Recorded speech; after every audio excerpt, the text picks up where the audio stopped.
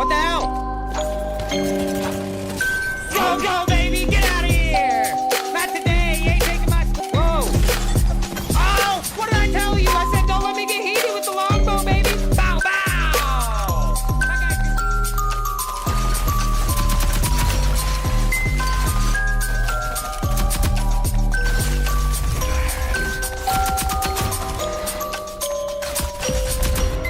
I'm insane, bro!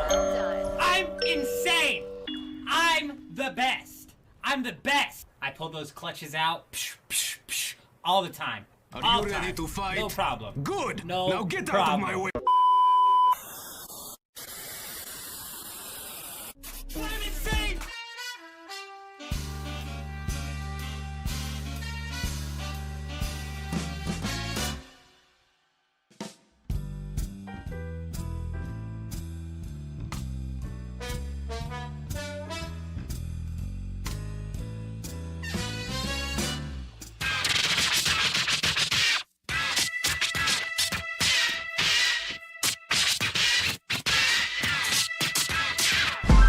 We squad up like 20 deep in this.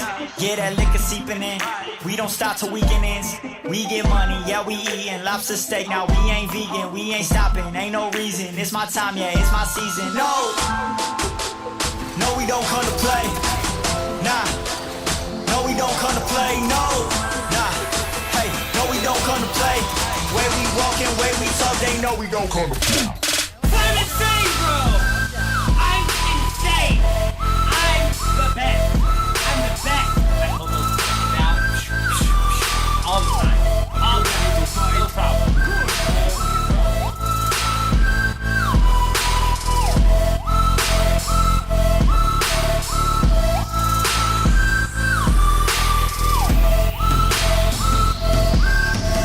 We squad up, brought whole team through. Friend wanna come say, oh please do. You got me, I got you. This every night like deja vu. Ooh, I'm looking steezy. Yo girl, she looking easy. I know they got this on repeat.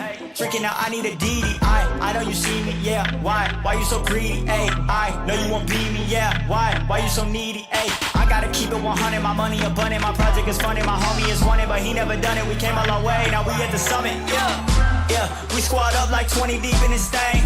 I pull up in all white ghost, my homie came in a range. We step out, walk up, you know what's up, go straight to the stage. Way we walkin', way we talk, they know we don't come to play, no. No, we don't come to play, nah. No, we don't come to play, no. Nah, hey, no, we don't come to play. Way we walkin', way we talk, they know we don't come to play.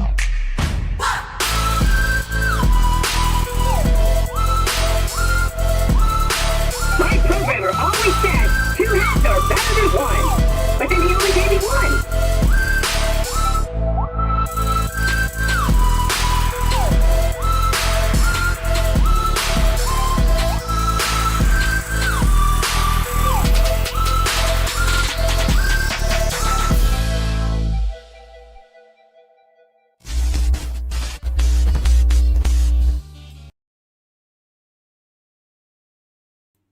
Good evening, everybody. I hope you're doing fantastic. Hello, hello, hello out there. Good evening. I hope you're all doing well. Eurism, good to see you, my friend. Good to see you. The chat bot has successfully connected. Jen's calling me out. I went over to my wife, who's laying in the bed in the bedroom, and I was like, you're still awake, but you didn't bother to wake me up. And she's like, I was thinking about it. Yeah, we blitzed right through our alarms. I was maybe up a little bit too late into the day again. We've had a lot of stuff going on after the stream into the day.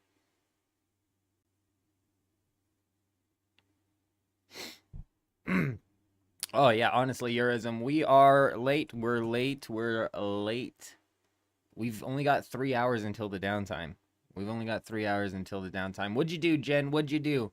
You know, I'm an idiot, too. I picked the farming relic. I should have picked the thieving relic. I fucked up. Picked the clue scroll relic. Probably would have been better off with the production master relic. Though with the clue scrolls I was doing last night, I wouldn't have done clue scrolls at all. if I didn't have the clue scroll relic.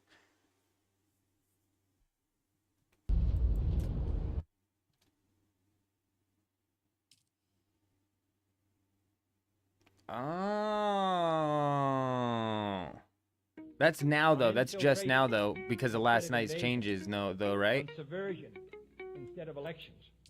Last night we might be running a bit of a split stream today. The stream first off is probably going to be running a little bit later than usual since we started so late, but we may also probably be running a split stream today where the second half of the day we're going to jump over into RuneScape leagues and kind of wind out our week of live streaming over there on RuneScape leagues. We've got some updates to share. There's some things that have happened over there. Some major things, bigger than last time's updates. But yeah, we'll probably be swapping over there at some point in time tonight. And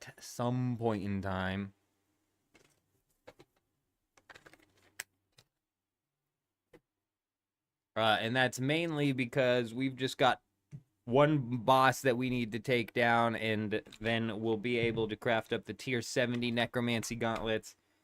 After we have the tier 70 necromancy gauntlets, we can run in and try, emphasis on try there, to take down the tier 95 necromancy boss. I've never fought this thing. I've never seen this thing get fought.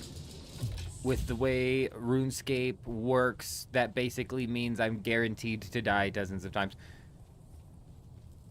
Honestly, I'm not huge on golden footed, but like the points that come with agility, yeah. But if I had golden footed, ooh, was that one of the first choices? That was the first choice, wasn't it, Jen? Because if I had golden footed, I wouldn't have the mining relic. I have to have the mining relic. If I don't have the mining relic, I never get 80 smithing. It's the second choice? Ah, shit, then. It's the shit. So it's golden footed, the thieving relic, and then the farming relic. Yeah, golden footed and thieving were the way to go.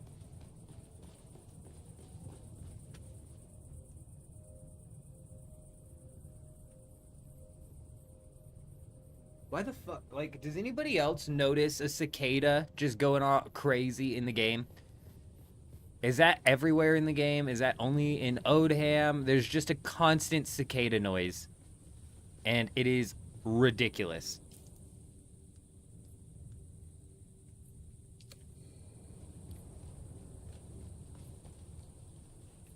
Hayden, good evening, my friend. Good evening. I hope you're doing well.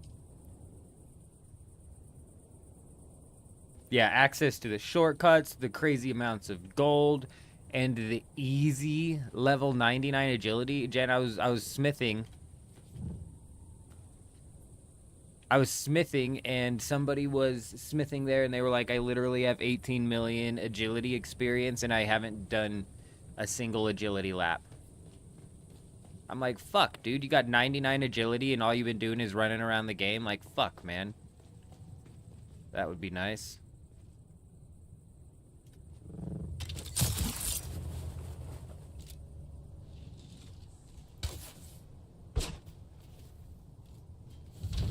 Very nice.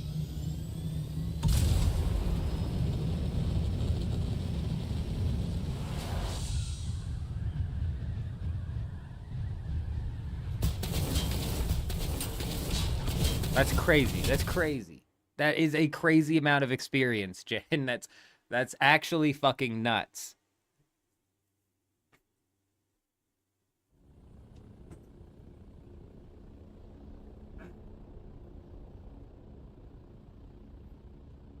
Bro, my AC unit, like, senses that I started the stream and it just stops pumping out cold air. It's like 3 nights in a row. And then all of a sudden, sometime in the morning, it's just hot. Oh. Good. Jen, this is the game. This is what you guys will be enjoying tonight, Jen. You don't like this? You don't like this view, Jen? I'm just playing. Thank you, Mick. Or Mick. Thank you, Mick. I'm yelling at Jen. It was Mick. Thank you, Mick. I did not realize that. I appreciate you.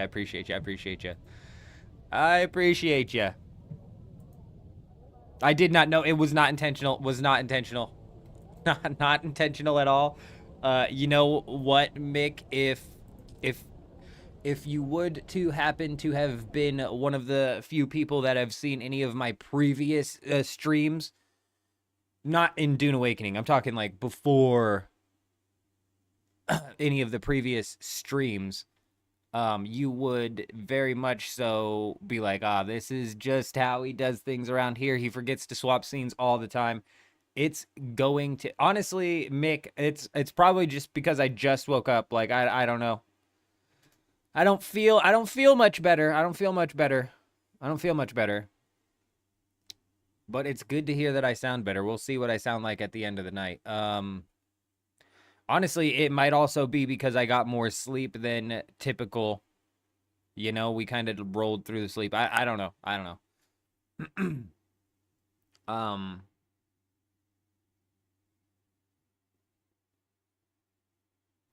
I don't even know what I was talking about.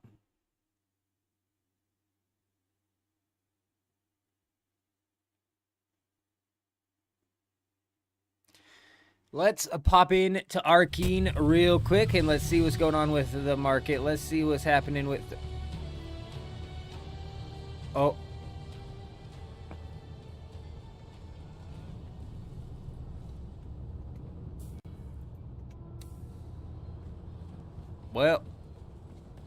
Well, that lasted about 2 days, a day and a half, maybe 3 hours without the dupers. 3 hours, possibly. I don't know. Damn. Hey, buddy. You see these dupers running in and out of here? You've got to take care of it. You see? Eurism's even telling you. Figure your shit out, pal. Figure it out, pal. Let's take a look if these guys are realistically duping or if they're just duping on demand. Yep, fuck. There you go, folks. There you go. Ain't that a bitch? Oh, ain't that a bitch? Oh, dear God.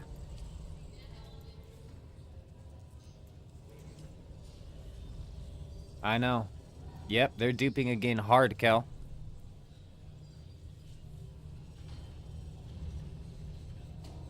All of this is duped, I guarantee it.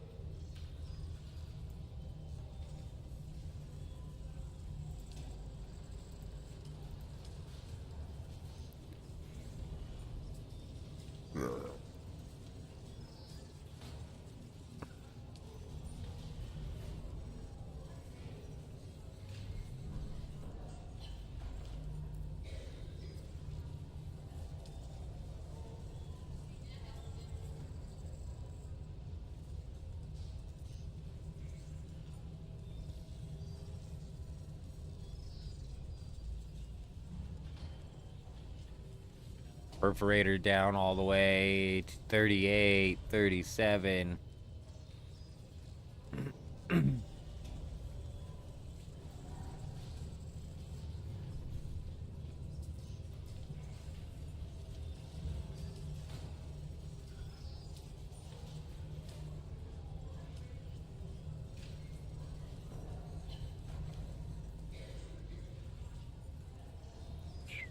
Damn. Oh my goodness gracious.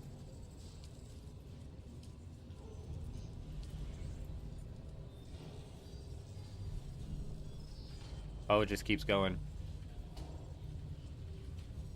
2 million. 2 million. I'll take one. You know what? I'm gonna buy two. I'm gonna buy two. We'll try and hit up C7 tonight, but you know what?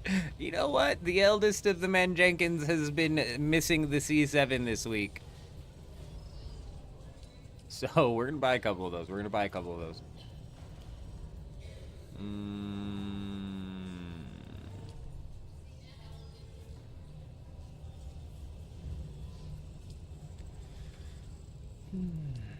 These are all the way down to 29,000. I don't think they're getting duped. You got a bunch of engines and wings. We good on C7? Nice. Very nice.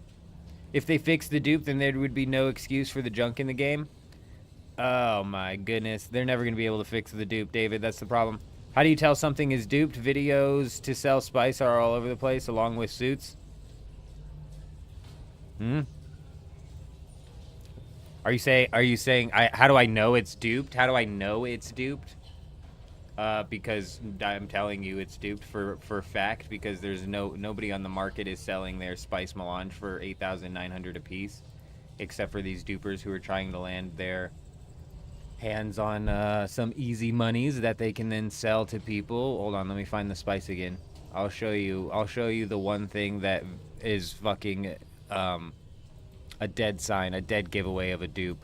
Ladies and gentlemen, we got him. Oz, you're a freaking madman coming in, dropping that prime over on Twitch. The man, the myth, the legend, Oz coming in. You're crazy. I'm not crazy. Hey, we appreciate you, my friend. We most definitely do. Yes, we do. Get out of my way. Cause it's time to jam. That's my elbow on that thing. I can't see myself. Fuck. Hey, Oz, you're a legend, you're a legend, you're a legend.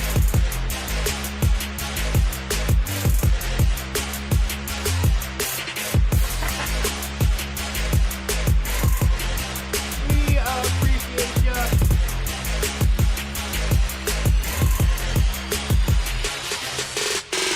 Hey, we most definitely appreciate ya.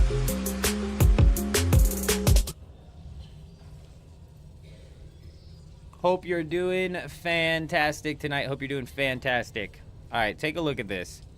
This is normal. This is what you would normally see. A 30,000 dipped down to a 19,000, and you got a good chunk of those. Those are probably all real people, and then real people come in and they undercut real people for 12,000. And then we have 8,999, 8,998. For rows and rows and rows and rows and rows and rows. Natural players would undercut this 8,998 if they were trying to sell it by more than a Solari, I guarantee you. This isn't priced to sell. This isn't coming from a real player. This is just coming from a bot. And eventually, another bot will come in and lower the price even more. And then it'll lower it even more. And then all of a sudden, spice melange is down to 2,000 Solari a piece, and I can tell you, if you fly around the deep desert on Harmony and you notice all of the spice fields completely fucking full and not being harvested at all, yup. How's that much melange on the market without people harvesting the spice? I'm telling you. Why is this lady standing here naked? Why is her name QWEASDW? It's a Chinese bot. A part of a Chinese bot farm, mass duplicating melange, amongst other things. Amongst other things. Oh, it's being duped, 2G. It's being duped actively. We can see them duping it. We can see them duping it right now. Oh, hello! Hello, dupers. What are you doing down there? Are you duping today, perhaps? Perhaps? Per clearly. What happened when the dupes were actually gone, Chuji, for that couple hours? Spice melange was being sold at 20,000 apiece. Spice melange almost immediately went back up to 20,000 apiece. And then the dupers came back in and it's back down to 9,000 apiece. Come on. Come on. Yeah, we're late, driver. We're super late. We're super late. Yeah, you know, Alaska, it's definitely, it's worse on Harmony than it is on other servers, but from what I understand, they are on, As a Dad. He's not a bot, he's just an As Dad.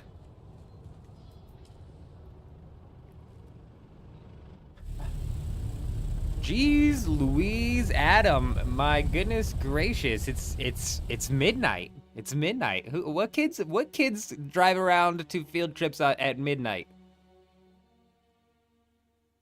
That's insanity. There's maybe only like one or two, I went to a small school, but there's maybe only like one or two school functions that would have actually put us on a bus late at night. That late at night, especially. NPC's naked because we're not buying the spice. He's got no monies.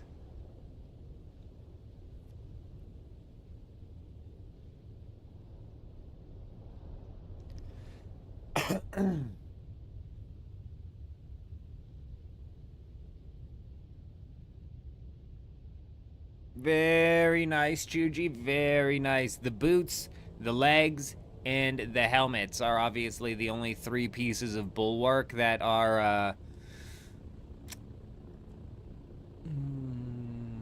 worth holding on to. Because the chest and the gloves, I mean, you need the power harness and you need the circuit gauntlets. So those are basically out on any set, to be honest. But that's huge. That's huge. Very nice. Very nice. It's funny how easily you and Kel seem to be able to kind of squeeze into these places, though. God forbid we get in there and get out without any interruption, huh? Huh? Entering the Haga from the world map, quality of life on it would indicate a storm is happening in a path. Coloring of its path, yeah. That would be some quality of life for sure. I mean, if you run into a storm in the Haga Basin, though, it's basically like throwing toilet paper at you. It's a very soft storm. You should be fine.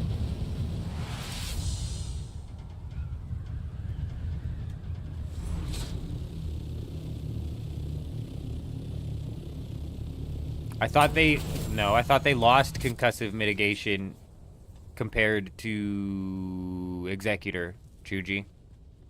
I thought they had less concussive than Executor. I haven't looked at the 2 sets or anything like that, though. What did we come out here for?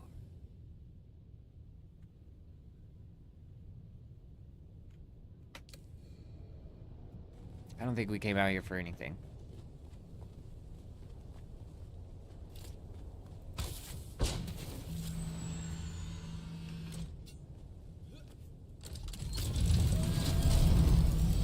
Man, and that's the thing, isn't it? That's the thing, isn't it, Chuji? Yeah, the thing, isn't it? Website gives out different information sometimes. Well, fuck, dude. If Bulwark has the best concussive and energy mitigation, then energy mitigation does directly tie to shield loss, does it? Or does that only count towards the disruptors? Because if Bulwark has the highest concussive, you know, the one thing that kills me is the dash loss, but I can overlook the dash cost if we're talking about some decent concussive and decent energy mitigation there.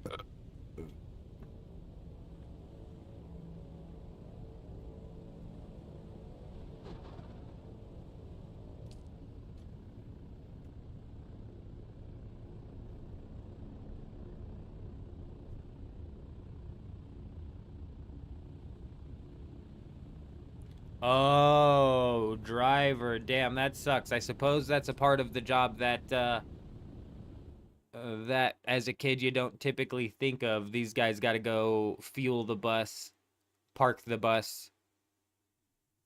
Our bus drivers had a parking lot that was right next to the school. I don't know if they could fuel. I don't think they could fuel from there, but they may have possibly even been able to fuel their buses from there.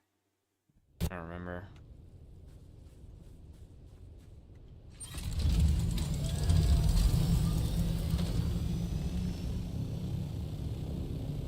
Oh, good. So the website just completely ignores that Bulwark has energy or concussive. Fantastic. Cool.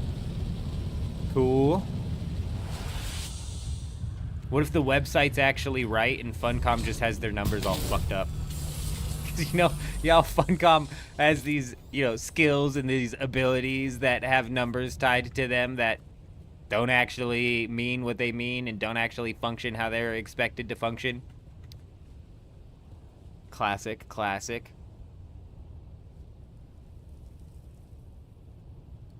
It's bleeding players, it's bleeding players, Oz. It's fucking bleeding players. Friday night, man, I forget what we checked. What was last Friday night? I'm pretty sure last Friday night we checked the status and it was a sub 100 on Harmony last Friday night.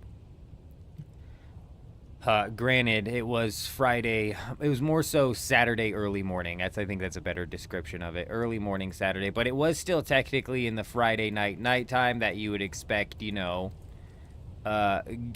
who finally have gotten their weekend to take full advantage of. You know what I'm saying? It says there's 234 people on right now, which is solid. I'm glad I checked now. We can check here in 3 hours. 234 is solid, actually, to be honest.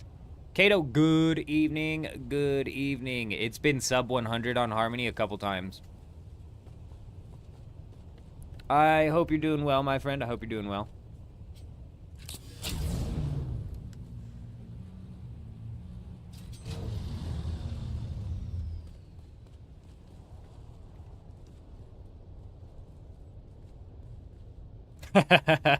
David, it's hard to tell. It's hard to tell if you're being sarcastic or not. I'm just going to assume it's sarcastic. We're just going to assume sarcasm.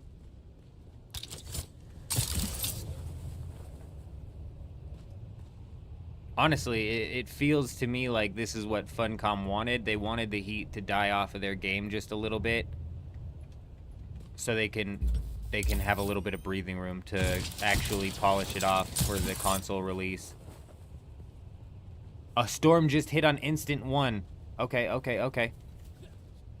Yeah. Right around the 0 mark then, probably.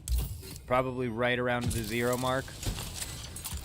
We're on instance 1 currently. Instance 2 was the last instance that had the big base, but the big base yesterday was gone. So I don't know if I'm assuming it's not back. Assuming it didn't just spawn back, and that it's either been raided and cleared or they just took it down. I don't know for certain.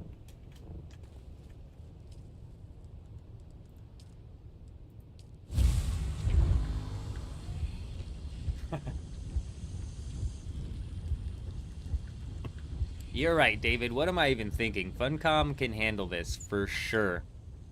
Easy. This is like cake work to them. Yeah. You're right.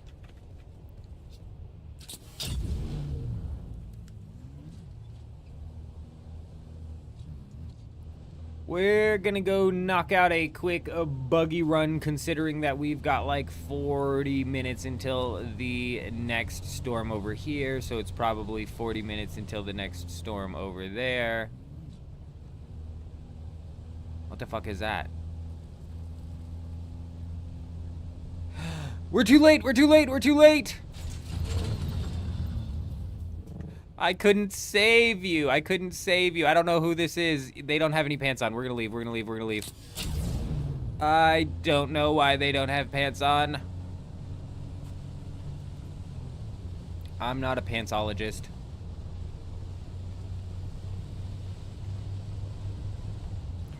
Consoles will have a great time even if they fucking jumped into what the game is now, to be honest.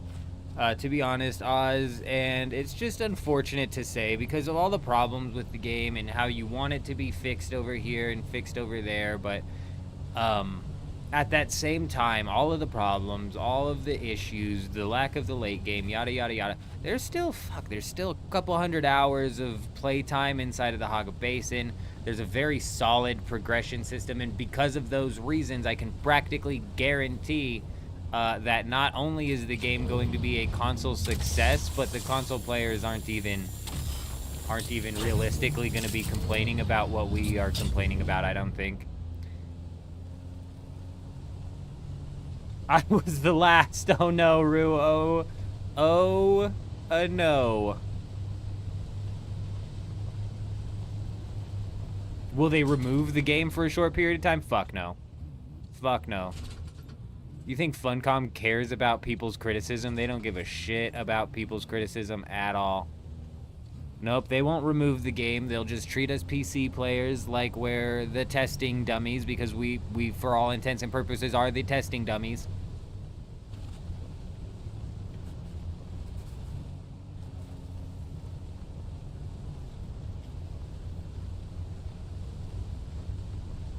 And then console will jump on the game and they'll love it, honestly. On infiltration And then instead of invasion. and then by the time they get to the point where Instead of elections. you've noticed the end game is frustrating, like say console got access to the game tomorrow or something, they would fucking love it up until the point they got access and got into the end game loop. And it'd be the same thing as PC. It'd be the same thing that happened over here on PC. Some people got into the end game loop faster than others, so some people start complaining early, and other people are like, why are you complaining? But then weeks later, those people who are like, why are you complaining, are out here saying the same fucking thing that you've been saying for weeks now, because the writing is on the wall with the shit. But at that point in time, it'll be another financial success on console, and the console, most of the console players will just move on to something else. Kind of like most of the PC players just moved on to something else.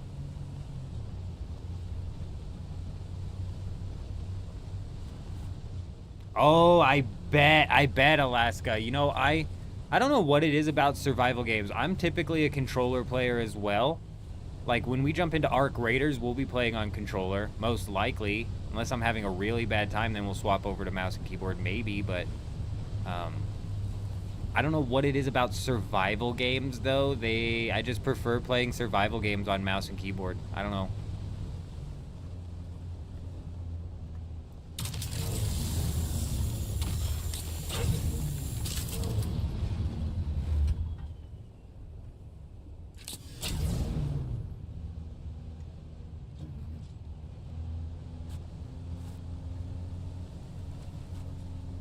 It does have massive potential, Oz. It does. It does, which is another thing that's frustrating, man. That's just another thing where it's like, fuck, dude.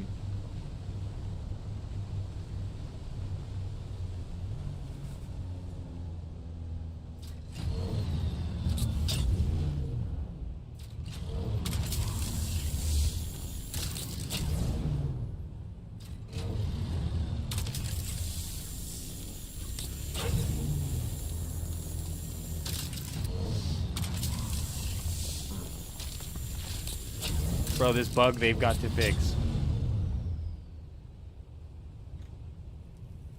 Yeah, Mick, I think that's it. I think it's all the inventory management and shit in survival games. Yeah, no, I think you're dead right. The weird thing with that, though, is like I said, for shooter games, I'm typically a mouse or a controller type guy. When we jumped into Marvel Rivals, I don't know what happened. I don't know if I just reached an age where I don't want to play in the controller anymore, or I just can't. Or if it was just so long. I was more comfortable playing Marvel Rivals on mouse and keyboard than I was on the controller. And I think what that is if I played Apex Legend on mouse and keyboard, my movement would be literally cut in half. And my movement already is kind of cut in half because I'm on a controller, but if I went on mouse and keyboard, it'd be cut in half even more because my left hand is very, very uncoordinated. It doesn't know what fucking buttons to press when. Give me a second.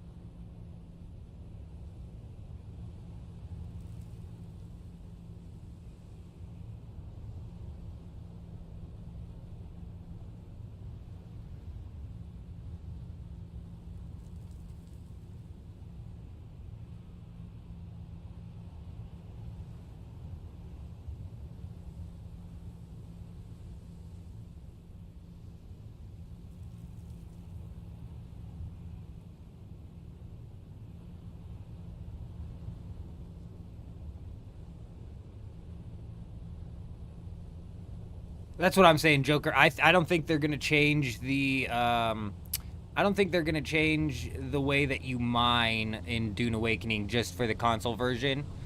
If anything, they'll just like lower the sense as you're mining with the laser to make it a bit easier. But I don't.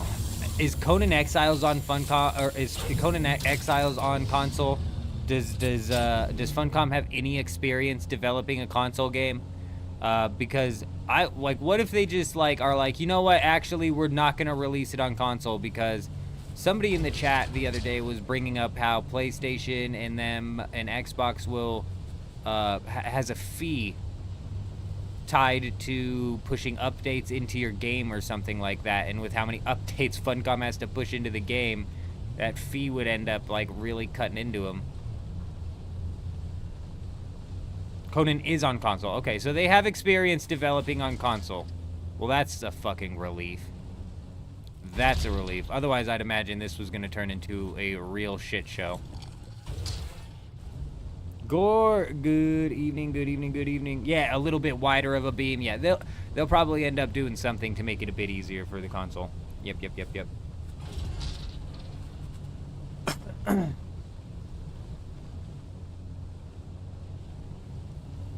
I'm like, look, like, ooh, I don't care for graphics, Rue. I don't care for graphics, but the last I looked at Conan, it's kind of like, Conan kind of reminds me of old school RuneScape. You know what I mean? You don't play that game for the graphics, right?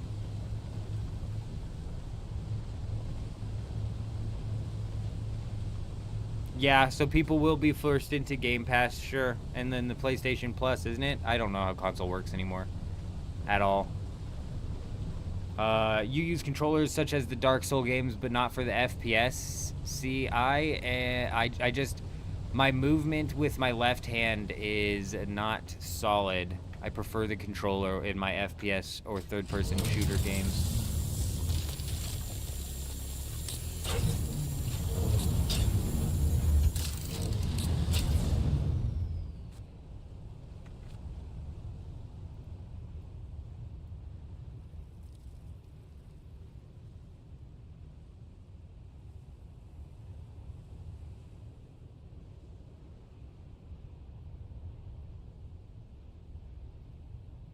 God, I got shit in my eye.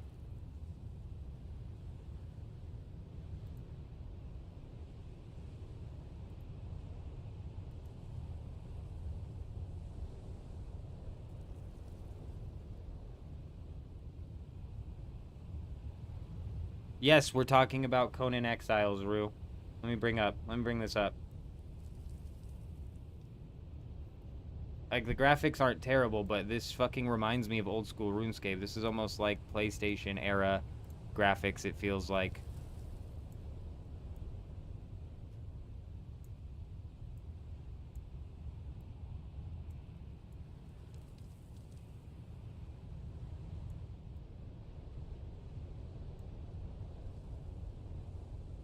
We fucking playing a PlayStation game?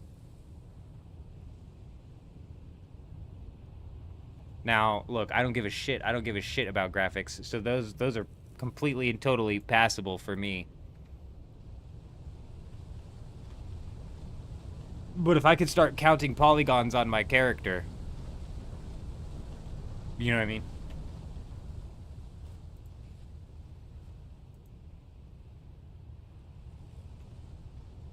Oh, the landscape does look a lot like Dune. It does. It surely does.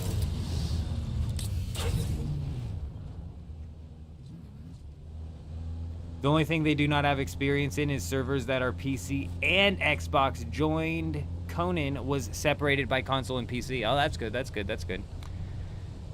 That's good. That's good. I mean, honestly, 6 to 1, half a dozen to another. I'm not. Ladies and gentlemen. Dear God, the Cowboys a madman. The Cowboys a complete and total madman coming in, resubscribing at tier 1. They've been subscribed for 3 months. That's crazy. That's actually wild. That's crazy. You're crazy. I'm not crazy. You're crazy. I'm not crazy. 3 months is wild. been here for 3 months, and I think he's still the clip leader as well.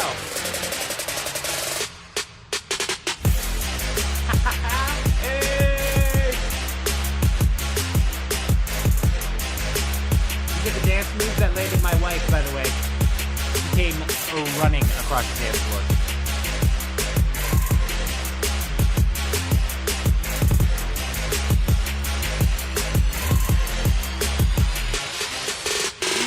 Appreciate you, my friend. We most definitely appreciate you. You're a legend in my books.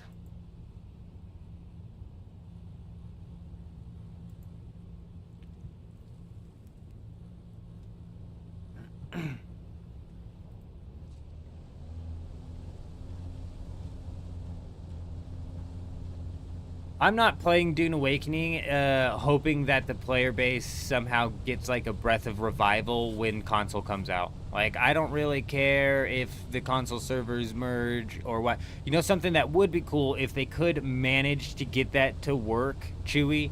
If they could manage to get that to work and then drop fresh start servers that are a combination of PC and console. Hell yeah, hell yeah. I could maybe get down on a fresh start server. You know, restart the grind. Of course, always is a bitch, but you know, you restart the grind with a group of people competing against other groups of people. That sounds nice. That sounds interesting. That girl exercising actually came up on your YouTube feed. They're reading your screen, Mick. They're reading your screen.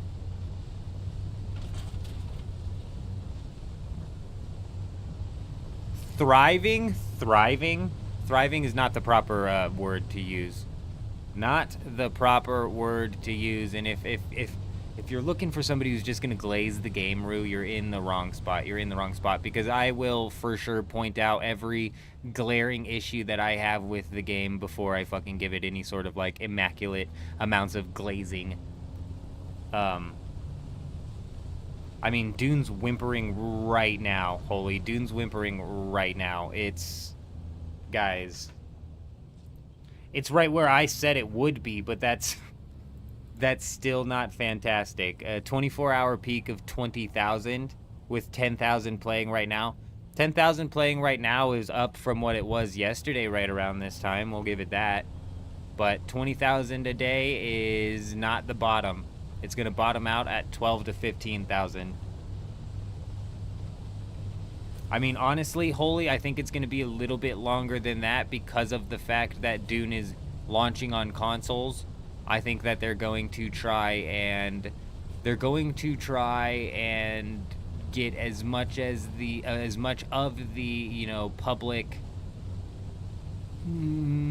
satisfaction back as they possibly can leading into the launch of console, so they can really hype up the launch of console. And like I said, console players will love this game.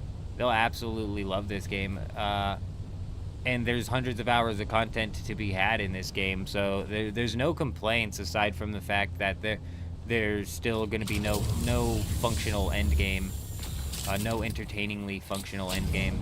We'll see what happens with the expansion, but I'm not convinced. And then also, like, this is the thing as well. Am I mistaken? Do they drop the first expansion before the console release? Am I correct in saying that? That they dropped the first expansion before the console release?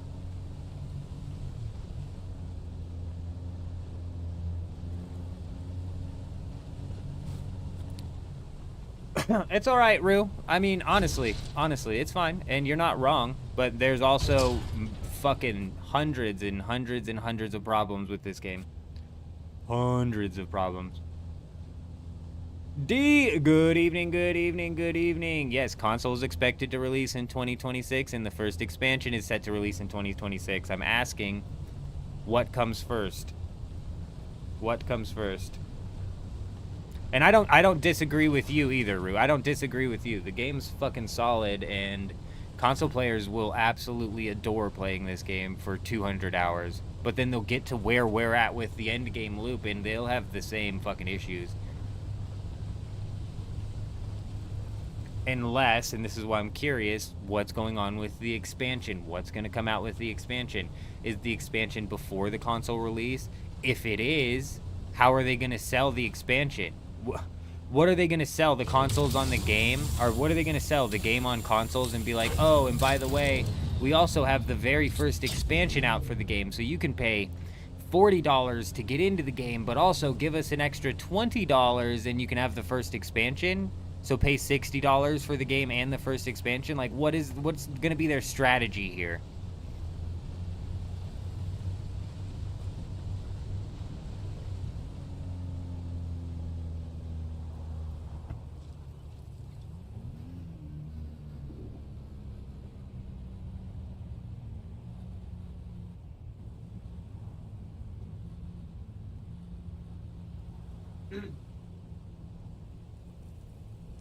You have found a half unfinished research station in the deep desert yesterday. Oh my gosh. Really?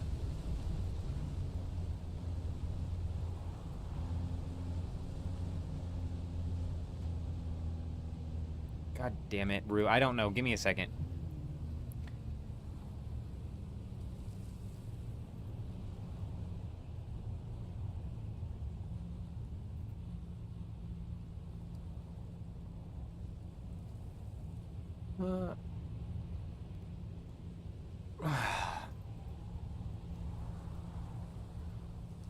Perfect.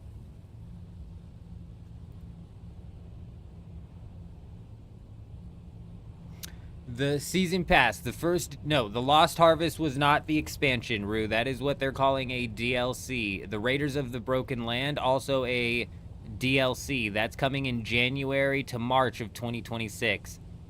And then April to June of 2026 is the Water Wars. From what I understand, the Water Wars is the first expansion.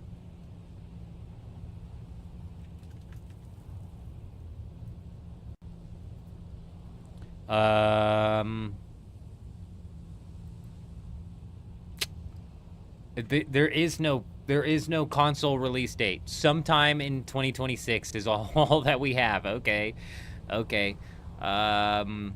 I'd imagine that it's going to be sometime right inside of the region of this new expansion, I think, if I had to guess. The season pass gives you access to the first 3 DLCs and the first expansion, if I'm not mistaken. I could be mistaken, because like you say, they word this shit all weird. And I don't even care about the DLCs. I don't even technically care about the expansion, and nor am I expecting anything fantastic to come out of the expansion. I think the expansion is going to be a major letdown and probably the final blow for a lot of Dune Awakening players. That'll be the final blow right there.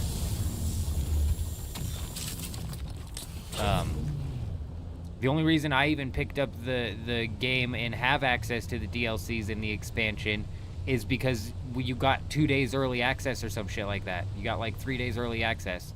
That's the only reason we pre-ordered this thing. We're at 1,000. We're sitting right at 1,000.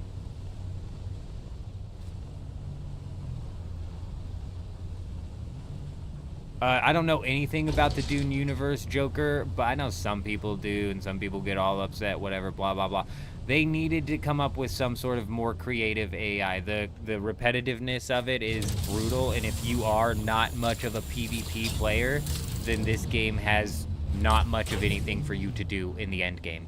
It has not much of anything for you to do at all, actually. If you are a PvE player and you enjoy fighting, challenging instances, challenging monsters, challenging bosses, if you like getting down on a PvE experience, I don't think Dune is the game for you, because you get the same PvE in the South Haga Basin that you get in the Western Vermilius Gap, that you get in the Shield Wall, that you get in the Eastern Shield Wall, that you get in Odham, that you get in the Shield Wall of the Deep Desert, and it's the same exact AI that you fight in the Deep Desert itself. There's no variation at all.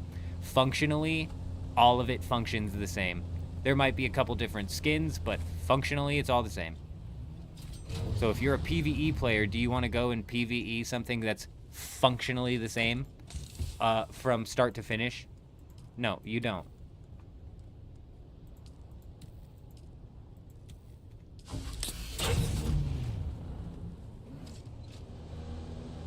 honestly, something that they could easily do, in my opinion, D, is they could make spice dungeons where you're fighting hallucinations. They just make a spice dungeon where you're fighting hallucinations and call it a day. You know what I mean? That's fucking creative enough for me, and they can expand on that in 10 different ways.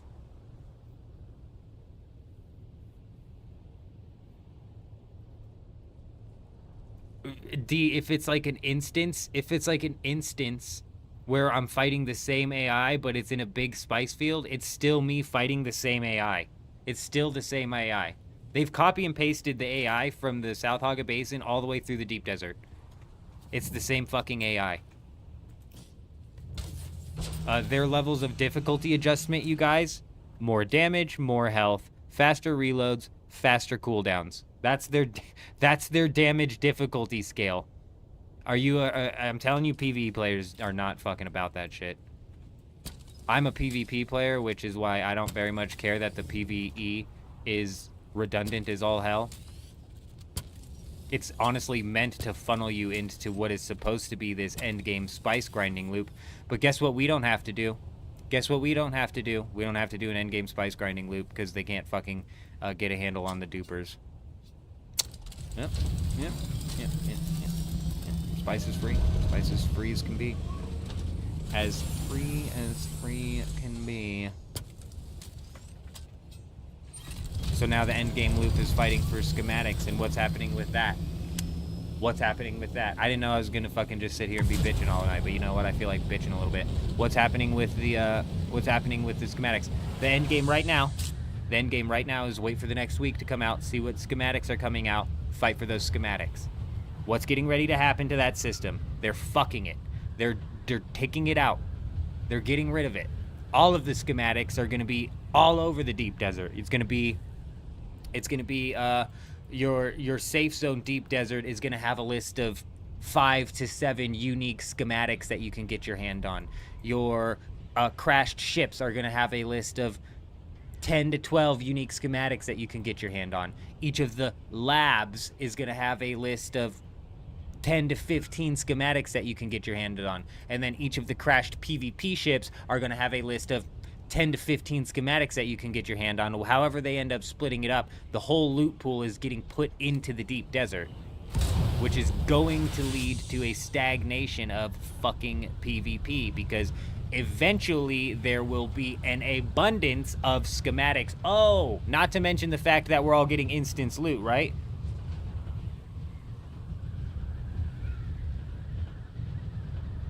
They didn't get the dupers. The dupers are still active, driver. They're still running. They're still running.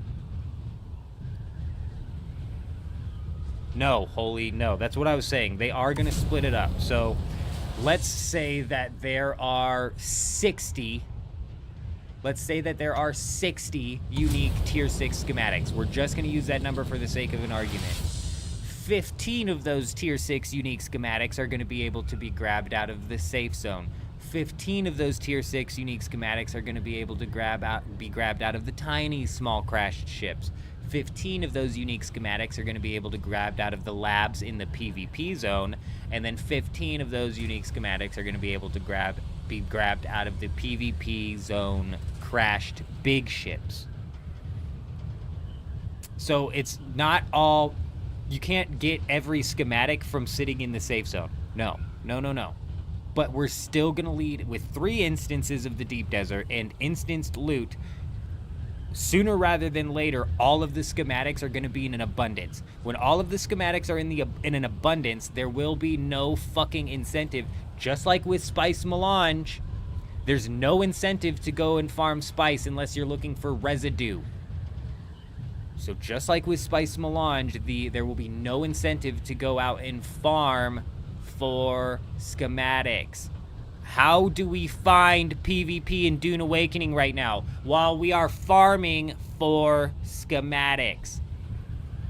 I was wrong about the instances of the deep desert in Harmony. I was convinced that the instances of the deep desert in Harmony were going to kill off PvP, but they did not. So could I be wrong about the fact that all of the loot's going to be there and eventually it's going to be in abundance, killing off PvP? I could. I absolutely could. I absolutely could. Number one, Kato, number one.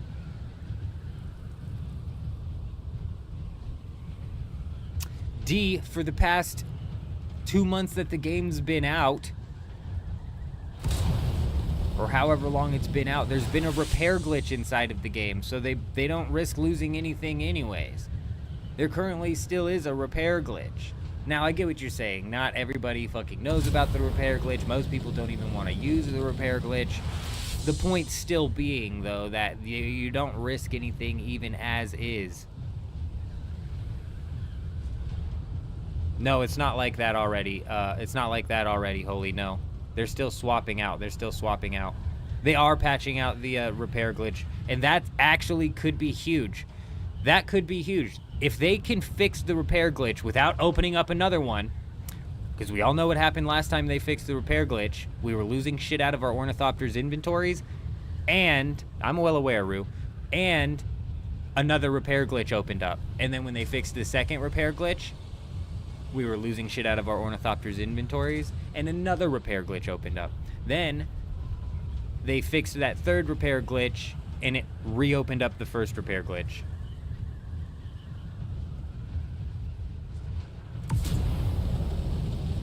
That's exactly what I'm saying, Holy. They fixed the repair glitch, it broke the vehicle inventories, allowed for player duping, and allowed for items to be lost inside of the world map super easily. Their spaghetti code is like not gonna allow them to do so many things. You got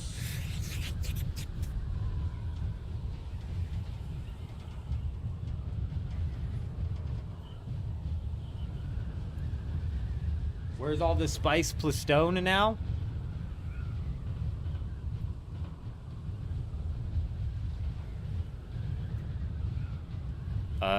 The spice-infused plastanium ingots? Is that what you're talking about? The spice plus stone.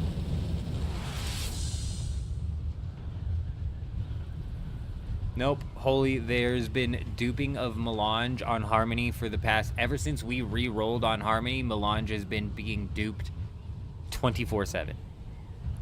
24/7 for weeks. For weeks. It's been being duped over here. Yeah. Yeah, it's that hyperinflated server. I've got 150 million Solari on me right now, Holy. There was a point in time on Harmony where Melange was worth 1.5 thousand Solari each. Meaning I could pick up, what, 100,000 Spice Melange for 150 million? Did I do that math right? It might be 10,000.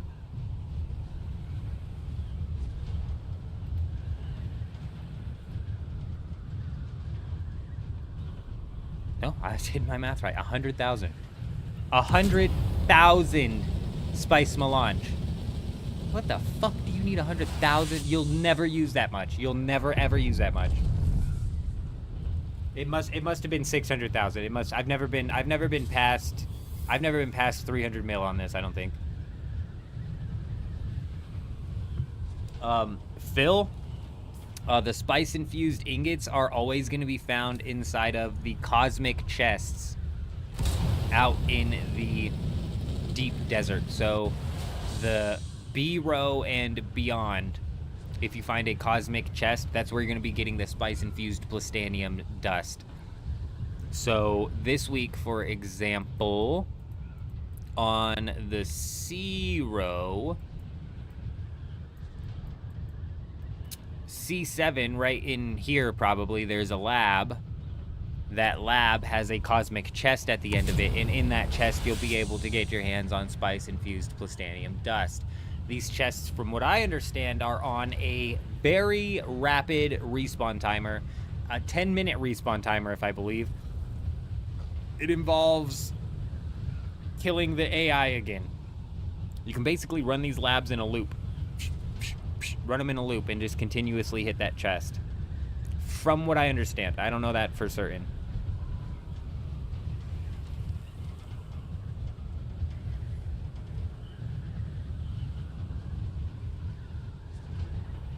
D, you're right. The ornithopter loss is actually probably a big reason why people decide not to come out into the deep desert rather than the gear durability loss. But guess what? They're taking that out of the game too. So the little bit of risk that we did have in the deep desert, the little bit of risk that we did have out here in the deep desert, that's getting taken out.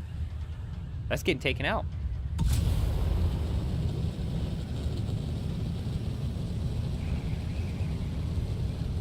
No, you don't, D. No, you don't. Well, I guess it depends. Sorry, D. You're right. You're right. You do need you do need decent gear for labs. A tier 5 shield and a tier 6 sword, you should be able to take out the lab, no problem. If you're on a populated server like on Harmony, there's probably 12 people out there. How many people are there, Eurism? There's probably like 12 people out there right now. You could probably go stand in the corner and not kill a single AI and just loot the chest in a loop. The risk is carrying the schematics out. That's insanity to me. That's insanity. So the one bit of risk in PvP is if the person happens to have a schematic on them. That's fucking crazy, man. That's fucking crazy. That's almost kind of toxic to the player who has the schematics on them, and they'd probably end up feeling a lot like the resource farmers do, because right now as it sits, if you're a resource farmer, you risk losing your resources that you farmed if you die in PvP. But if you're the PvPer attacking that resource farmer, you're at risk of losing nothing. That's a problem. That's a problem. And so we can apply that to that same exact situation. If you're somebody with schematics trying to make it out of the deep desert, you're at risk of losing those schematics. And if you're a PvPer trying to attack the person trying to make it out, you're at risk of losing nothing. That's a problem. You know what I mean? That is a major problem.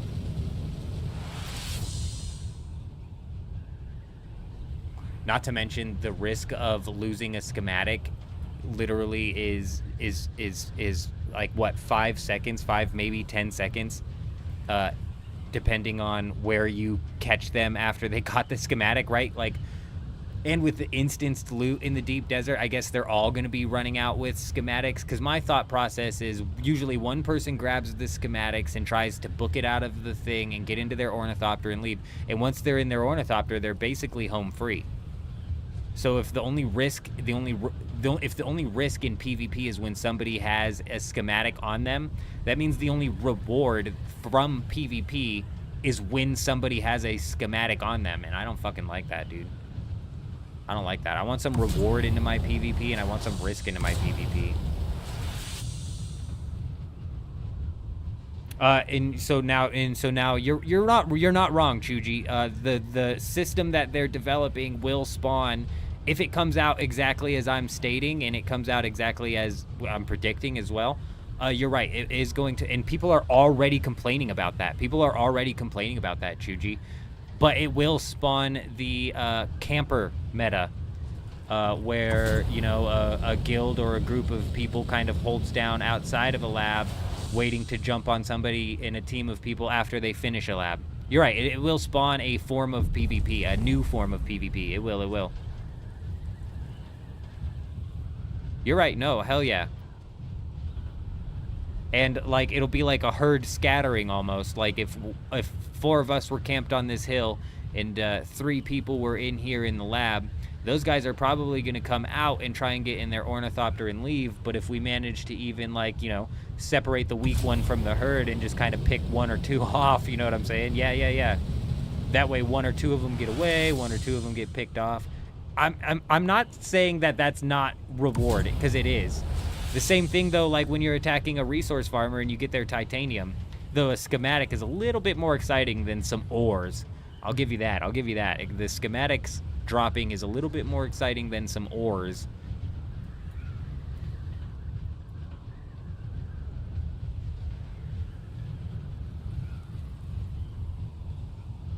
I don't fucking know, dude.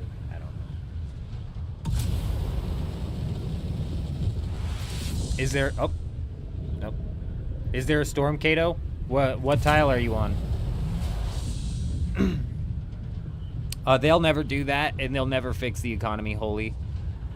Your server is dead. There's no one over there. Yeah, Phil.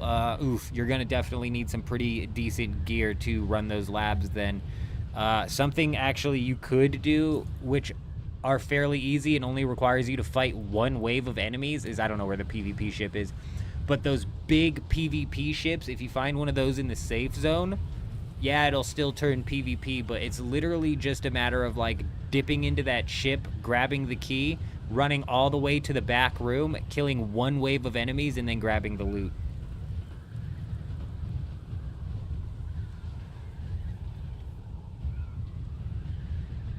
Are they coming out with multiple entrances for the labs, Joker? I don't think they are. And would it prevent camping? Not really. It would just split the camping. Because you can scan people with the scanner from all the way through the mountain. I mean, 44. It could be much lower than that. It could be worse, Holy.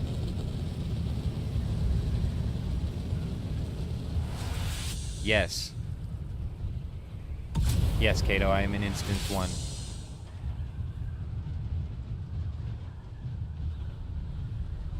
There needs to be like a quick and immediate way that you can check what instance you're in, but yes, I'm in instance 1. Our base is in instance 1.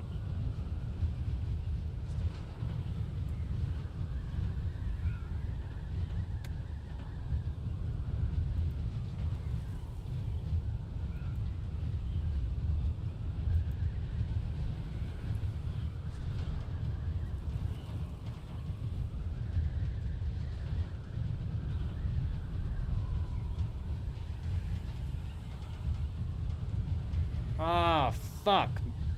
Leah, yes, I will. Any ring mouse up? Oh, actually, I think we did see one, Fib. Where was that? Where was that? I think we did see one northwest of my current location.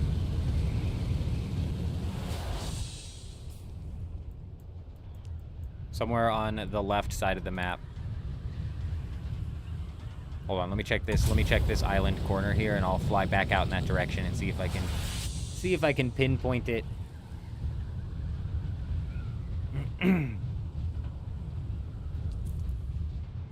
That's because you're not on instance 1, Kato.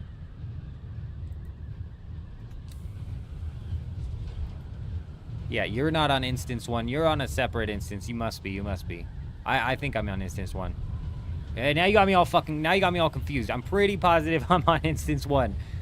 But that's good to know. I wish we could tell what instance you were on for certain, because the storm over there comes like a good 10 minutes, 15 minutes before the storm over here does.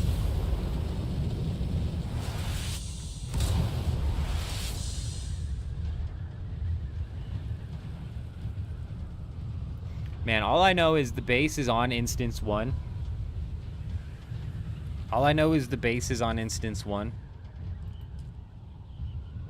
Look, Eurism's on instance 1 and he's showing up green. You're not on instance 1, Kato. I'm telling you. Everybody else is showing up green.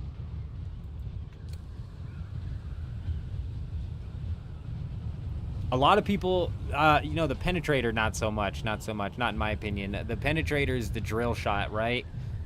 I prefer the ambition. Some people might really like the penetrator, I suppose. I prefer the ambition just because it comes with 4 shots. But I'm not a big guy. I'm not a big drill shot guy anyways. It doesn't work very well in the current meta here on Harmony. It might, but I don't know. I would use the ambition if I was giving the drill shot a try, but a lot of people over here in particular are using the perforator as a quick kill method. So, for example, let's assume that you hit somebody with the attractor field. Then let's assume that you knocked their shield. Then, before the attractor field went down, and you still had some time on the attractor field. After they knock the shield, they take the perforator out and they fire off the perforator. And because of the attractor field, all 12 of the pellets end up hitting the player, which is basically like an insta down after the shields are dropped. So, like, penetrator, not so much. Perforator, also, I wouldn't use it, but a lot of people over here are using it. Paired with the attractor field, the perforator makes total sense. Did I manage to take down the base I meshed into yesterday? Take it down? No. We raided it.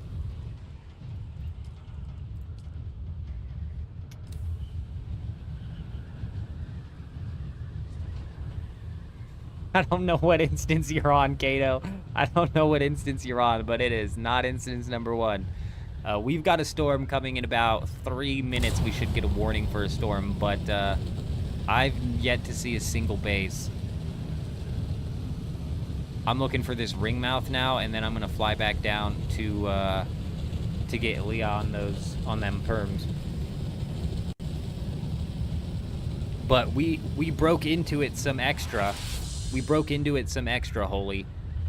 We waited for a storm to roll through, and we broke into it a bit.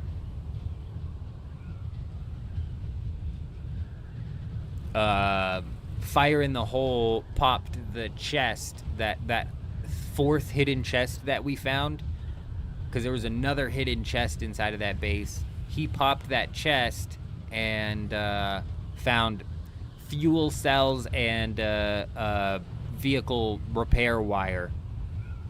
So I think that pretty much confirms that that base was just a carrier stowaway base, something that was very temporary. And the weird thing about it is it had some like hidden chests in there, so there might have been hidden loot, but in reality they probably just left that stuff there because they were assuming they would come back to run another trip.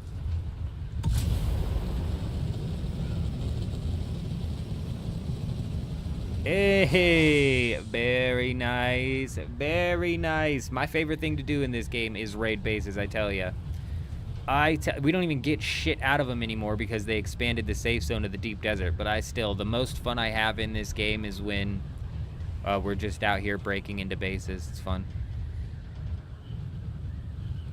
It's fun. Last week was maybe the most fun breaking into bases that I've ever had, with that mega base that went up in the deep desert that we kept getting into fights with either the people who owned the base or some other people trying to raid the base, like every time we went out there.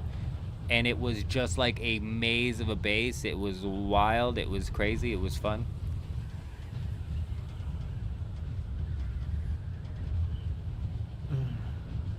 Holy, you want to know something, Holy? You want to know how long these dupers got banned for when the public was duping? 7 days. You want to know how long I've heard of confirmed hackers being banned for? Confirmed cheaters in the game, Holy. Confirmed cheaters in the game. You would assume what? Permaban? Is that what you're assuming? Is that what you're thinking? Is that what you're guessing? Permaban? Right? I mean, that would be the logical route. That would be the logical route. It's Funcom we're talking about here, though. 30 days? I've heard 7, driver. I've heard 7. I've heard cheaters, confirmed cheaters, getting 7-day bans. So 30's even longer than I've heard.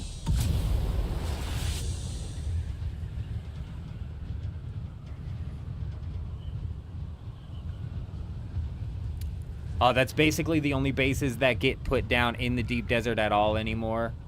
RJ is the forward operating bases, just like the Spice one that we broke down yesterday. It's just a very temporary forward operating base.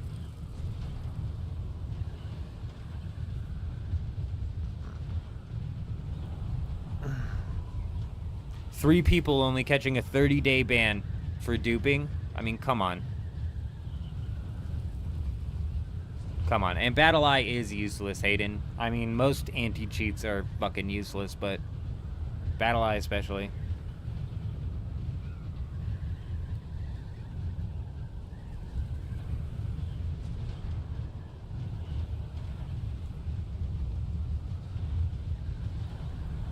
Exactly, RJ, exactly. PvE goes so far, it killed off base rating. Sucks so bad. The glory days of base rating were when were the first couple weeks of this game. Man, those were the days.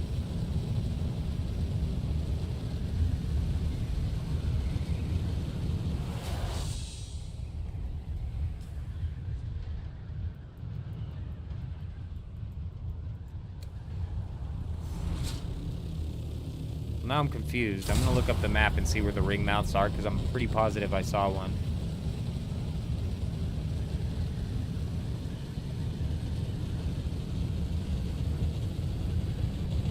Was it all the way in I-5? Let me double check H2.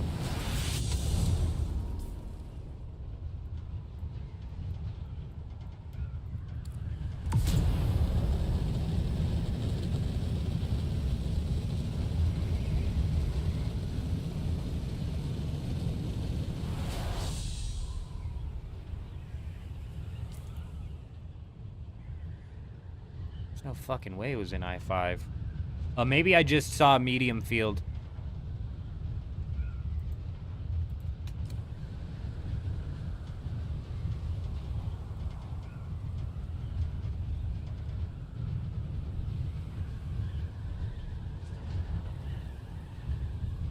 It was definitely a financial decision, Hayden. It's definitely a budget decision on their part.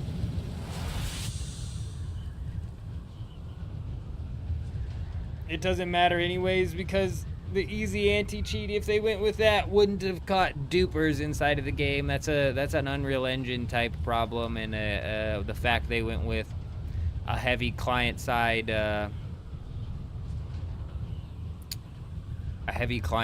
priority. Oh, there's the storm. There's the storm. Rather than going for server side.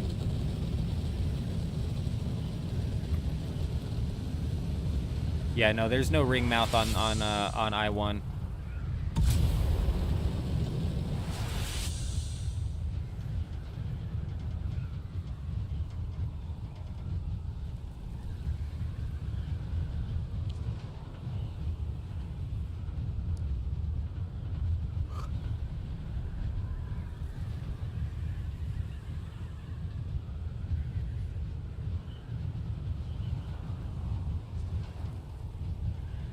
Oh, Kato! Nice of you to join us, my friend. Hello there.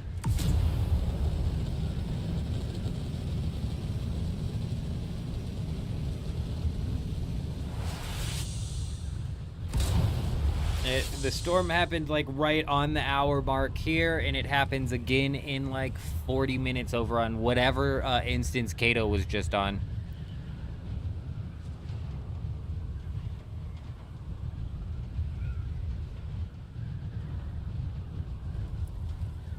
Yes. Dupers suck, but cheaters kill games. But dupers don't fucking help, bro. Dupers just decimate economies, they really do. This economy in Harmony is so jacked up, and I don't ever see it going back to normal. If they got rid of the dupers, Melange would just go up to like 100,000 a piece because it's so fucking hyperinflated on this server.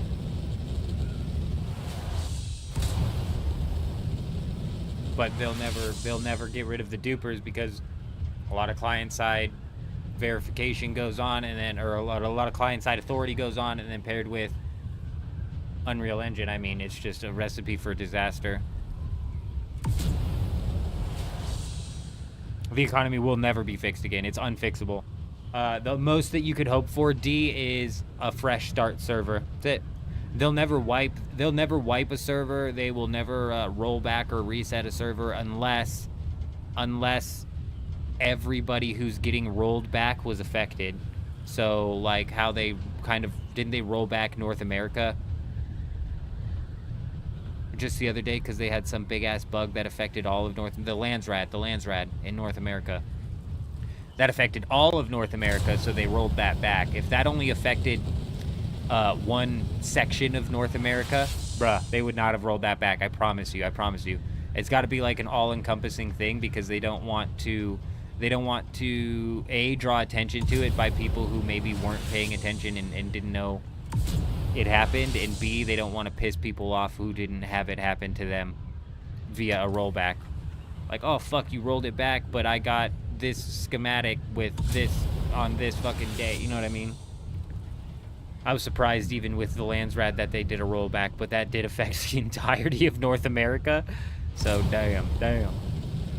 But they'll never roll back the economy. They'll never wipe the economy. That'll never, ever, ever happen. the only wipe of the economy that'll happen is if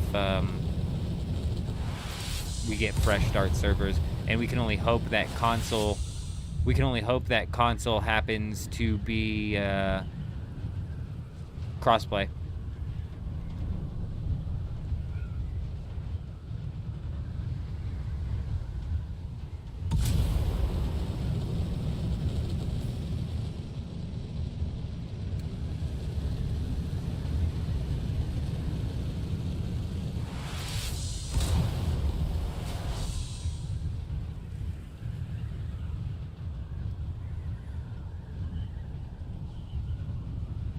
The one thing that we've got going for us, you guys, is the fact that we're on the most populated server, so we shouldn't have to worry about re-rolling. So in Conan Exiles, from what I understand, people re-roll a character on whatever the popping server of the week is, right? Oh, this is the popping server of the week, so we're gonna re-roll a character on there for a month. Oh, and then now this is the popping server. Okay, we're gonna re-roll a character on there. Like, from what I understand, that's how. Hold on. Might be showtime. It might be a show. It might be a double go time. A double. Oh, you fuck! We got fucked. Oh. Okay. All right. Let's not get mad. There was an eventual safe zone coming. We knew it. We knew that the safe zone was coming. Let's go get Lee on this chemical refinery.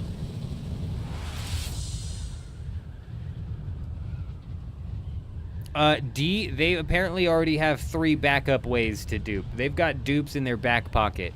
I bet these guys immediately just started using the second dupe when they fixed this. As a matter of fact, I think I had people in the stream pointing out where they were doing it. Why is my deep desert the textures just keep popping in and out? Like, these fucking black box textures just keep showing up all over the place as I'm flying, and it's getting annoying. The thing is, they're going to find a new way to dupe. Only solution is to go hard on dupers, ban them for exploiting, wipe their inventories and such. They can't do it fast enough, D. They can't do it fast enough. What you don't understand is these dupers are a bot farm. It's a Chinese bot farm of hundreds of accounts that fly in, they dupe, they do get banned, but before they get banned, they transfer the money over to a mule. The mule does get banned, but before the mule gets banned, they transfer the money over to the buyer, or to another mule, and to another mule, and to another mule, cleaning the money in several different ways, whatever they do. Eventually ending up in the buyer's pocket. They all go through getting banned in waves. That's why people in the chat always point out that Funcom actually has financial incentive to leave the dupers in the game and ban them, because they will make another account and come back. So it's not only bolstering their player counts, but it's also bolstering their sales numbers. And I put sales numbers in quotes there because they're not buying the copy for $40 US every time they buy the copy, you know?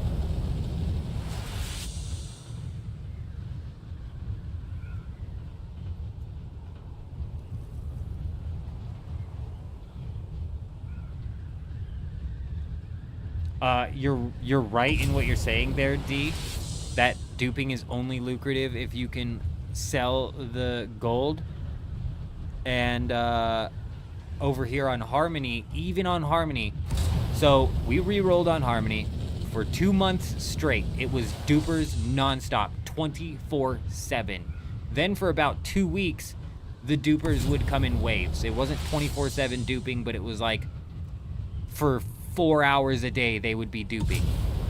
And that's because there was no demand, aka there was no people buying the Solari off of the dupers for real world money, so they had no incentive to be out here duping.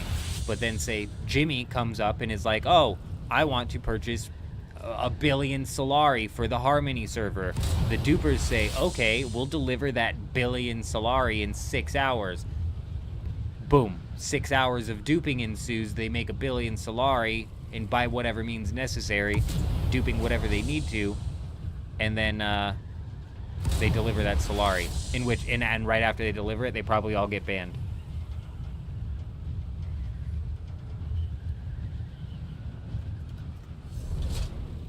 Well, it happens in every game. It happens in every game. The Rust is the same problem. Rust has the same exact problem. And that's not really on the devs. That's not really on the devs. The fact that people can get cheap ass keys or stolen accounts or cheap accounts or whatever they do to keep like fucking shimmying around these bans. Oh, damn it all, bro. I hate that I have to change everything everywhere into guild access. Otherwise, nobody gets access. There you go, Leah. There you go. You're all hooked in. You're all hooked in. You think people who buy dupe Solari don't get banned? You know, an older rich guy who doesn't like to go into the deep desert, so he buys Solari and buys everything from the auction house. Well, that's the thing. That's the thing, RJ. In most games, the person who's buying doesn't get a punishment. And they should. They should. They should be just as permabanned as the duper themselves. Fuck yeah, they should. And that's funny that you bring that up, because Jagex, the people who develop RuneScape 3 and old school RuneScape, have a massive, massive gold selling problem that they're really starting to tamp down on. How are they tamping down on it? They're now telling the players that if you buy this gold, you're going to catch a fucking ban. You're going to catch a mega ban. And I bet you anything, that's slowed down business for these gold sellers like crazy, which as a secondary effect is probably going to slow down the botting that the gold farmers partake in order to make that gold, right? It's like a second order of effect there is going to break down the botting system, but the first order of effect is to stop people from buying the fucking gold. J-Rob needs them people to be able to just buy them schematics.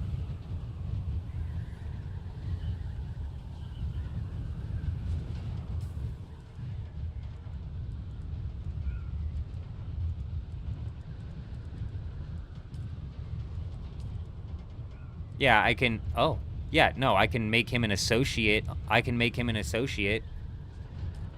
need them to be an associate on the sub-thief. That would have solved the problem. No, the sub-thief is set to guild, so everything in that sub-thief should be set to fucking guild unless I designate it otherwise.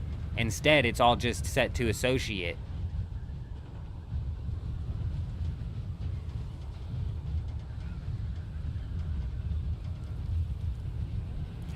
No, it should be both, Leah. It should be both parties should get banned. Like D said, yep, it should be both. They're both breaking TOS. They should both get banned. I could not agree more. If the buyers were scared that... Why are these black things fucking spawning in the deep desert? Am I the only one who's having this happen? It's actually starting to visually piss me off. Just fucking every 15 seconds, just a little black... The sand's disappearing and it's back. And it's gone, it's back. It's gone, it's back.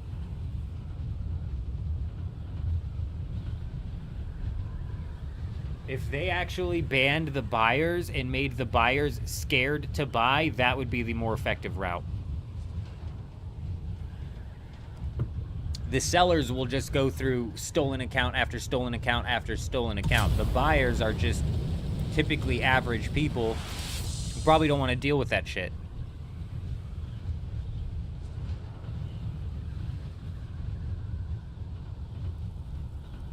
When you get banned, your whole Steam account gets locked out of playing Dune again. You need a whole new Steam account to purchase it again. Are we talking about the bot farms? Are we talking about the bot farms, Holy? Because do you know how easy it is for them to generate a new Steam account?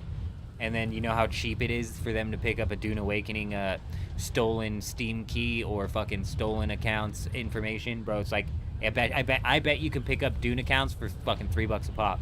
$3 a piece, I bet.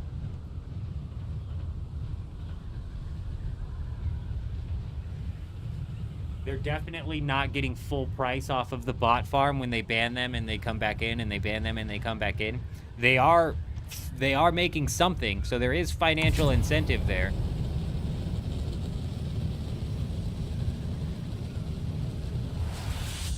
And any financial incentive is honestly enough financial incentive for a company to turn a blind eye. You know, why fix the duping by doing something as simple as removing the respawn button when we can allow the dupers to dupe, ban them, get more money from the accounts that they make, or bolster our player counts or bolster our download counts for our upcoming stock meeting or whatever, shareholder meeting.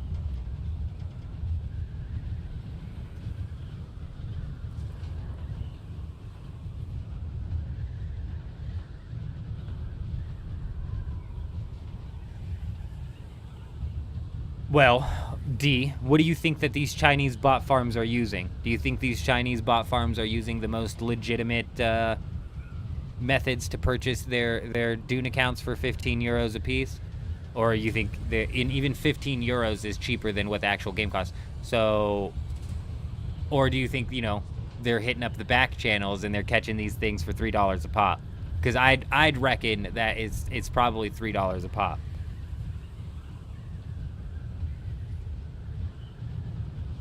J-Rob, that's what I'm saying. That's why I don't understand why these people would even bother buying Solari. You can spit in the wind over here on Harmony. You can spit in the wind and make a bunch of money.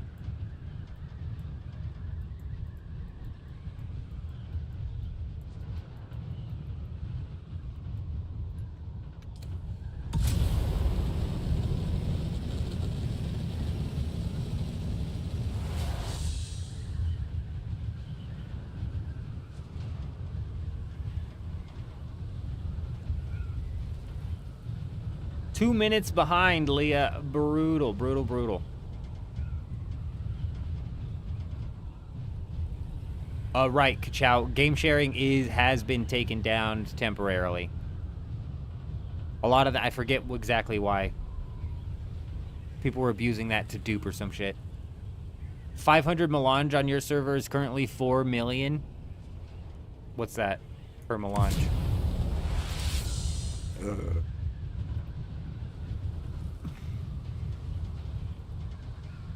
2,000 a melange, yep. That's cheap as hell, bro.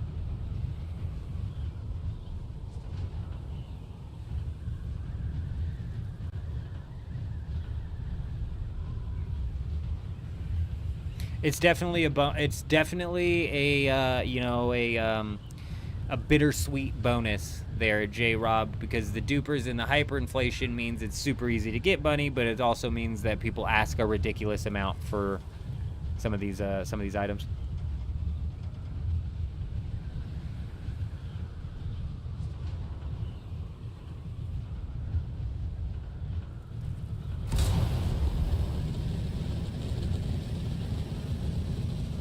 Harmony and PAX. Harmony and PAX, Kachow, are the two servers with any sort of realistic player base. There's some other servers, you know, with 40 to 60 players at, you know, any given time, which is still solid. Well, yeah.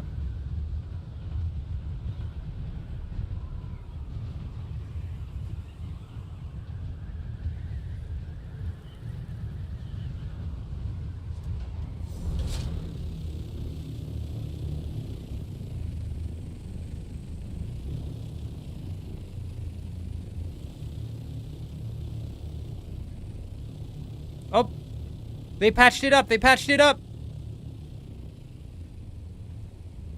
They patched it up, Fire. I don't know if Fire's here, but they patched it. They patched it up.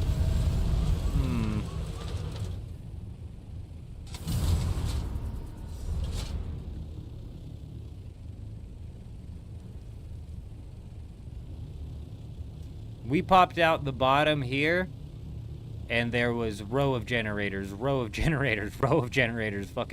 row of generators. And then Fire and I over here at the bottom broke out like a row of generators, a row of generators, a row of generators, bro. It's fucking absurd.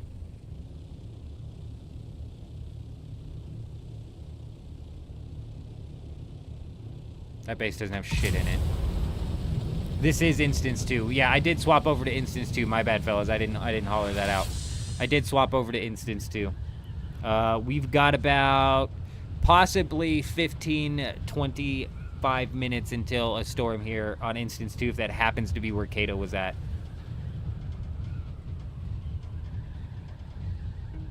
On infiltration instead of invasion. On subversion. Hey, RJ coming in, dropping that follow over on Twitch. Hi, how are you? Welcome. Welcome. Did they confirm that servers are going to be merged, Chuck? I know they said that they were going to talk about it soon, but talk about it could mean a many different things.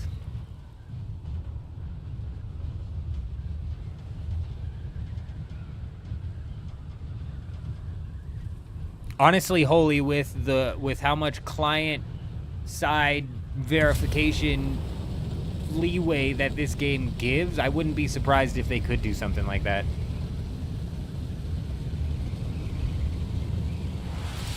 And honestly, J-Rob, yeah, people will have to be a little bit more cautious after the repair glitch is fixed, but even then, if you slot in to the tailoring schematic, which isn't apparently not working properly, but if this was working properly, you could last like a whole week still getting into some pretty heavy PvP out here.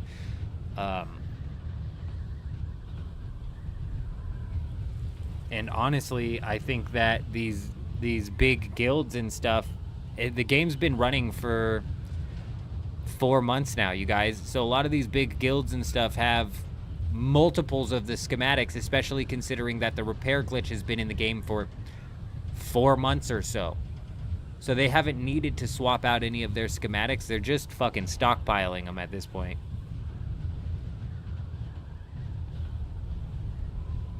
I'm not surprised to hear that at all, Holy. I'm not surprised. Not in the slightest. Not in the slightest.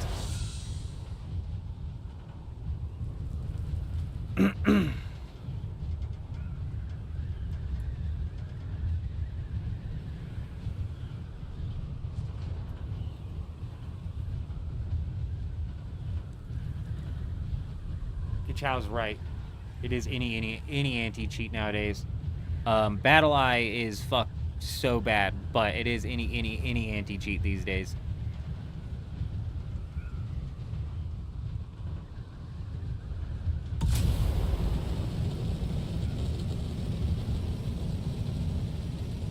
Man.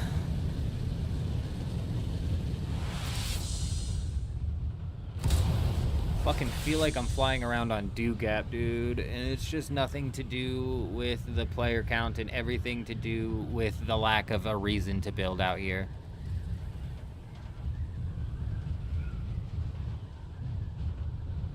Oh! Holy shit, holy shit.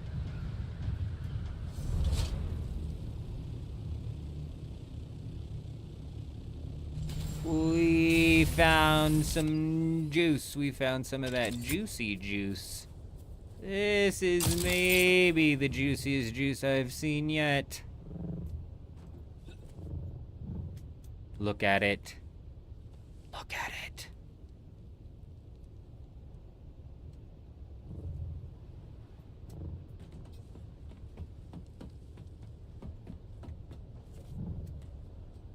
There's fucking nothing in here.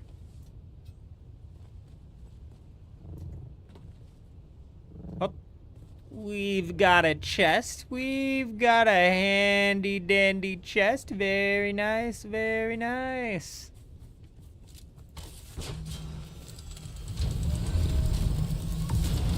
Well, I don't know what the hell that was. That was a big nothing burger.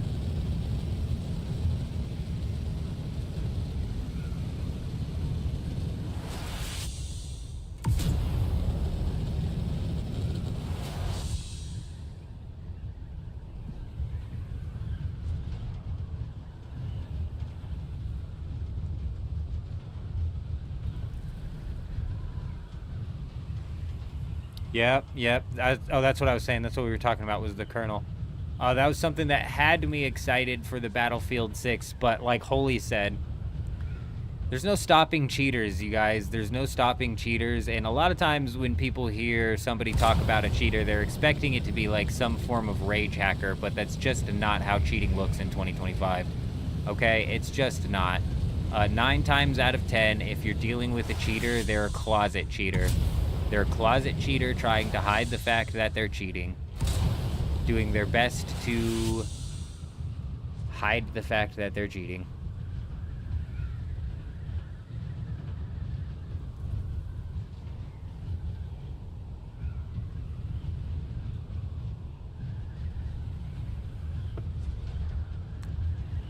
I don't know what face it is.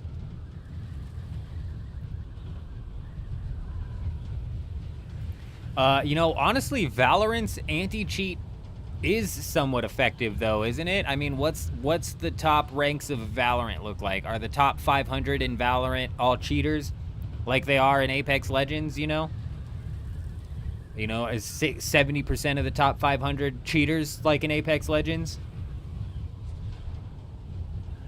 That's what I'm saying. Everybody thinks it's all fucking rage hacks and shit nowadays. It's not. It's actually not at all rage hacks. It's fucking soft aim. It's walls. It's a little bit of some extra aim assist.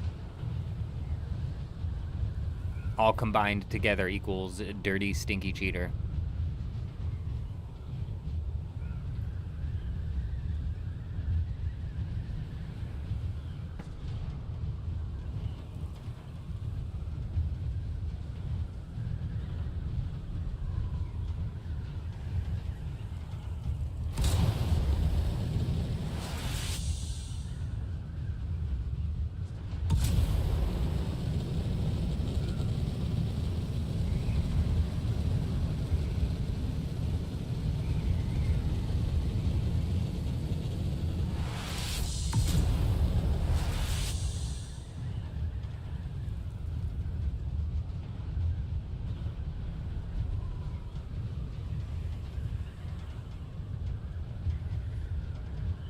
I don't know what Face It is.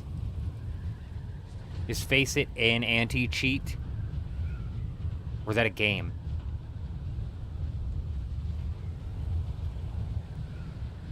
If it was 100% effective, I'm game. I'm game for it. My stance on cheaters, you guys, is mega extreme. It's super extreme. I personally think that if you're cheating in a video game in any way, shape, or form, wall hacks, soft aim, soft cheating, any fucking cheating in a video game. I'm not talking bug abuse. I'm talking fucking, you're injecting shit into your game to cheat. I think that your ass should go to jail, for real. Like a whole fucking year in jail, dead ass. If you're proven in a court of law to have been cheating in a video game, I think. Now, my system doesn't work unless we do something which I'm not willing to do. Right? I can't implement my system unless we do something which I'm not willing to do, which is force online identification, online IDs, which is not something I'm not willing to do that. But that's the only way that you could actually like hold to account the people behind the account in like a court of law type format. But I think these motherfuckers should go to jail, bro. And I think that we should make a registry similar to like the offender registry that these people get put on, and basically so like, oh, I've got 10 convicted cheaters who live near me, and you can fucking fart on their lawn as you walk by it or something, you know what I mean? Like, now your lawn smells like my ass.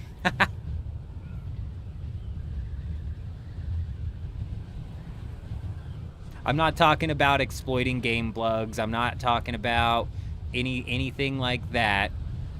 I think that's a bit aggressive. But if you're injecting something into your game, if you're injecting something onto your computer that's allowing you to cheat, I think you should go to jail. I think straight to the slammer for you. Quick trial.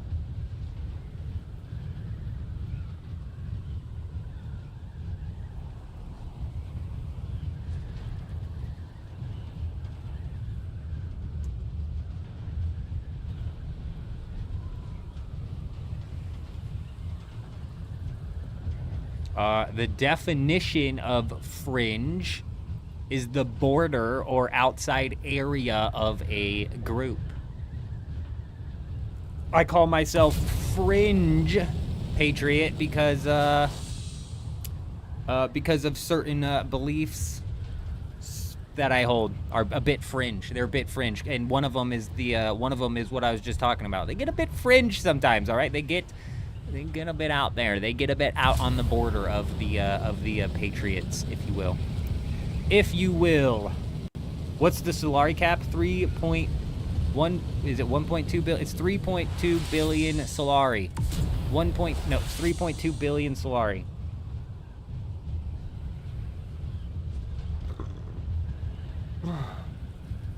Oh, D actually brings up a good point too. My system, I'm glad you brought that up, D. That's something that I've never thought about. My system works over here in the United States. I can't implement United States laws in fucking Japan or China, right? So we're still gonna have the Chinese cheaters and the Japanese cheaters and the cheaters from other regions that would still end up infecting North American regions. So that's actually a huge hiccup in my extremist solution. No, I didn't. I did not, Aaliyah. What happened? Lawsuits against cheaters? Like, I think so. I think that these game companies should fucking go after the cheaters, the users themselves.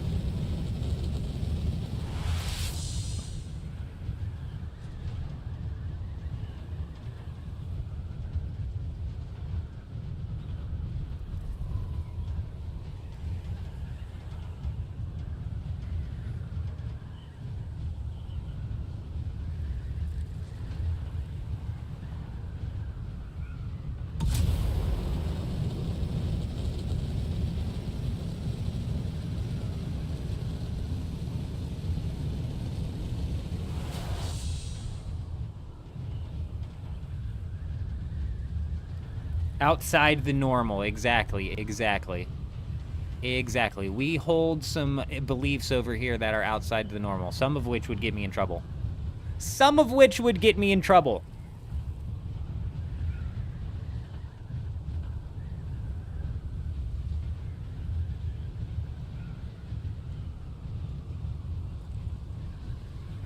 Exactly. Lawsuits isn't technically the answer, in my opinion. It should be criminal punishment. These people should be afraid of criminal punishment. Yeah, that's what I'm wondering, Robin. That's what I'm wondering. That's what I'm waiting on.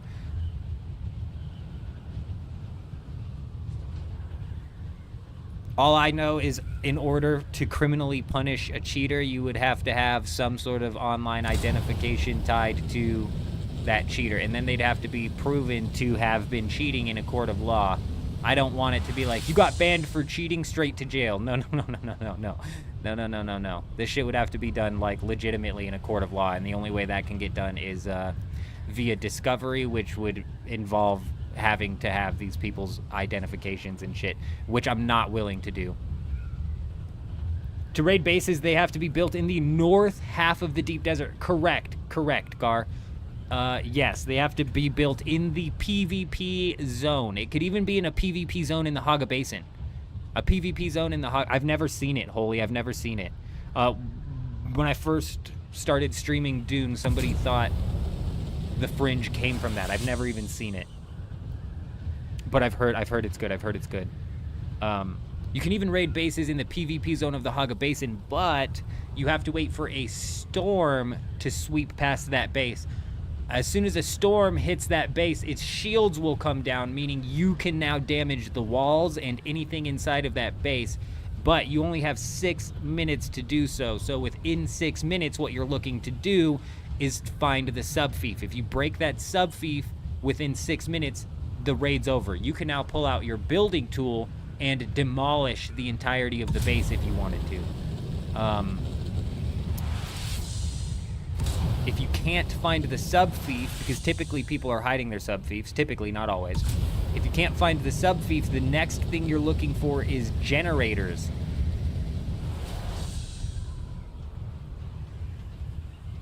If you knock down enough generators, the base's power will never come back on, meaning that you basically have an unlimited time to raid that base. So you can't open... So If you break their subfief, now you can pull out your building tool and you can break walls, but you also gain access to opening all of their chests. If you don't break the subfief and you just break the power and you can't find the subfief, you'll have to break their chests one by one and pull the stuff out of them that way. But yes, you can claim whatever they have left inside of that base.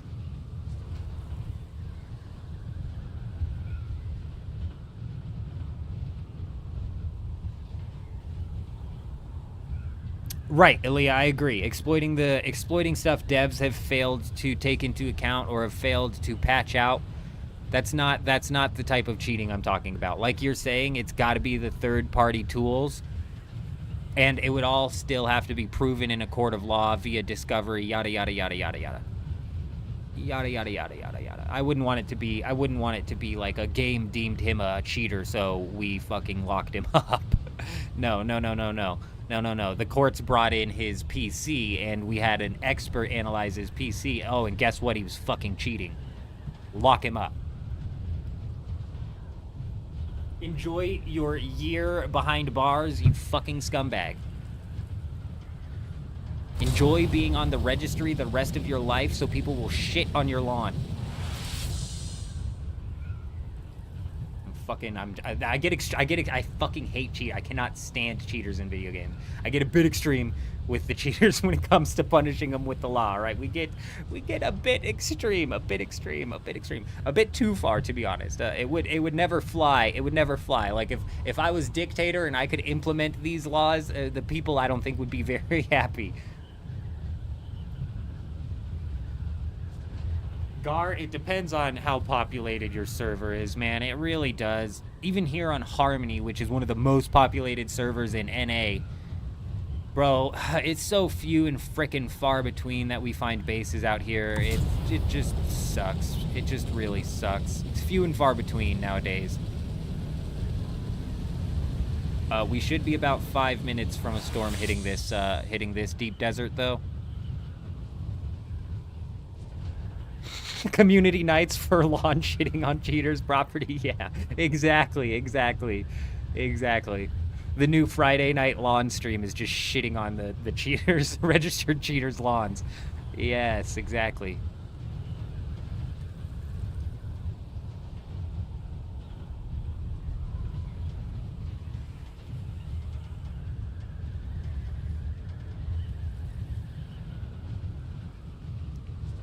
As for the UK, their Prime Minister apparently passed a bill that makes online digital ID mandatory in order to have any form of job. Interesting. You know, I wouldn't be surprised, you guys, if within 10 years we do have some form of online ID requirement. I wouldn't be surprised. I don't think we should. I would advocate against it, but I honestly just would not be surprised.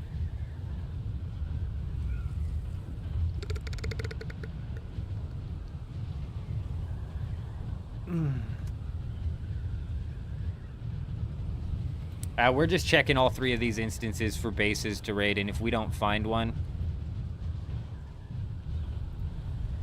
we'll just go mine some shit and run out C7, because it is technically the 25% crafting cost reduction for us. So there's still 163 players online inside of Harmony, but it is technically the crafting cost reduction, so I'll probably just end up swapping to doing some mining if we don't end up finding any bases. I'm gonna wait out the storm on this one just in case it hits this one, though there's nothing in this base. It was still fun to pick at, though. Still fun to pick at. How often do people build in the north? It's freaking rare, man. And if you're on a server that has a lower population, it's probably slim to none, if ever. It used to be a lot more, but then they extended the safe zone of the deep desert, and so now people build out here less. Now basically the bases that you find are what I call forward operating bases. These are essentially just spots that they use temporarily to do some mining, and then when they're done, they move all of the stuff out of it, so there's nothing to raid out of it.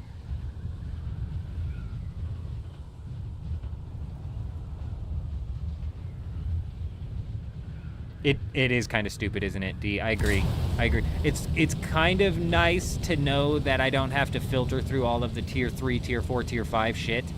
But yeah, it doesn't make sense, does it?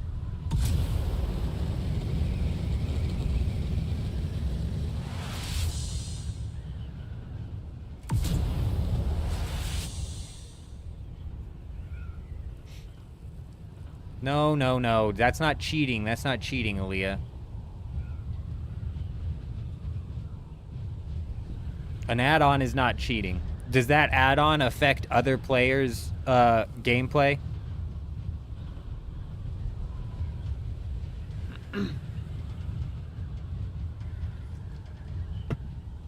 Very nice, John. Very nice. He got an entire hour of gameplay out of this week's schematics. Cool. It'll be interesting to see... It'll be interesting to see how long the deep desert is popping off after they drop every single schematic out here. Because I'd imagine for the first week, the first 2 weeks, it's going to be pretty heavy out here with the people excited that they have a chance of rolling some maybe high RNG, high value items. But I think eventually that the market's going to get saturated.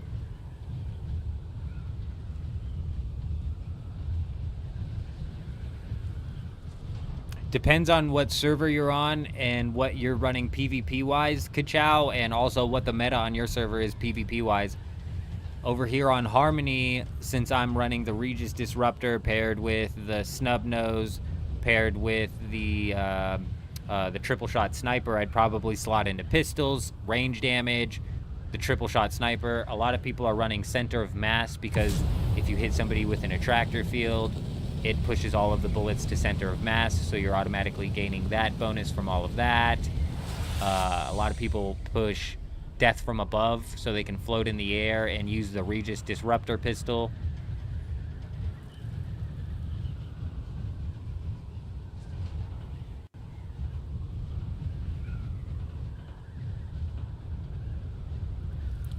Yeah, well, the best way to take an ornithopter out of the air and make it to where it can't fly anymore, D, it's the wings. You gotta break the wings, and you gotta break, like, all of the wings before that thing really gets, like, chokeholded. Gotta at least break a few of them.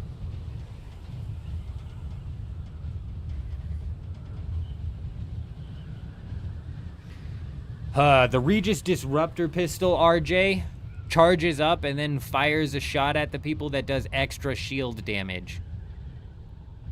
So, if you pair this with a skill like Death from Above, and you're in the air, you're getting 20% extra damage. If you pair that with Center of Mass, you're getting 20% extra shield damage. If you hit the attractor field on them, all of your damage is going to Center of Mass, so you're like just maxing out. You could potentially crack somebody's shield in one shot. Like, in a perfectly lined up scenario, you could crack somebody's shield in one single shot.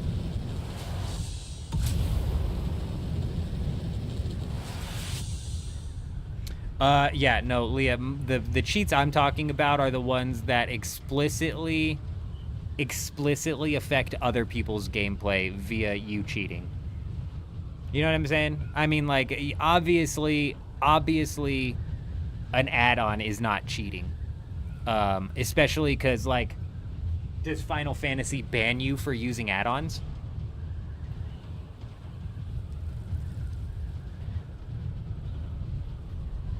I'm assuming not, and if not, then okay, well, there you go. Everybody technically could use that add-on if they wanted to. You know what I mean?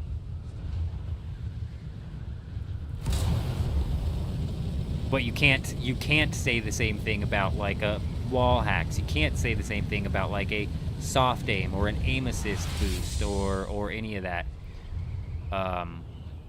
Again, my thought process on how to punish cheaters is extreme and does not work. It doesn't work mechanically. Mechanically, it doesn't work. What the hell is that? Oh, it's in the safe zone. Of course it is.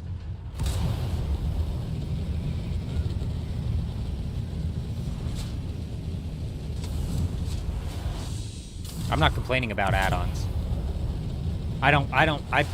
Personally, I don't like using add-ons. I don't like going through the trouble of using add-ons. But add-ons is not at all what I'm complaining about. You've heard people complain about rocket spam. Is that also a build? So if you were going to do something like rocket spam, you'd want to slot into heavy weapon damage, but this isn't working. This isn't giving you the bonus damage with your rocket launcher like it's supposed to. So the rocket spam, people are more so complaining about because when you got like a team of 4 people with Ancient Way rockets, it almost can lead into like a bit of a stun lock situation where now the 2 groups are just sitting at either side of a hallway firing rockets at each other. It gets a bit boring. And when the rockets locked onto players, it was also rough.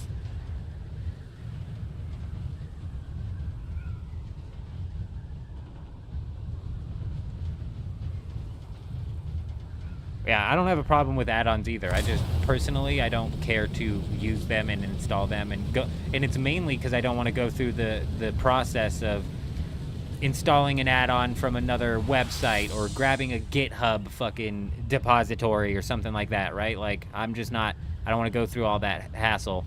That's why in old school RuneScape, they run that game off of something called RuneLite, which essentially compiles add-ons into the RuneLite system that you can download and use all without even leaving the game. All without even leaving the game. I can look at a whole list on the side of hundreds of different add-ons and then throw them on there without even leaving the game. Like, that to me is like, okay, there's a couple add-ons on old school RuneScape that I do throw on and I use. And mainly the only reason, if I had to go through a secondary process to use them, I would not do that.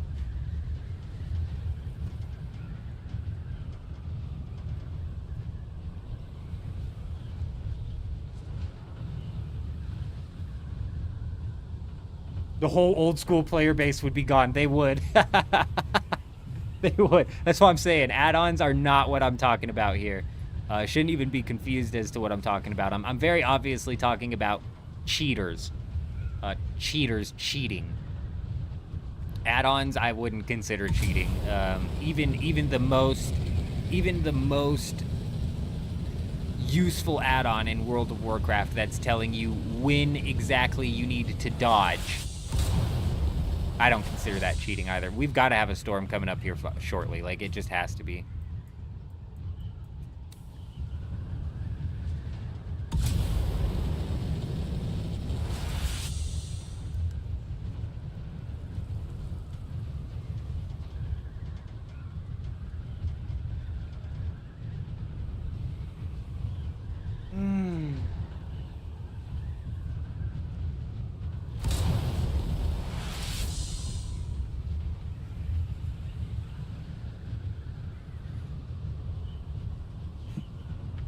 World of Warcraft. Of course it is. Of course it is. World of Warcraft would be better without add-ons. I agree. I've never played World of Warcraft, but one of the major things keeping me from even wanting to try it is the whole list of add-ons that people practically expect you to be using in order to play the game efficiently.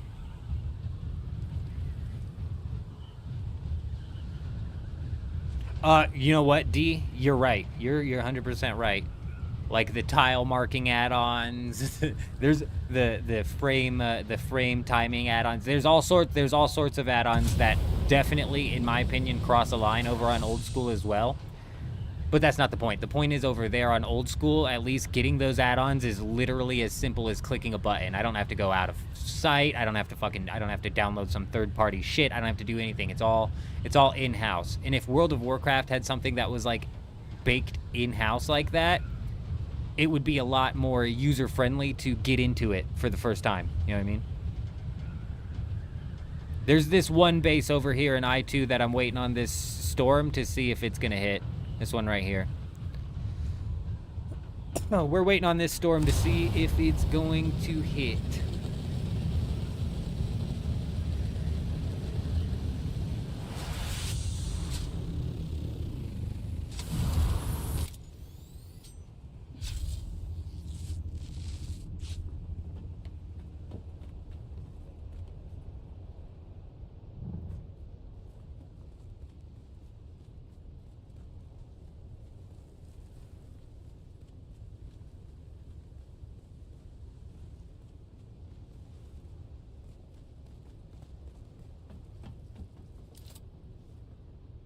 Oh, they honeycombed this. They honeycombed this.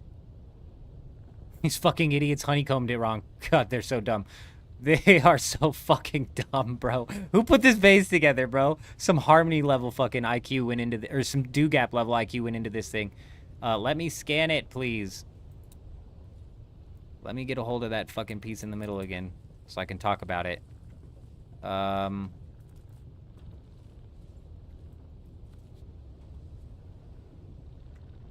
That piece in the middle,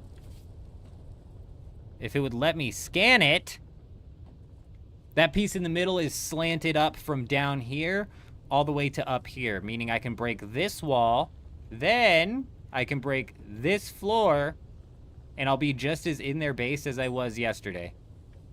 So the honeycomb is facing the wrong direction. That's not facing the right direction.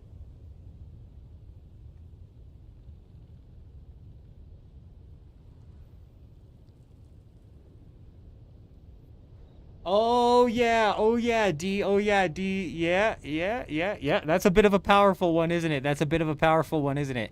You'd have to be doing a little bit more complicated gameplay.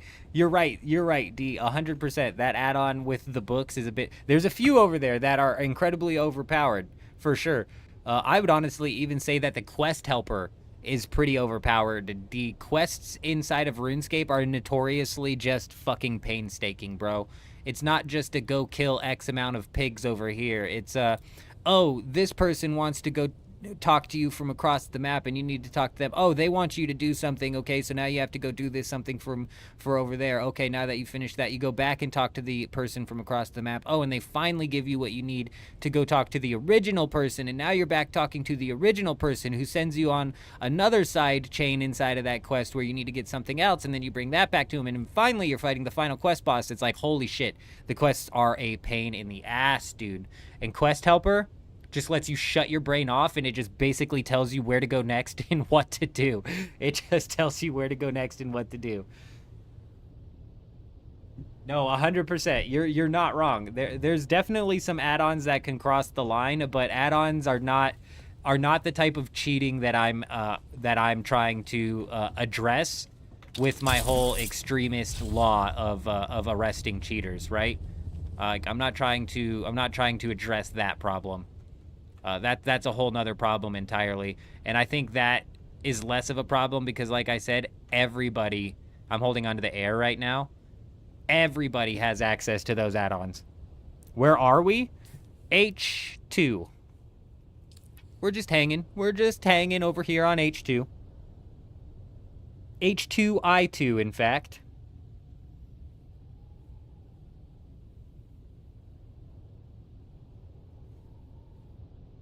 I agree. I agree with you.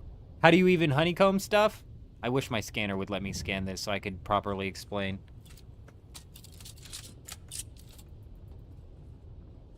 Oh, look. Oh, I had it. Oh, there it is. So honeycombing inside of Dune Awakening isn't the, yeah, if anybody wants to roll out, roll on out. There's not going to be anything in this thing. Fire and I wasted a lot of our time here yesterday and found a bunch of empty chests. Honeycomb inside of Dune Awakening is not the same as it is inside of Rust. Rust honeycombing would be as simple as like a wall here in a triangle format with a wall on each side of the triangle. Like, there's your honeycomb. Here in Dune, people are using these slanted pieces to slant up, meaning I have to break 2, potentially 3 pieces to get where I'm going. Like, if I wanted to break this wall and then the wall on the other side of this wall, I would have to first break this wall, then I would have to break that ramp right there. So I have to break 2 things just to get to that third wall. Like I'm saying, these guys angled it improperly. I can break this wall, and then I can break that floor with no problem. I could break this wall, and then I can break that floor with no problem.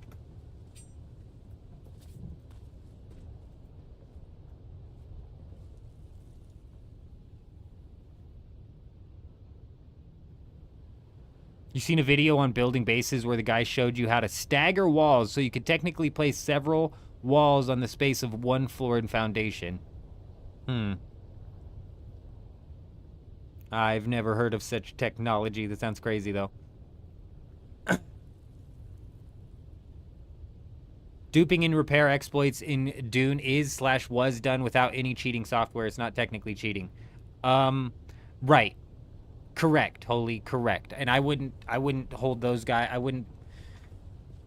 Okay. So you're right and you're wrong. The original form of duping that everybody in the public had access to that involved, like, moving a chest, and I don't fucking know exactly what the process was, but it was something that everybody could accomplish. That form of duping was bug abuse, and bug abuse I'm not deeming as cheating. Not in the third-party software sense. Like I'm saying, the cheaters who would get prosecuted are ones who are using third-party software on their computer to cheat. And that's why this would have to go to a court. This would have to go through discovery. His computer would have to be put into evidence. Somebody with the technical knowledge would have to fucking skim through it and confirm whether or not there was ever any cheat software on that computer. So, bug abuse doesn't qualify for that. However, with this most recent form of duping, it does require a bit of some third-party software, though, like, I don't think you would technically label that third-party software cheating. So it has to be like we're fucking talking hypotheticals here. We're talking hypotheticals here in a system that just does not work. I even say the extremist system of sending these people to jail does not work. I just think that extreme measures need to be taken with these cheaters because I'm sick and tired of them running rampant on every single game, you know?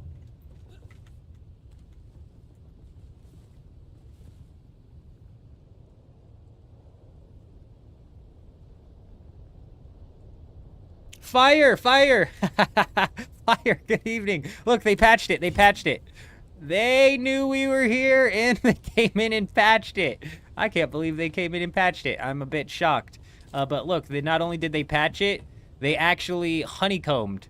But they honeycombed the wrong way, Fire. I can break this wall and this floor, and then that door, and then we'll be just as in this base as we were yesterday. So they honeycombed the wrong direction.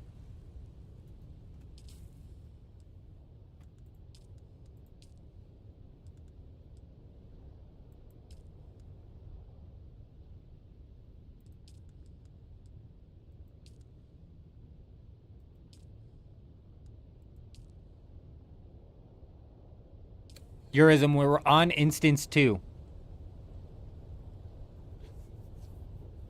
Oh, you're saying invite Chuji. Yep. I completely spaced it. That's why I made you party leader, just in case something like that happens again. Oh yeah, the more the merrier, Fire. The more the merrier. Make your way on out. Make your way on out. Though I'm pretty certain there's not going to be anything in here, just like yesterday there was nothing in here, but you never know. You never know.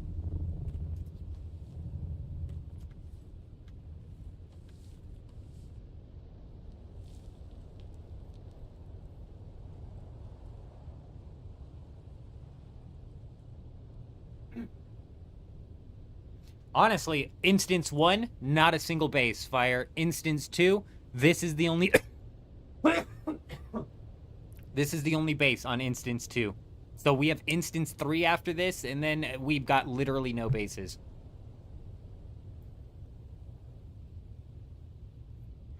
What I'm curious of, D, is if they replaced the chests. These guys had 4 empty chests inside of this base. The last one wasn't technically empty. It had fuel cells, it had wire, it had copper wire in it. But they had 4 empty chests. I'm wondering if they replaced the empty chests. Instances, Garfrog, yeah. Unfortunately, on Harmony, they've separated the deep desert into 3 separate instances, all of which you have access to, but all of which are separate from each other. They did that because Harmony's the most populated server, and the Deep Desert used to be 9 servers, and it's now just 1. Every Deep Desert used to be 9 servers combined. That's why there was quicksand. That's why when you crossed over the server border, you felt that, like, lag spike. It's because you were crossing from one server to another server. Oh, hey! Oh, hey there! It's because you cross from one server into another server. They don't do that anymore. Each Deep Desert is their own server. So to not run into any player count problems, they split it into 3 instances. Fantastic. When is the next storm? Honestly, we should have been hit with the next storm by this point in time. I'm a bit surprised that we haven't been. We didn't... So I'm guessing now that Kato was on instance 3. Because Kato had a storm hit him on an instance that we don't know for certain. Kato had a storm hit him on an instance that we don't know for certain at the 45 mark. On instance 1, we had a storm hit at the 0 mark. And then now here on instance 2, we're just waiting on a storm.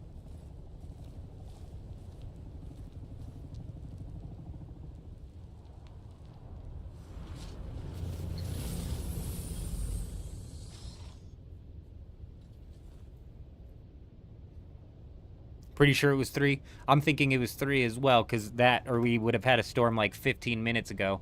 Which means we should be within 15 minutes of the storm, because all of these storms seem to come like one after another. One after another, depending on when they had their first storm pop off. I wonder if anyone is really into building and could use the stability mechanic to get rid of this whole base.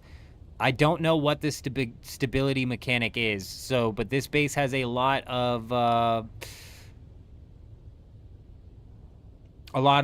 foundations in different areas which are providing its stability, so I think just popping foundations wouldn't end up leading to a base drop. How does selling on the exchange feel on a populated server? It's solid, Gar. It's actually solid. So the auction house over here is popping off. There's dozens of different things that you could do with this auction house where you could just make a shitload of money. We've got a new loading. We've got a new starting soon screen too. Hell yeah. We've got some new B film for some starting soon screens. I still got to go grab the meshing out of the rock film from yesterday. I was lazy. I didn't do nothing. Actually, you know what I did after I got off of this stream? I was working on some extra scenes for the upcoming games and whatnot. You know, one foundation can support up to 7 pieces upwards, doesn't count only horizontal and downwards.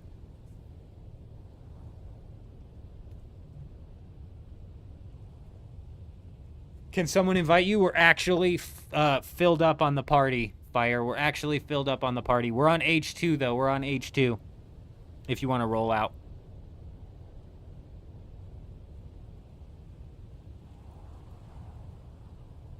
H2, instance 2. Instance 2.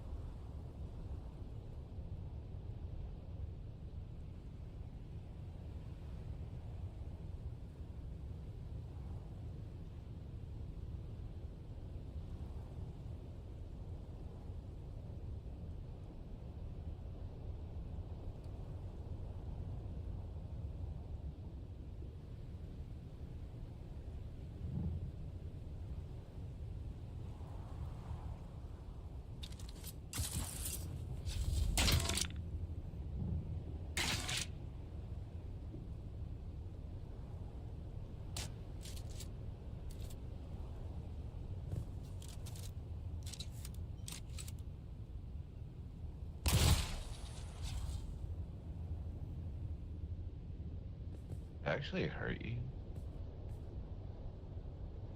No, but that blood animation was pretty sick. Yeah, if it blood came out of you, what?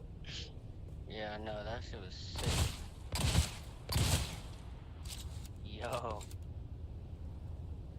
That's fire.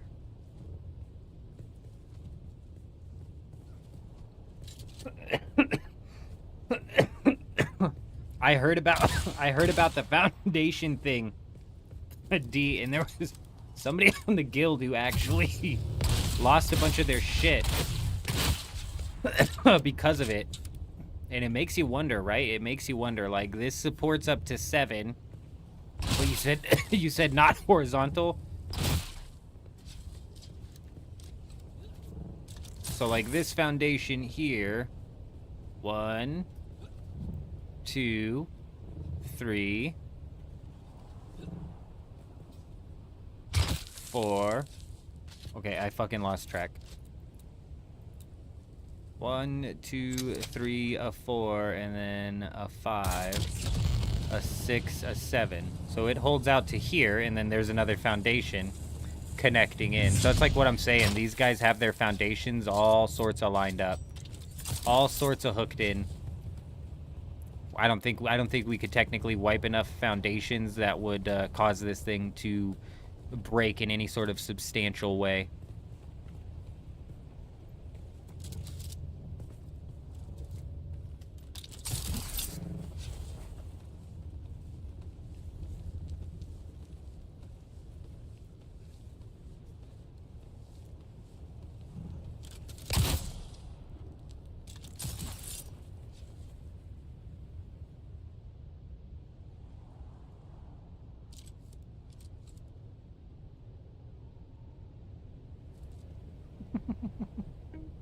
On infiltration. Gar coming in, drop that follow over on Twitch. Hi, how are ya? Subversion Welcome. instead of elections. Welcome. On intimidation. There was something on the northeast corner at the bottom.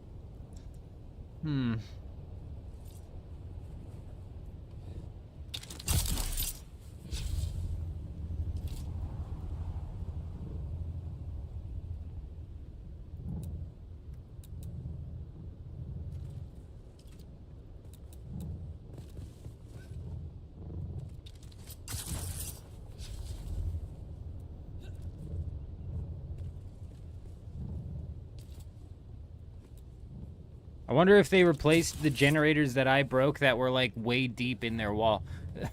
They came in, we popped out like right here.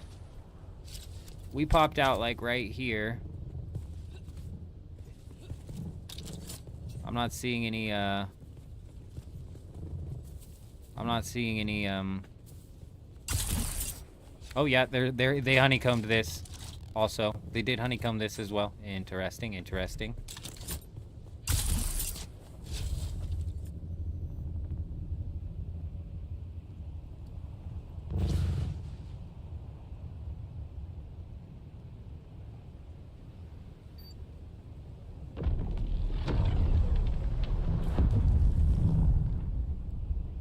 That might be a ring mouth over there. It might just be another medium field.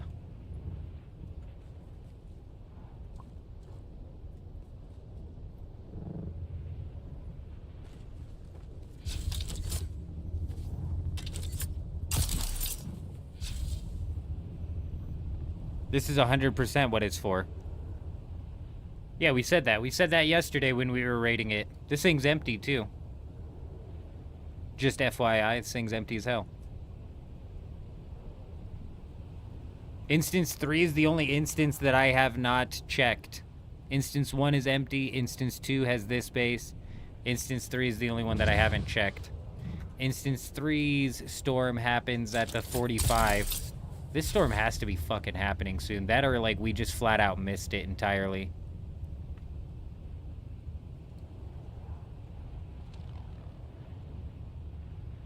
But that's exactly what that is. That bottom bay right there that you guys are standing on is where they slap down the carrier, or no, sorry, the crawler, and then they park the carrier up top for sure.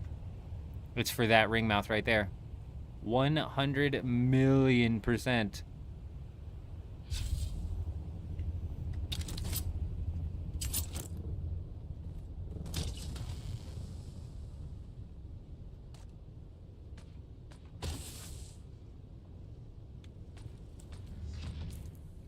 On what sector? Was it that little 1x1 base? Because there was a little 1x1 looking base that had a chest on it that we found, but it was a tiny chest. It was just a nothing. G3.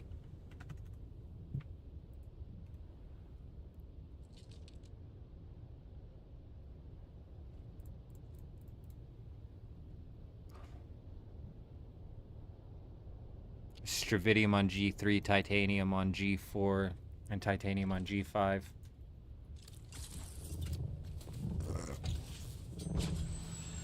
It's worth double checking.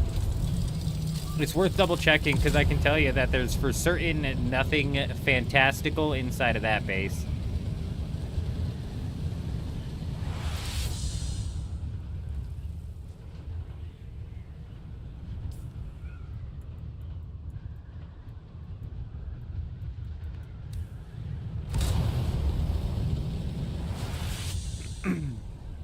Oh my gosh, this had dust on it. Dude, look how cleaned this is. This had dust on it. Oh my god, I don't think I've ever seen one this cleaned out.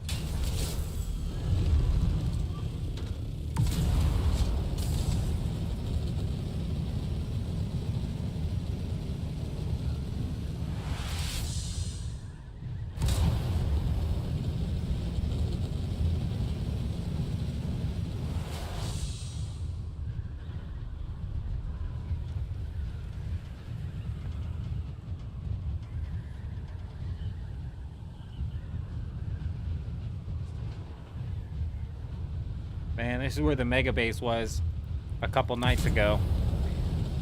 No more mega base.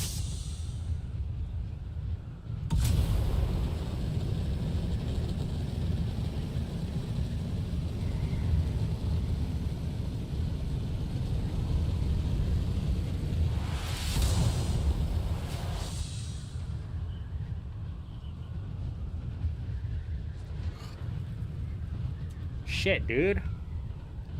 Shit, dude. We've got 45 minutes until the reset. God, we started late tonight.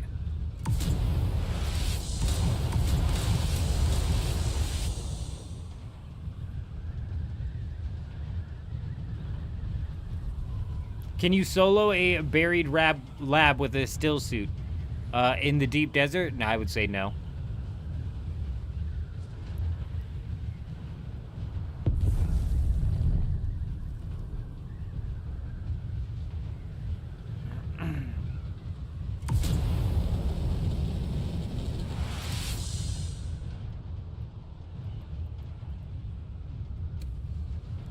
Well, just so happens to be exactly where I'm headed. Corner right.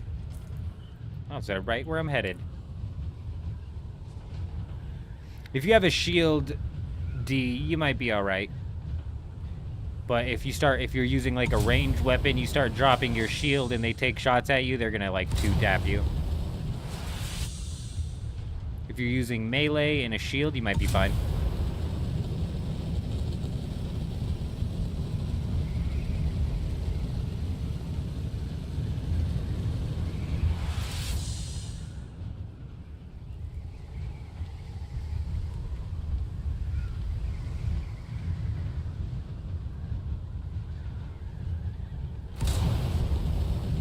Oh!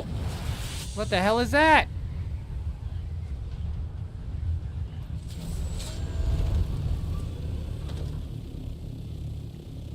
What the fuck is this? What the hell is this? Excuse me. Oh, this isn't even protected.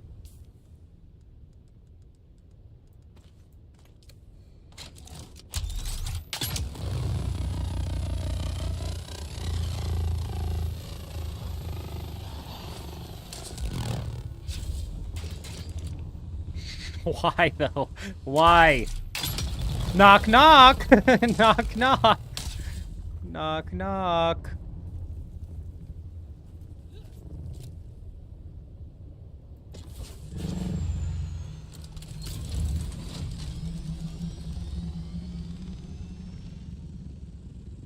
He's in the party.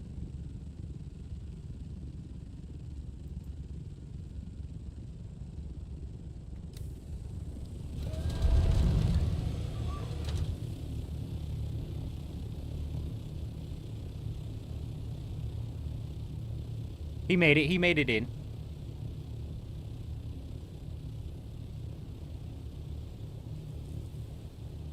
All right, yeah, I was just coming over here to see. to see if perhaps there was an extra base, and there was. There sure was. I don't know what the hell that thing was doing.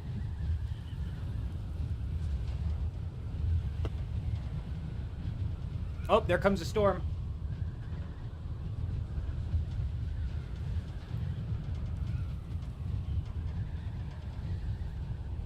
No point in timing it now. The times are getting ready to flip.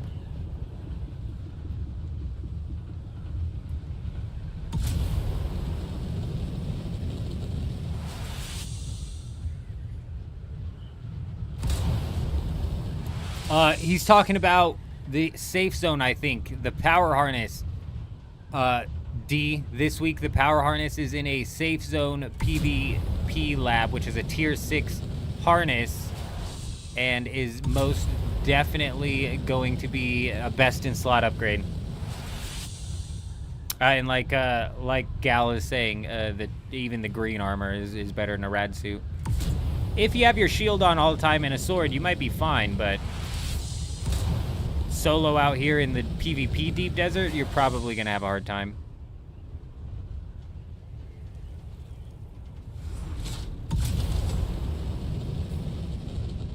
This storm is all the way in the I section and moving upwards, so this storm is not gonna hit H2, just FYI.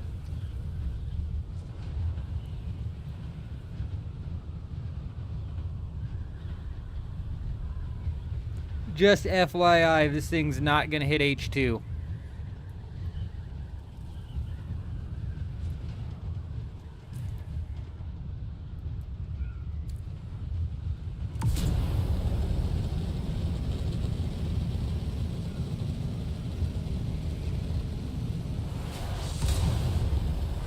If you and Kato want to go out to Instance 3, that's probably where I'm going to spend the rest of the time while we wait until the downtime. If you guys want to go start scanning Instance 3, that's the only instance that I haven't scanned yet. H2, like, that base right there is more so just something to do for funsies rather than to expect any loot out of. It's just there's not going to be anything in there. This I sector is not even going to knock any bases, shields throughout this one. So if you guys want to head into the Instance 3, that's where I'm getting ready to head also. That's where I'm heading as well.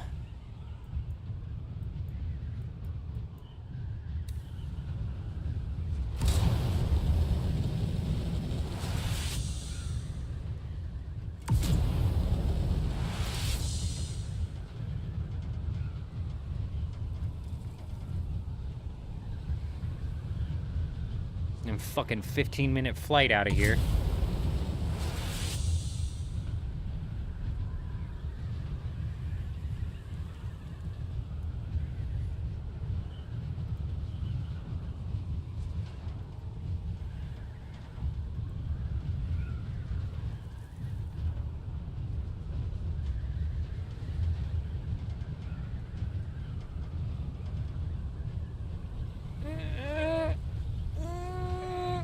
You can do this. Nope. This chair been here the whole time? What the hell? Oh. Much better.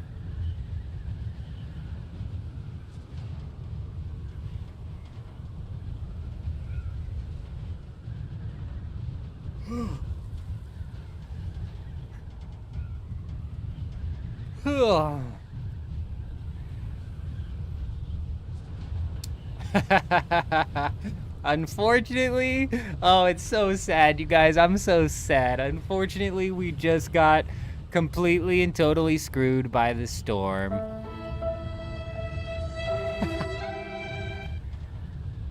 Aw, damn it. Who the hell put that on the screen? Get that out of here. Get that shit out of here. Base at F7 right next to the shipwreck schematic base. What? On Instance 2?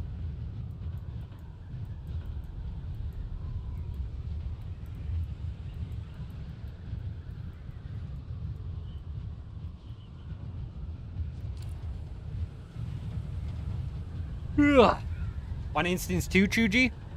We're screwed for this hour because we're getting ready to get hit with a reset. So I'm going to go scan Instance 3 anyways. But that's interesting. Good to see. Good to hear. We found another base.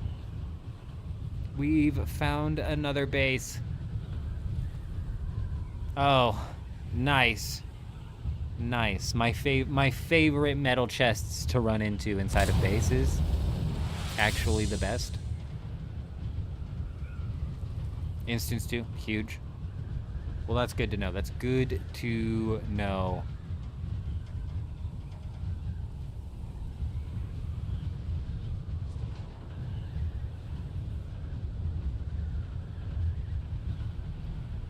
Why does my deep desert keep artifacting, man? It's getting old.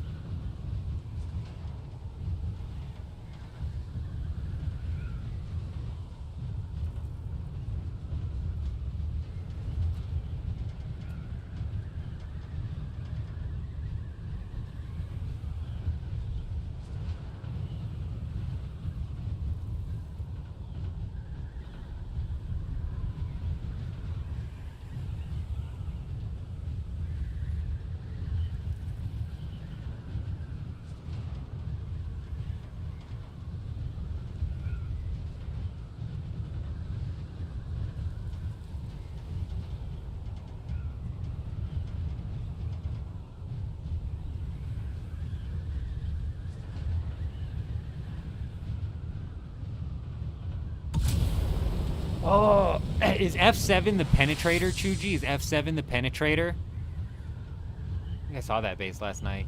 Your deep desert had artifacts everywhere, every time the text on the screen that told you what zone you're in and went away. I think it's the shadows for me specifically. I think it's the shadows on the desert. I don't notice like a specific time when it's happening. I don't notice a specific time or like reason that it's happening, but we'll be flying out here. And of course, now that I'm talking about it, it's not happening.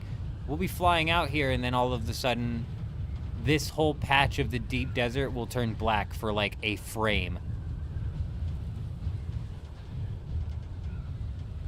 And then that whole patch over there will turn black for like a frame. It'll happen like 4 times and then it won't happen for a little while.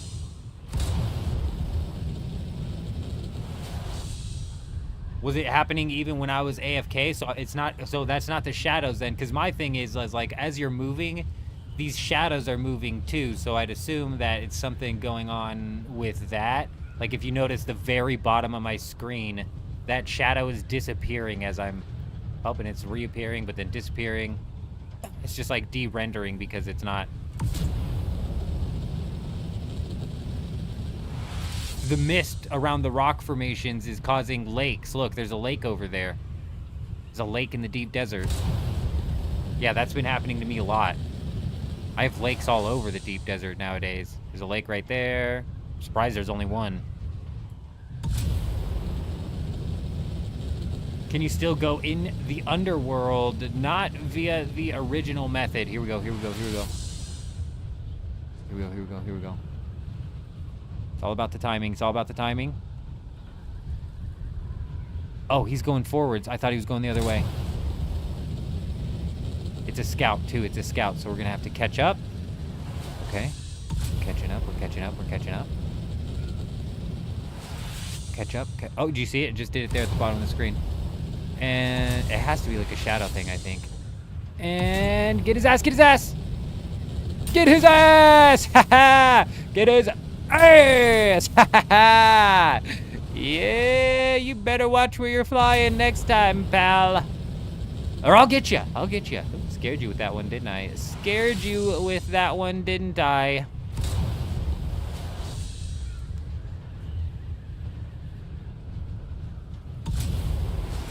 Not via the typical way that we used to go. There's no more hole inside of the area that I knew of inside of the shield wall. You can still have somebody shove you into it. Like last night, we had fire. Yeah, we had fire. Yeah, we had you shove us into the thing, yeah. Previously, there was a hole inside of the shield wall, and you would go down in that hole, and you could fly all the way out there.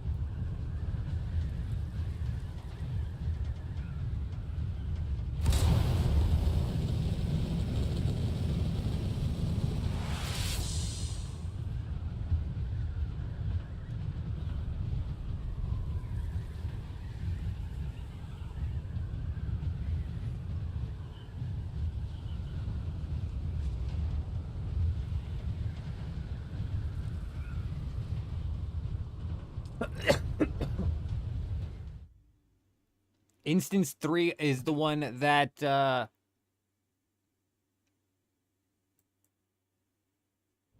fuck. Kel? That doesn't sound right. Instance 3 was the one that one person was on and they found they had the storm hitting. Bro, I don't know why I'm having a brain fart right now. You had some people stick a buggy in the mesh outside a PvP lab, and they were using it to respawn, and Kel pushed me in the rock, and you destroyed it with a las gun. Oh my gosh. See, there's having fun with some bugs, and then there's using the bugs to fucking be douchebags. You know what I mean? But that's pretty damn clever. It's pretty damn clever. Pretty clever usage.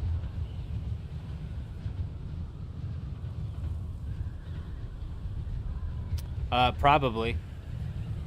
Probably. I didn't go through the graphics setting and, turn it off.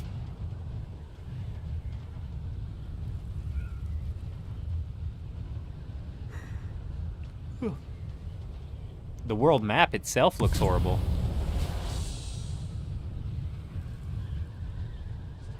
Yeah, but I mean, what's that really do for them? They spawn under the terrain. I mean, I'm just not positive what that really does for them.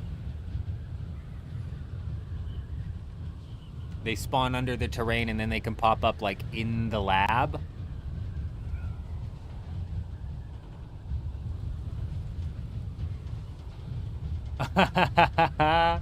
That's the dupers. That's the dupers. It was Kato. It was Kato who had the storm on I3. Now, Kato and Kel. No wonder I got them mixed up. No wonder I got them mixed up.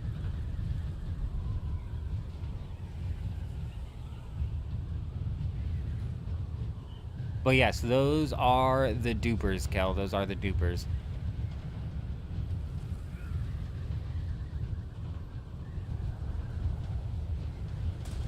Yeah, that's kind of lame, and it's like a multi-person respawn beacon, is it not? Because multiple people can use it as a respawn beacon, so they have a spawn point, if you will.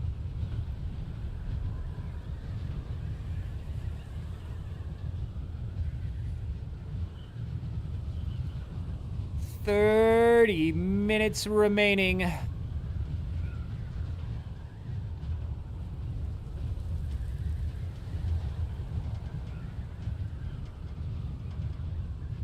Yeah, that's cheesy.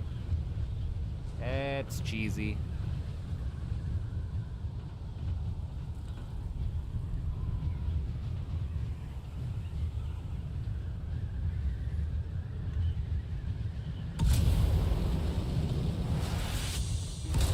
On infiltration, you get an invasion. On subversion, instead of election. On intimidation,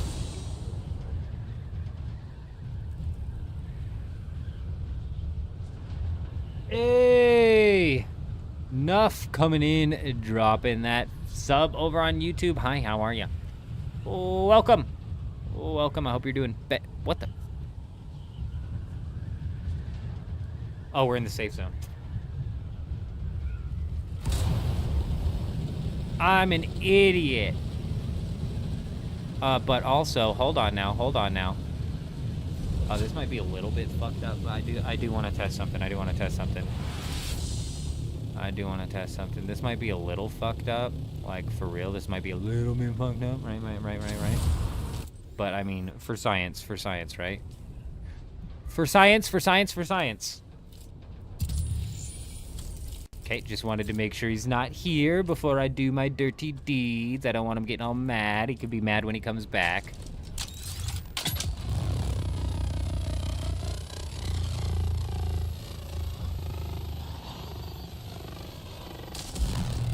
Okay, that presumably would have broken the wing.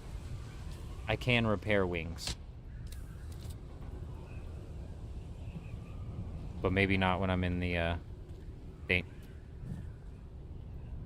danger zone. If you have a part of this in the PvP zone, I believe PvE zone, everything is safe. Everything is safe in the PvE zone.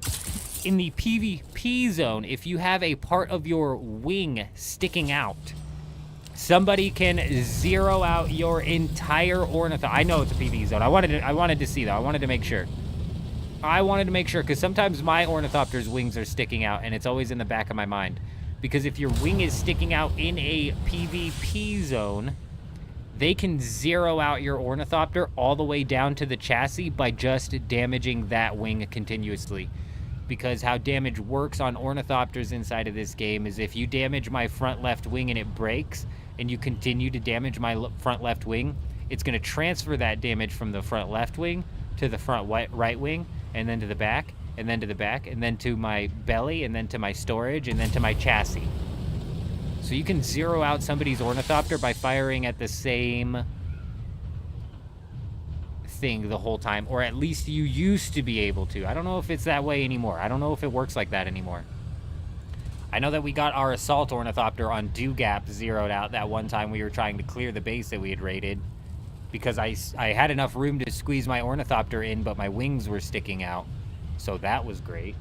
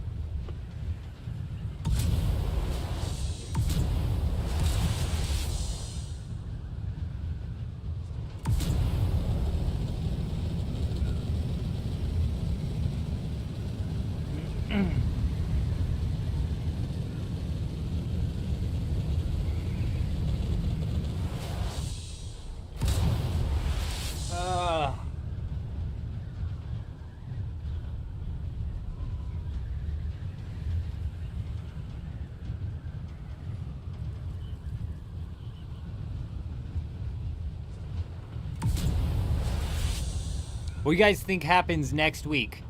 I think we have at least one more week before we get the big patch. I think we have at least one more week before we get the big patch.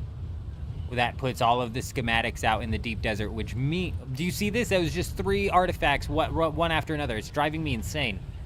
What that means is we have another week of schematic-bound deep desert. So what do you think they're going to drop next week? You think they're going to come out with Executor next week? I think at this point in time, they've technically released all of the Tier 6 items, correct? Is there any Tier 6 weapons that we've missed out on?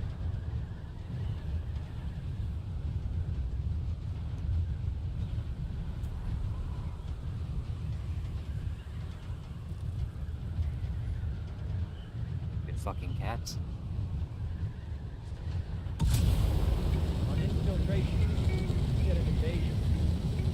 Hey, Logan22 coming in, dropping that sub over on the YouTube. Hi, how are you? Oh, welcome. Nico.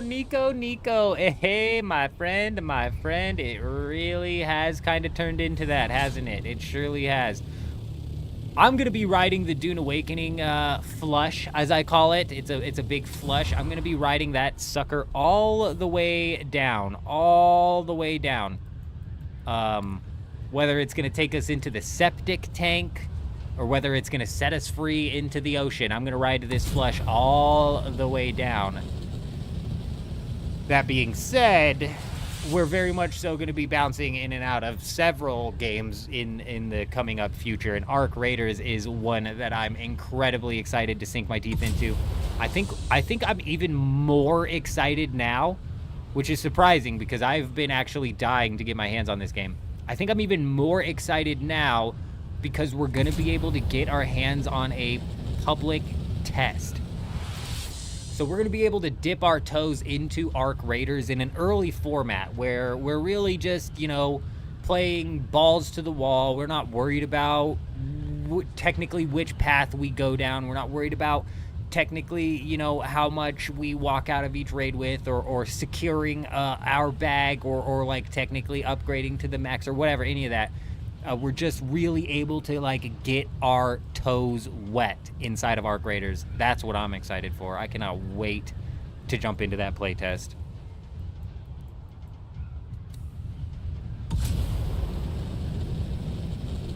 Man, I'm like kicking myself. I'm kicking myself so bad, Nico, because I did not jump into the last playtest.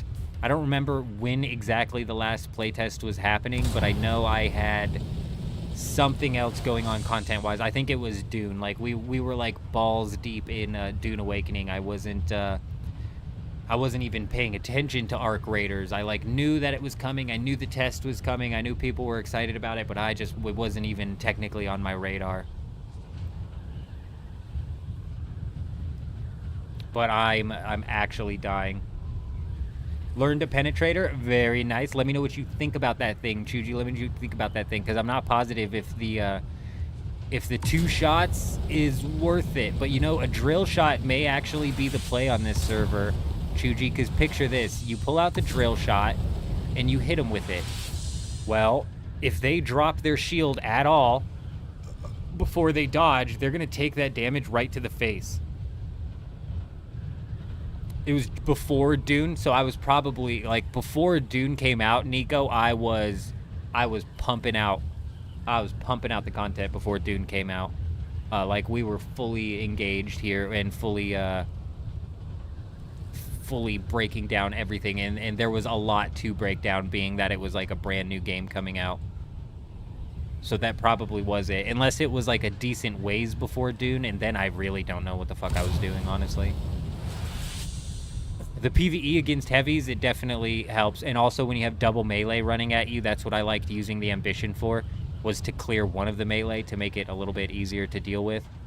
That being said, if somebody uses their shield or drops their shield at all after you hit them with a drill shot, they're going to take that damage right to the face. So it could be big if a lot of people, if you've got somebody who's like camping trying to use the Regis Disruptor on you, and you hit them with a drill shot and they go to charge that up, they're going to take that damage right to the face. And then you could hit them again while they're charging it, and it may actually turn into a bit of like a almost 2-tap type situation.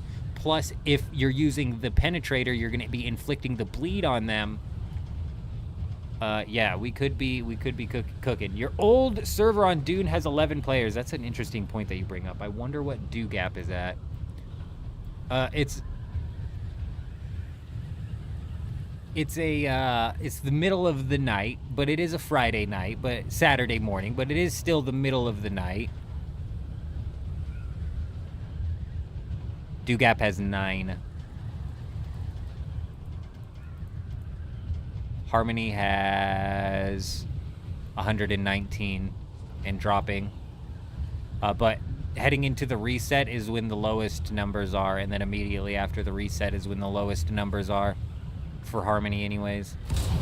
But they've been getting pretty damn low even over here, Wars. Like, it's been hitting sub 100 almost every single night heading into the reset.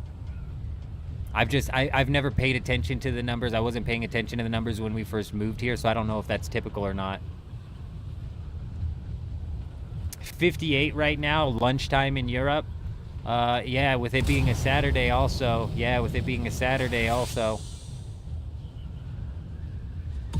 But 58 on a server is not bad. It's honestly not that bad. With how dead some of these servers are, 58's pretty poppin'. You know what I mean? You could go to Gap and have 9, or you could have 58. Granted, like I said, we're heading into the reset. Gap in the middle of the day probably gets right around 40 to 50.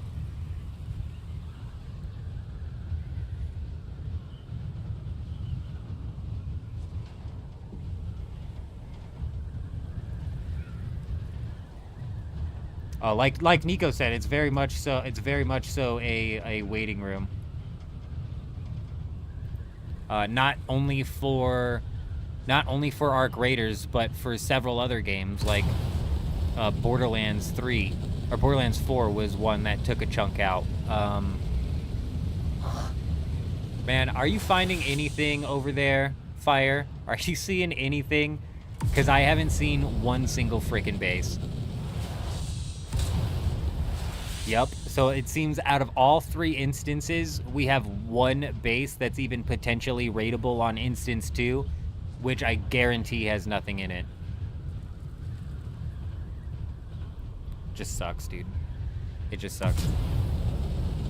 I'm never even in it for the loot. I'm more so in it for the experience, but when you go into the experience knowing for certain that the base has no loot, it's a little bit less interesting, isn't it?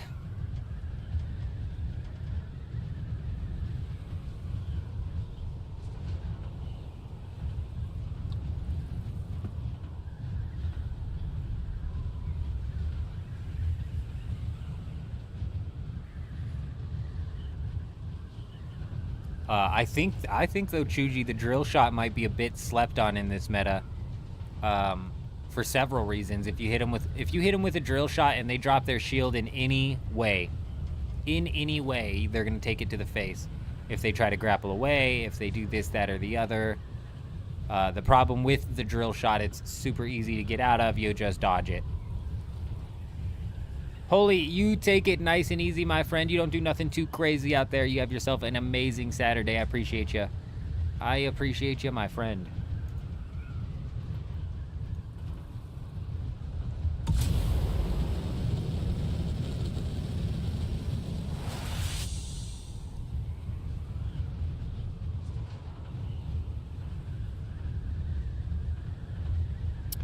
Correct. It does go through shield anyways. It does. So if they don't dodge it off, they're going to take it to the face. If they drop their shield in any way, shape, or form, they're going to take it to the face. They're basically forced to use one of their stamina abilities. And if they're low on stamina or out of stamina, they are fucked, bro. Like, honestly, if you've got somebody who has no stamina and you have an ambition, they're cooked. Because you could just land 4 drill shots on them, which are going to drill into them in sequence. One by one, each one of them typically hits them with a stagger and a shitload of... It's basically game over. If they can't dodge out of the drill shots, it's basically game over. That is somewhat circumstantial, though, and the main reason that I would be using the drill shot is to be able to land a shot on these people while they're shielded, which forces them to not be able to go unshielded until they dodge out of the drill shot, which might throw off their game plan a little bit. You know what I mean? Like, if they're used to charging up a Regis, or if I fire with my drill shot and these guys are so used to responding with fire, because if I fire, my shield drops, so it's the best time for them to shoot at me. If they're so used to doing that and I hit them with my drill shot, they're gonna fire, and yeah, it might hit me, but it's also going to do damage to them. And if we just continue to compound on that, it might be like it might be enough to blitz them down enough to where they're at least on their heels. So, okay, so we're talking about packs with 360 in the middle of the day. That's pretty solid. It's pretty solid. I think Harmony probably gets up to the 400s in the middle of the day as well. Yep. Yep, I'm telling you guys, the 24-hour peak concurrent player count is going to bottom out at 12 to 15,000 for this game. It's going to ride at 12 to 15,000 leading into the first expansion, and then the first expansion is going to have a player count of 50 to 75,000, but it'll quickly drop back down to maybe 20,000 depending on how good the content is. If it's some really solid content, they may hold like 30,000. If it's just, you know, your typical Funcom style of expansion, it's probably going to very quickly drop back down to that 12 to 15,000 mark. And I'd imagine that it stays there for a couple of years. Now, when console launches, that'll change it up a little bit. And it just kind of depends on what happens with the console launch, you know? Does console launch and there's no crossplay servers, so it's just console and it's just PC? Well, that doesn't really do anything to our player base, does it? You know what I'm saying? Does console launch and there's crossplay servers, but also solo play servers? That could lead into something interesting. I think best case scenario would be a console comes out and launches, and with the console launch, they launch fresh wipe servers that are cross-play. If they did fresh wipe servers that are cross-play when console launches, we'll be diving back into here heavy day one to try and get on that day one competition, competing to get out here as quickly as possible and start running the deep desert as quickly possible type status, right? You know what I mean? That sounds like a fun race to get into progression wise. I think that would be solid. But just a fresh wipe server right now, I don't think would intrigue me at all. But if it was a fresh wipe server with the console player base also coming in, I'd be interested in that, just strictly because we can guarantee that there's going to be more players. Do we need to get out before the reset? No. No. You need to land somewhere and preferably probably pocket your ornithopter before the reset, but no, it'll all be the same deep desert when we come back. Empty as hell. I'm going to work my way down towards the world map, because realistically, I'm probably just going to head back to Instance 1 and do some farming.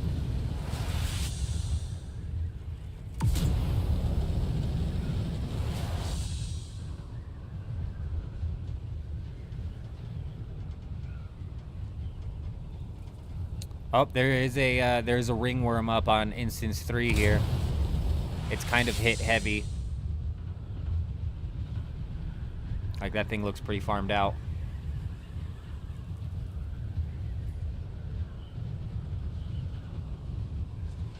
Oh.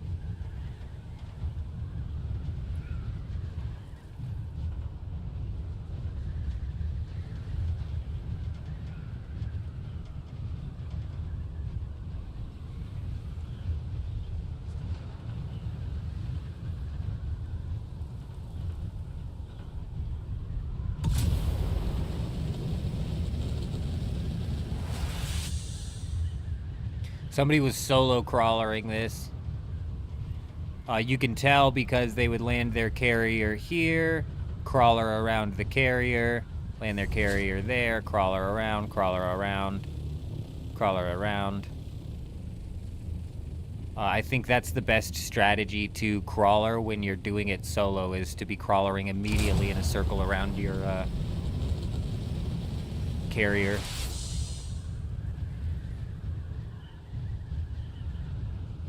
But yeah, I think I'm going to start heading my way towards the exit here, and we'll probably just be working our way back to Instance 1 and knocking down some farming, realistically. Realistically, we're running out of days left in the 25% crafting cost reduction. We've got 1 day and 15 hours remaining until we get to vote on the right of salvage, but Atreides is probably going to vote in the experience gain, if I had to guess. Oh, the F7 base. The F7 base on Instance 2. Good thinking. Good thinking. I'm glad you brought that up. I completely spaced it. That could be something, couldn't it? That could be something. Like I said, I'm never in this for the loot, but it's like when you go at the H2 base and you just know damn well they've already cleared that thing. It's like I'm breaking walls for no fucking reason. I'm killing my las gun's durability for no reason, you know? But something over on F7, which again probably doesn't have any loot, but probably does not mean most certainly, and that is something that I am all about.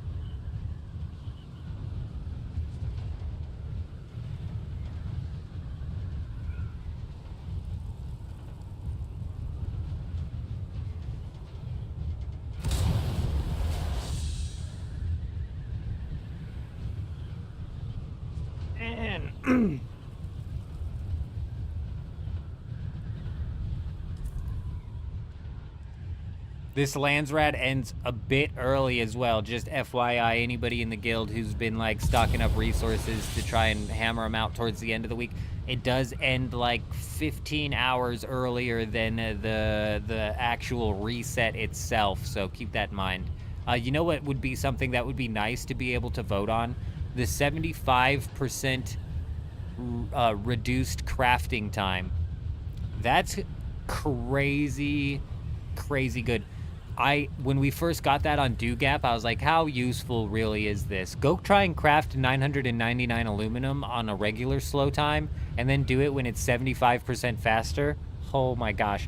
I remember I had the 75% speed on DoGap, and when we went back to the regular speed, I felt like I was getting scammed, dude. I felt like my time was just getting mega scammed. The aluminum craft time needs to be cut in half. It's so ridiculous. And our day one speed run, D, that we did inside of Dune Awakening, where we were speed running to an ornithopter as quickly as possible, aluminum is the waiting game, you know? Aluminum is the waiting game. Chuji's been running aluminum nonstop for like the past 2 weeks over at his base in the Haga Basin. Very true, very true. It actually is ridiculous. It has to do with it being like, there's a couple of other ingots that do that. It has to do with it being like a, God, I forget the words. It's an ingot instead of a mixture of shit. I don't understand. I don't know exactly the word. It's a hard metal, basically. What's the other hard metal that takes a really long time? I think it's like a really long time in comparison to the other one. What do you need to make steel? Ingot versus alloy. Yeah. Thank you. Yes. The alloys craft faster than the ingots, and it's that way all the way through. At least it's consistent, because whatever ingot is crafted inside of, or is it alloy? Alloys are slower and ingots are faster, whatever, it doesn't fucking matter. Whatever is crafted slower inside of the lower tier, it's like the same, carries over, it's consistent. 17 hours to process, so crazy, that's so crazy. Now cut 75% of the time off of that.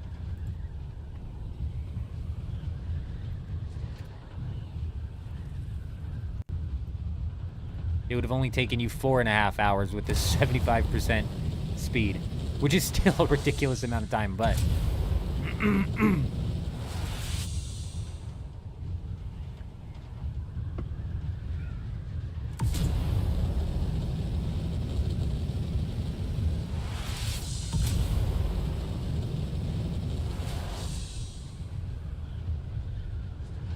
I'm gonna head out to the world map fire, so when this thing boots back in, we can immediately just roll right on into instance 2. To keep an eye out for any sort of like early storm that sweeps through. The storms after the reset are a little bit weird.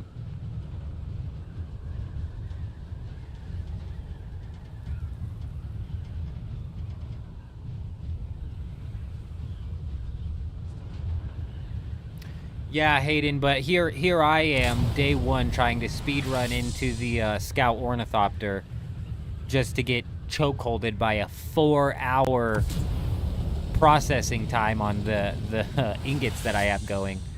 That's a bit much. That's a bit crazy, right? That's a bit insane.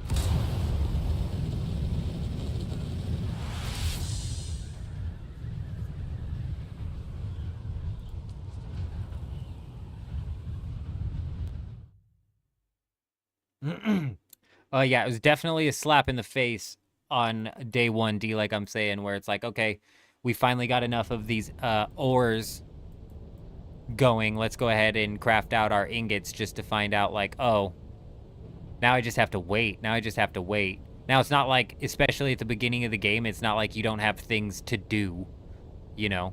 You got plenty to do. So it's not like I wasn't able to go, like, mine erythrite crystals or jasmium or something like that while we were waiting. But But that's still a crazy amount of time, man. That's still a crazy amount of time.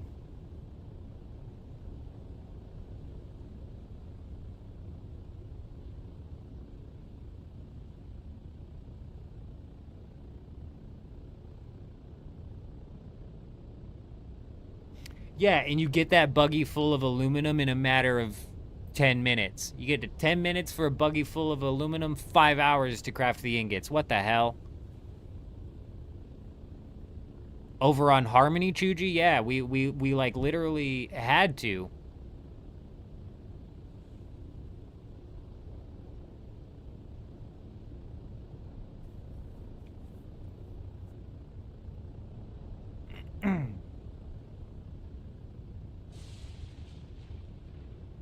One minute remaining.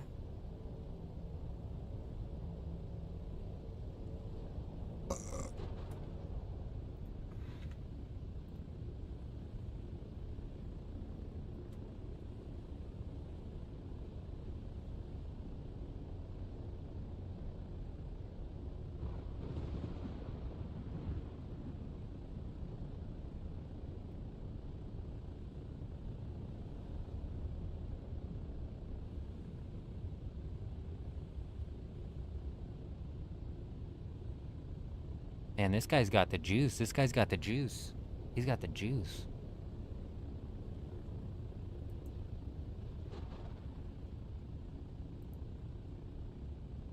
It's a new game.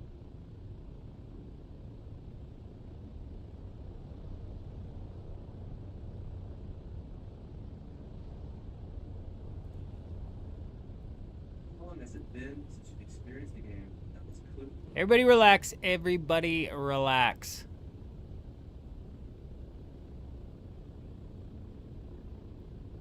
Man, mega clean cut. Mega clean cut. We've got a bit of a collaboration that we're currently working on with somebody. Keep your eyes peeled. Keep your eyes peeled. Nothing crazy, but it's definitely interesting step for our channel specifically. It'll be interesting. Goblin Child, that's a crazy gaming chair. You like it? You like it? Yes, it's nice and sturdy.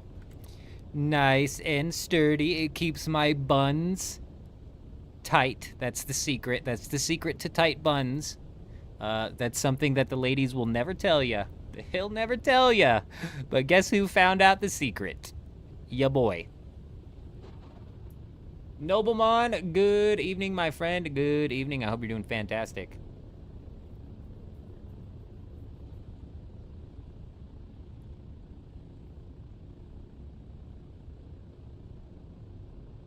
You can never get world map city tracking to work. I don't even know what you're talking about.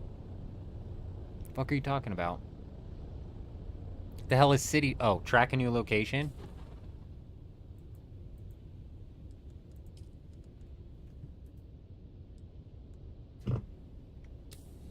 Yeah, it's just this little yellow thing right here is pointing you where to go. That little yellow arrow on your ship.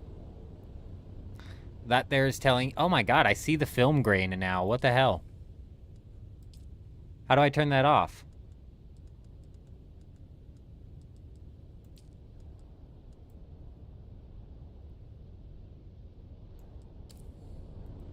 How did I never notice that before? It's like dust on my screen.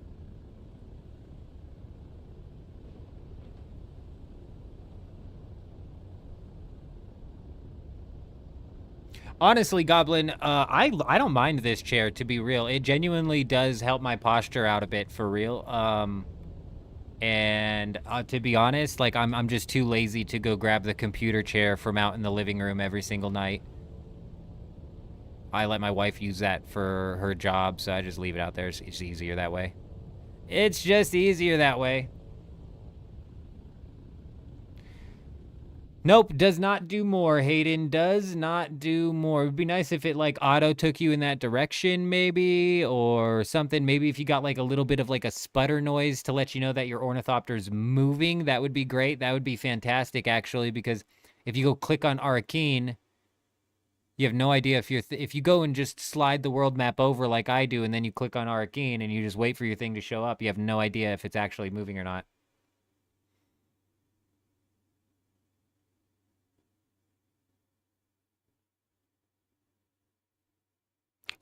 To be honest, if somebody's just sitting in a wooden chair, they're fucking crazy. We've got a little bit of cushion here. We got a little bit of cushion.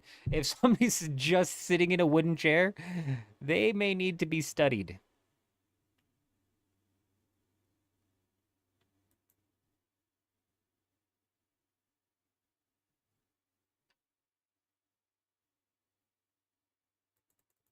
Well, these resets have been happening faster and faster, so we should only have to wait, 10, 15 minutes or something like that. I agree, D. I agree. Should be completely and totally removed from the game. I couldn't agree more.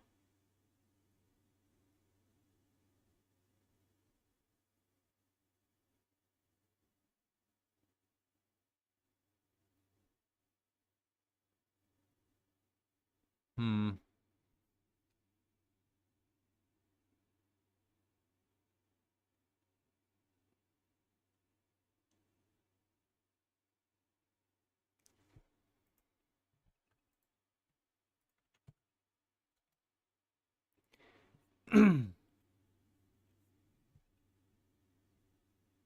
Man, is it me or is there just very little information coming out from Arc Raiders? There's very little marketing going on. There's very little information from the tweets. Here we are. I'm going to have to join their Discord. I hate joining games Discords just to follow news about the game. Yeah, they posted at 10:01 a.m.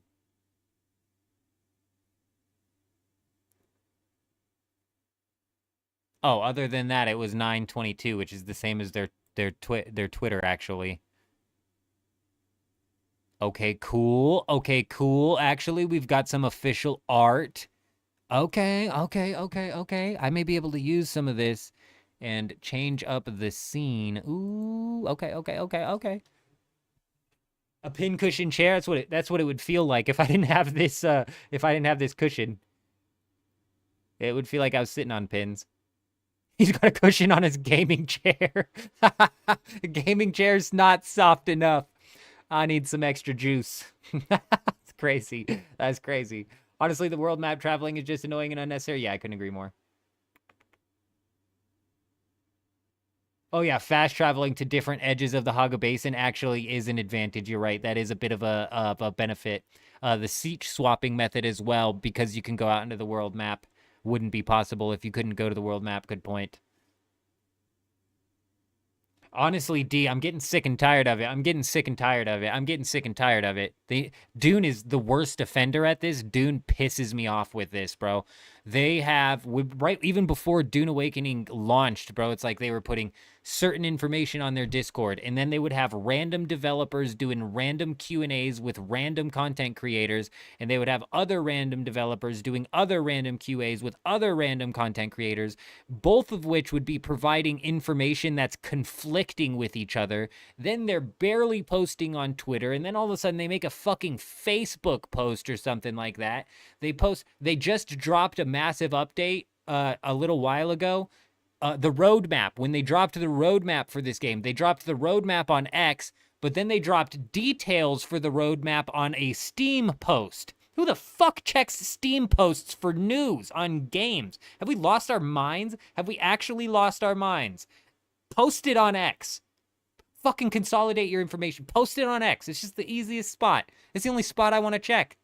I don't want to go digging through your Discords. I don't want to go funneling through Reddit. Don't fucking put me on Facebook to look for a post. Like I don't have time to watch 10 different content creators doing Q&As with 10 different developers that are all saying different things. It's just gotten out of hand, hasn't it, D? Hasn't it? I agree. I'm sick of the games pumping all of their good information to Discord. Like all of these concept arts that are on the Arc Raiders Discord. Oh, these aren't even concept arts. These are official arts. All of these official arts. Why aren't these on X? Are these on X? Why aren't they posted on Twitter? When did they post this on Discord? The 2nd of September. Okay, that's a while ago. I just started following Arc Raiders. And to be fair, on the Arc Raiders Discord, they have a game announcement from today, which doesn't really give you any extra information. But the last announcement that they made was on 9/22, which happens to line up perfectly with the last time they were making tweets on 9/22. So they do somewhat. Oh, I found the concept arts. I found the official arts on X. Okay. Hey, I just started following Arc Raiders. All right, I just started following them. It looks like they've got it all. At least all of the information is coming out in through this one outlet. Fantastic. Dune, good luck. Good luck with that, bro. Good luck with that. You need to follow the Steam. You need to follow the Discord. You need to follow their WhatsApp. You need to follow each of the developers' LinkedIns. You need to get down on their... You need to be Facebook friends with each of the developers.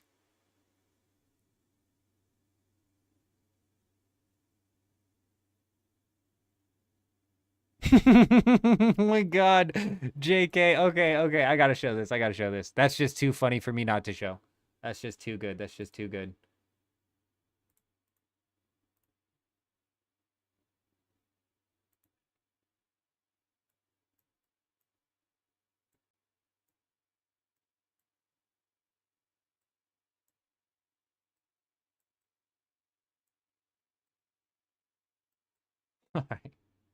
All right.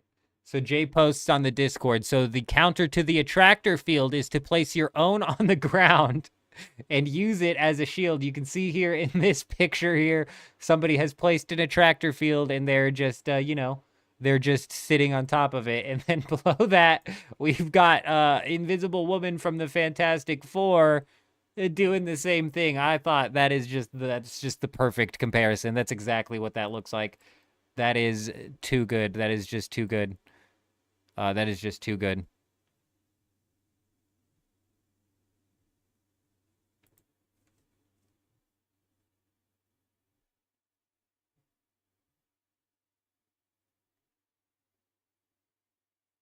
Energy mitigation.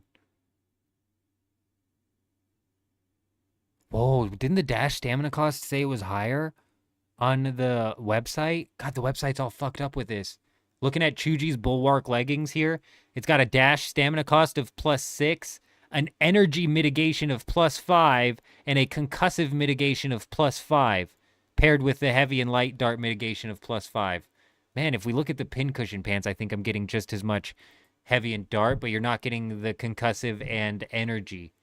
And energy, I'm pretty sure, ties directly into your power, your shield.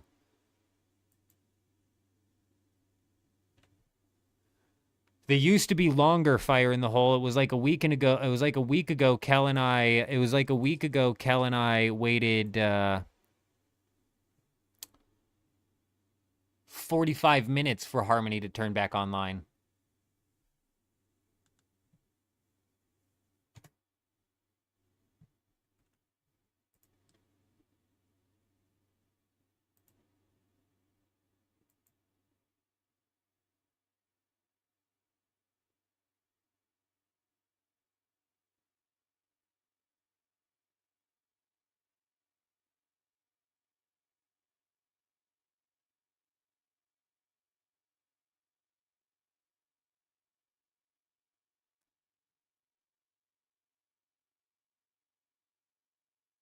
Yeah, 45-minute wait was a rough one.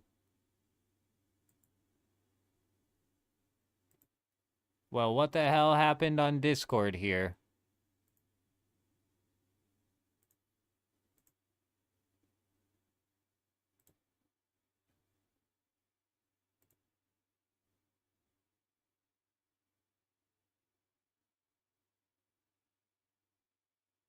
Oh, damn. Illegal MMO gold seller earns nearly $500,000. This is posted by Jay in the Discord as well.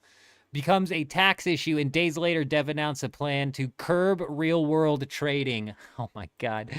Everybody's like, oh, Jagex is coming and taking steps towards stopping the real-world trading. They were just getting ahead of a story that they knew they were going to need to get ahead of. Is that another mod was that another JMod JK, or JK's probably not here. I'm wondering if that was another JMod that possibly I'm wondering if that's another JMod that possibly got caught up in real world trading and kind of like abusing their powers as a JMod in order to like get ways of getting people like boatloads of gold that those people would then sell.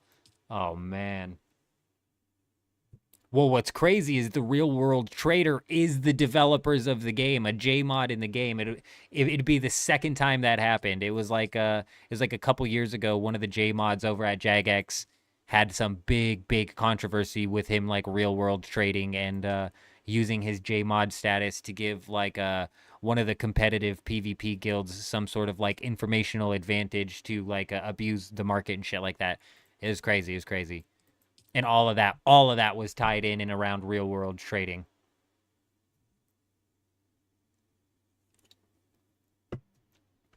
Somebody the other day brought up, they were like, it's probably Funcom who's running the duping and selling the gold. And it's funny, haha, yeah. But, you know, like, fucking maybe, if not Funcom explicitly, maybe somebody there. You know, shit. I'll be right back.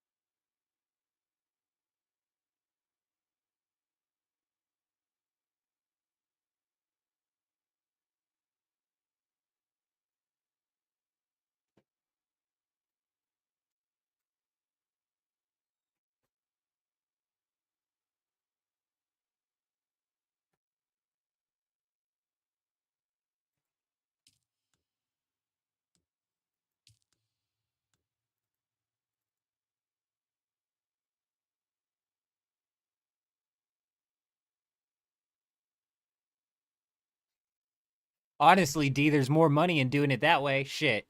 Like Fire in the Hole said, a little sideline for a couple of the devs, and a little sideline is an understatement to say the least. There's real money to be made in real world trading. That's why these bot companies in China do it. There's real substantial amounts of money to be made. I'm pretty sure in the first week when the Regis Disruptor pistol came out, those guys were real world trading it for like $100 a pistol, I think is what they were asking for it. I don't know if they managed to land any trades at that price.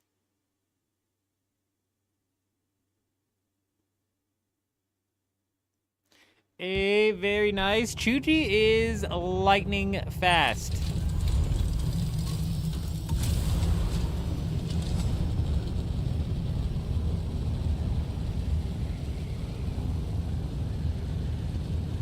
Yeah, no kidding, D. I'm telling you. That's where the real money is.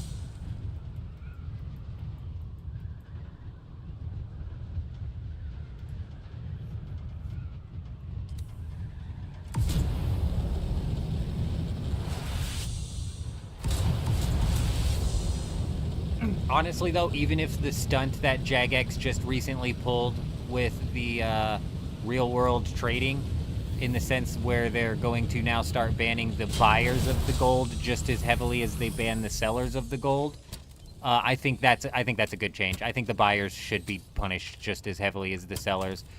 Without the buyers, there would be no sellers, so it's kind of like they feed into each other and they both deserve to be punished.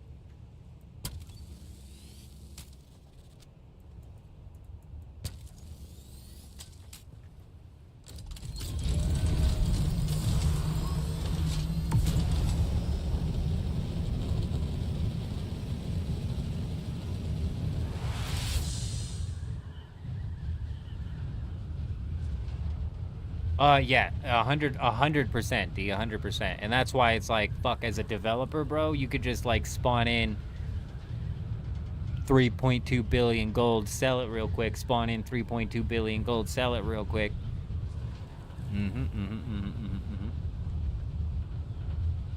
Yeah, bring back the money trade limiter. Oh my god. Oh my god. And then they can make a big PR statement about how they're gonna bring back free trade, and then immediately after they bring back free trade, they can announce how they're gonna turn old school RuneScape into EOC. They're gonna do the evolution of combat update inside of old school RuneScape again. Yeah, let's just have everybody run a recycle of probably one of the most traumatic moments in their childhood, right? Right? let's traumatize the masses once more. The limiting of the free trade screwed me in RuneScape. I played to PK. I played to PvP, and that killed PvP. Do you remember what the loot we used to get out of that PvP? I don't know if you played when that free trade was implemented. You used to get just random loot. You wouldn't get what the loot your enemy had on them was. You would get, like, say your enemy was risking 1.2 million gear. You would kill them, and they would drop 100,000 gold worth of random ass loot, like the most random, valueless loot that you could possibly find. And then you would have an off chance. They basically turned PvP into RNG, because you would have an off chance of killing somebody who only risked 75,000 and ending up getting a 40 million dragon full helm out of the ordeal. Just ridiculous. Just actually ridiculous. Yeah, the free trade screwed me. Let's not bring that back. That would be a bit traumatizing. I'm not positive that I can handle that.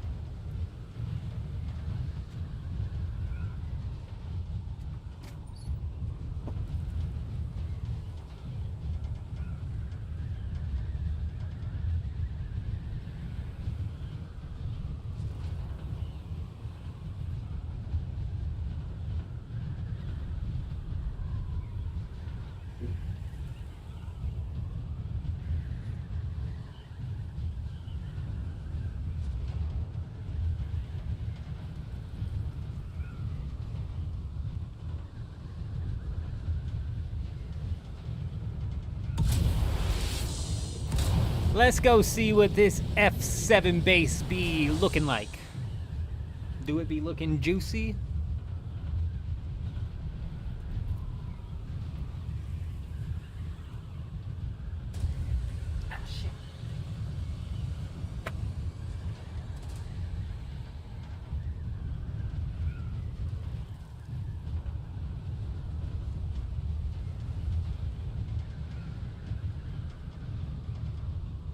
The Bounty Hunter Crater, I actually really liked. I liked the Bounty Hunter Crater. D. The Bounty Hunter Crater, you would still get the player's items, but yes, they would. When the trade was implemented, PKing was still heavily inside of Edgeville. This was all pre-Bounty Hunter Crater, I think. It was called Bounty Hunter inside of Edgeville. You would earn loot potential for being out there. It was a whole complicated fucking system. I hated it. I hated it. I hated it. That being said, it was like you would get like statues that were worth like 5,000 gold that you would trade to Mandareth, and there was like a small chance that you would get a statue that's worth like 5 million gold or something like that, or like a dragon full helmet. Like, I remember I was PvPing my buddy who was convinced melee was better than range, and he was technically right with the amount of supplies I had to, with the amount of money I had to spend on supplies. I was spending a lot more money on supplies than he was. But I remember we PvP'd and neither of us really risked anything, but I ended up killing him in like a bit of a fluke victory, and I pulled a dragon full helm from it, and he was pissed. He was pissed. Guys at the chest, he's too late. Did you already take your schematic back, Chuji?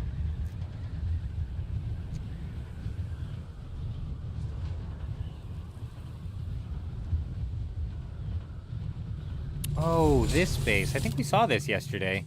I think we were looking at this yesterday.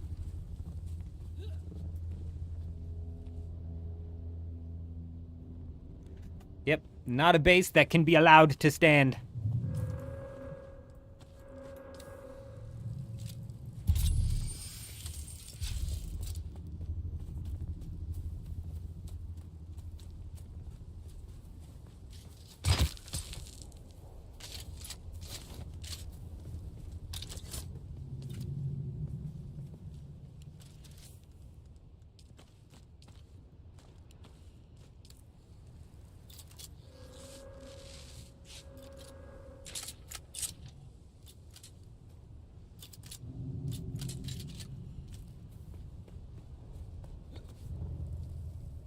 I'm coming, I'm coming, I'm coming.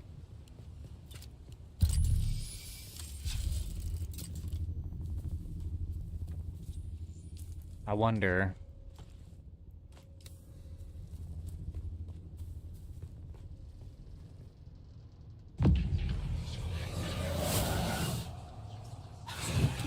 I wish you could compel through that door. Oh, how I wish you could compel through the door.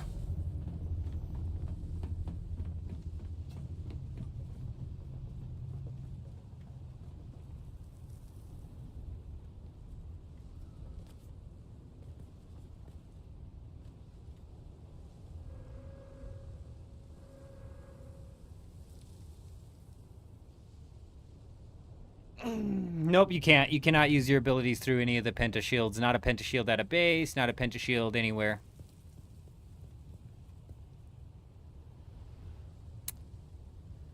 Yup.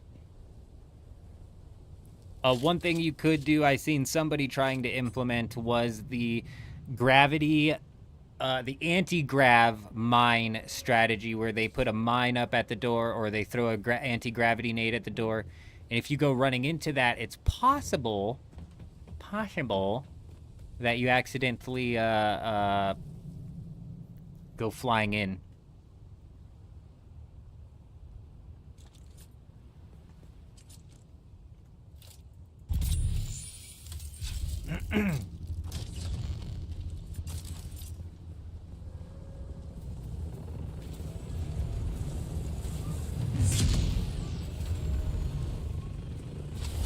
He won't come.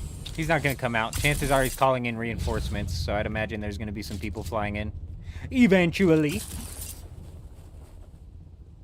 Eventually. Chuji, if you want to... Oops. Chuji, I'm assuming you have the key, and you can get into that thing.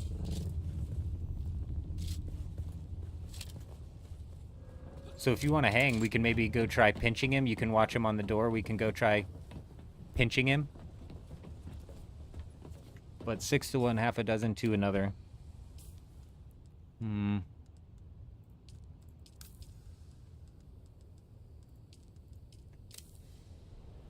key? Okay, so none of us have a key. Yeah, I bet if we all went to go do that, he would just run.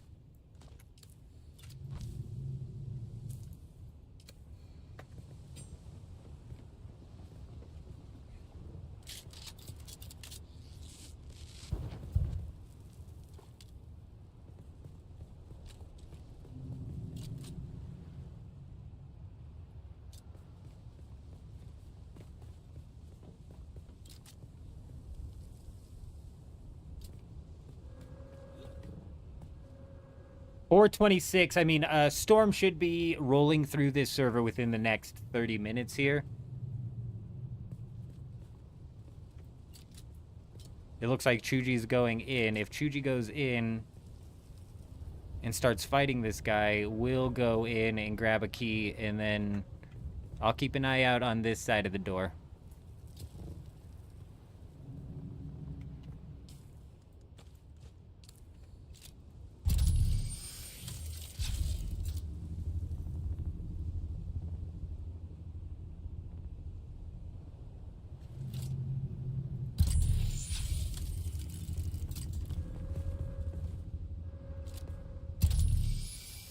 He logged out. Oh, no, he didn't. No, he didn't. Sorry, I'm just not getting any sort of water ping. I don't know what the fuck that is. My scanner's tripping. There he is.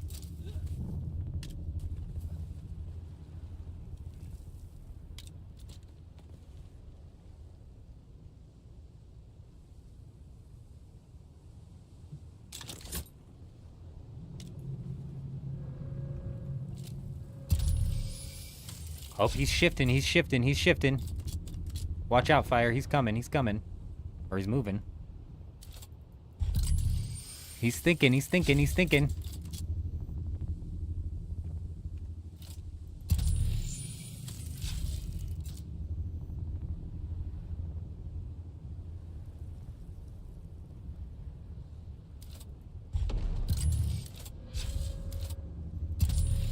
Bro, what is that? What is this glitch that's going on?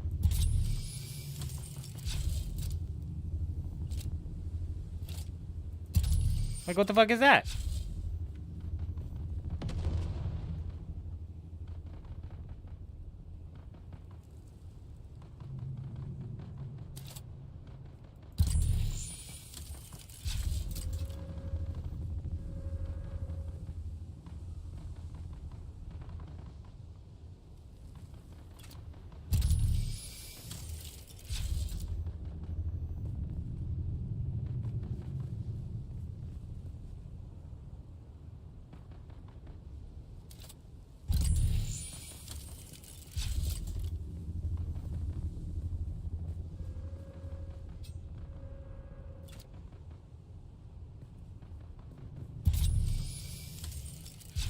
He's still in there. He's still in there. Hey, Fire, let me know as soon as you clear that and are getting ready to head in, because he's either going to run out. I just don't know if he's going to run out. I want to get down there in there with you guys, but I just want to make sure we don't let him just give him a free escape.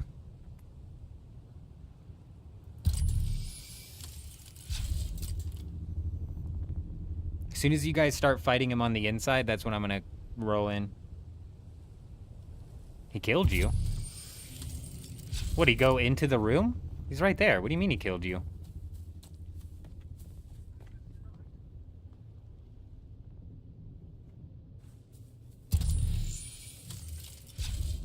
Did he go into the PvP room? Now I'm confused.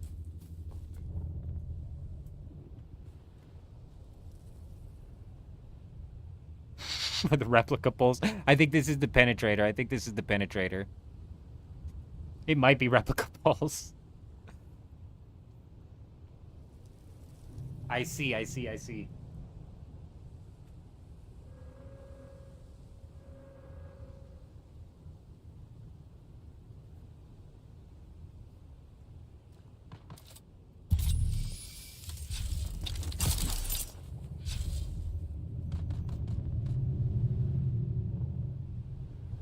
Are you lost in there, Fire?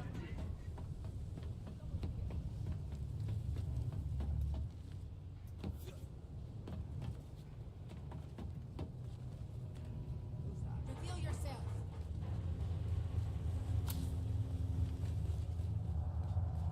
Someone's here.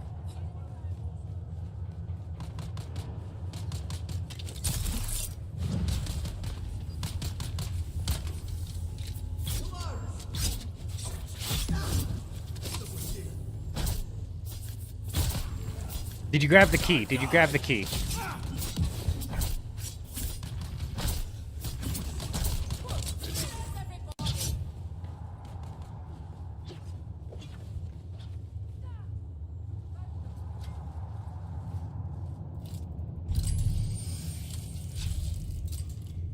You're dead. He's dead. The AI got him. Holy shit.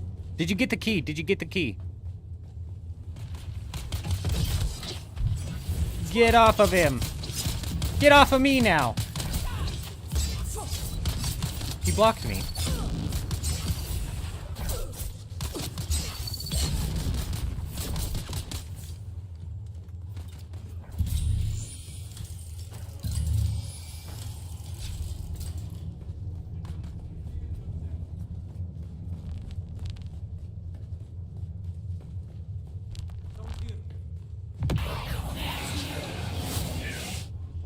Missed him, shit.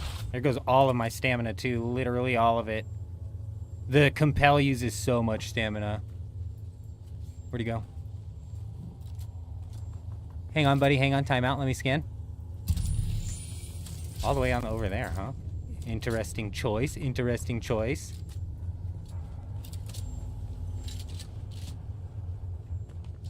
Why are you running?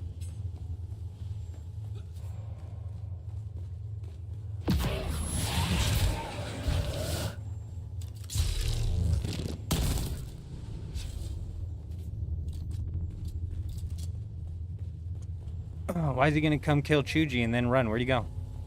Where'd he go? Where'd he go? Where'd he go? There he is, there he is, there he is! You stop your, you stop it, you! Hey, you playing games, you just playing games, you stop playing games, you come out, you stop playing games now, come on, you got this 1v1, bro, trust me, I'm not competent.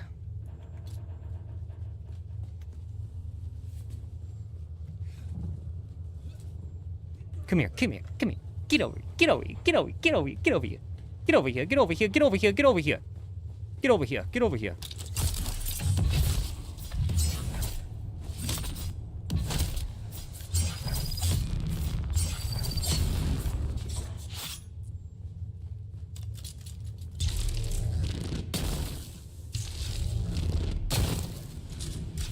We got him running. We got him running. Give me that key. Give me that key.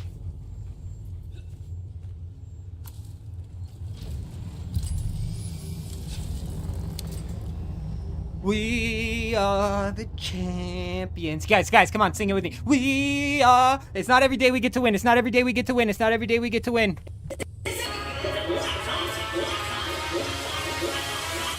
Level up.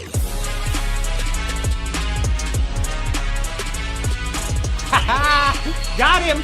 We got him!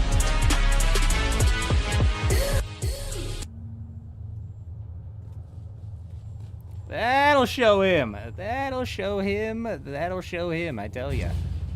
He'll think twice before messing with the eldest of the men Jenkins. Don't you worry, Fire. I cleared the way for you, my friend. I've cleared the way.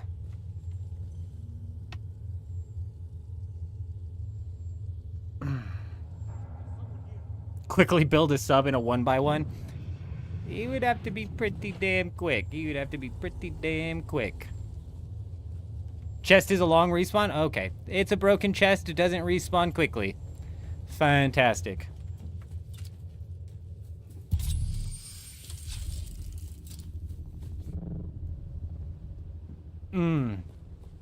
I think next time we reswap our skills, we're going to be doing like Kel does and probably pushing very heavily into the melee. It just seems to take people off guard on this server, and it works until you're dead. You type status, you know? Isn't loot supposed to be instanced? Loot's not instanced until the big patch comes out. Yeah, loot's not instanced until the big patch comes out. And yeah, that's the smartest thing for these busted ass chests. I remember when the Regis triple shot was out, that chest wouldn't respawn properly. And so the only time I was ever able to hit that chest up was after the reset.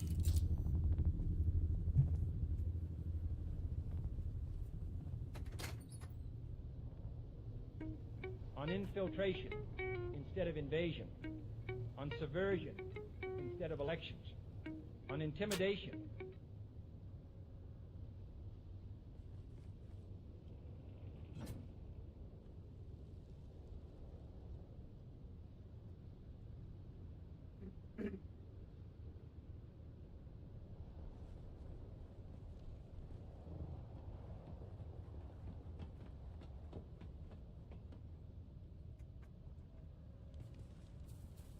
Hey, Pool Doc coming in, dropping that sub over on YouTube. Hi, how are ya? Welcome, welcome. I hope you're doing fantastic. There cannot be 500 people on the map. There can be like 100 people on the map. That's why they made 3 separate instances in Harmony. They've never been able to hold 500 people on their map. They could only hold like 90 in one of the servers previously, and then it would shut it down. Norbert, good evening, my friend. Good evening. It's always good to see you. My Austrian friend, I hope you're doing fantastic. I hope you're doing fantastic.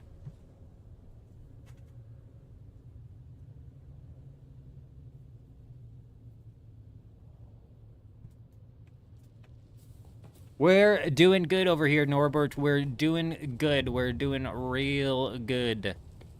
We've got Arc Raiders coming out. I don't know if you're excited at all for Arc Raiders, Norbert. I also don't know what sort of Apex Legends ranked grind you've been on. I know you used to get down on them ranked grinds in Apex Legends.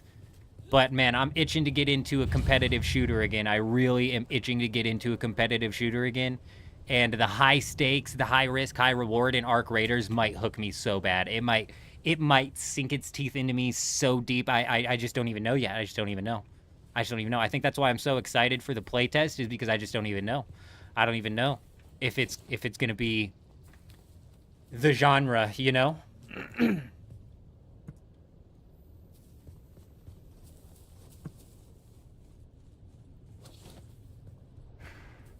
Still deep in that Apex Legends ranked grind, huh? That's wild. That's wild. I think the past few times that I've booted up Apex Legends, I've just went and messed around inside of the team deathmatch modes that they had. I didn't really jump back in any sort of like serious format. I was just kind of trying to pass the time.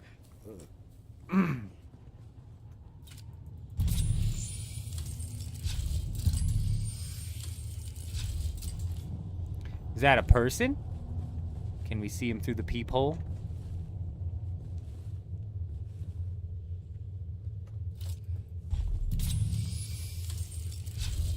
It's hard to tell if that's AI or if that's a real person.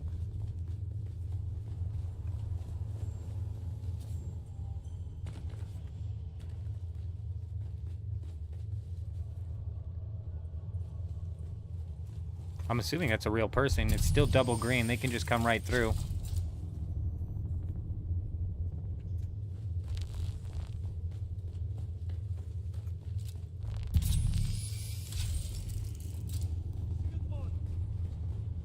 Nope. It's not. It's not. It's not.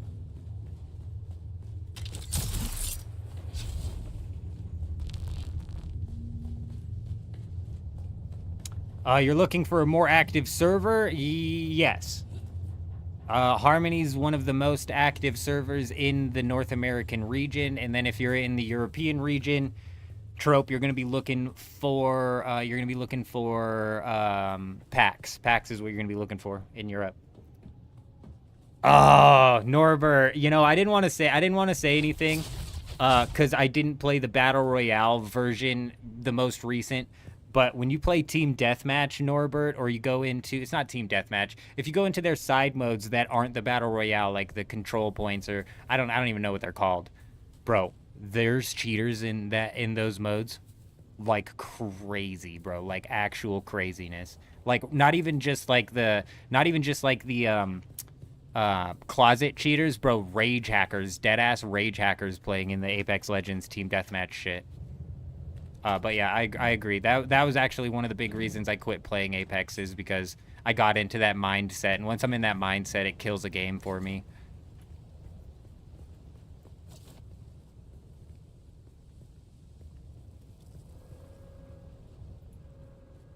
Dune. Oh, right. Like D is pointing out for you, Trope. Yeah, here, I'll show you.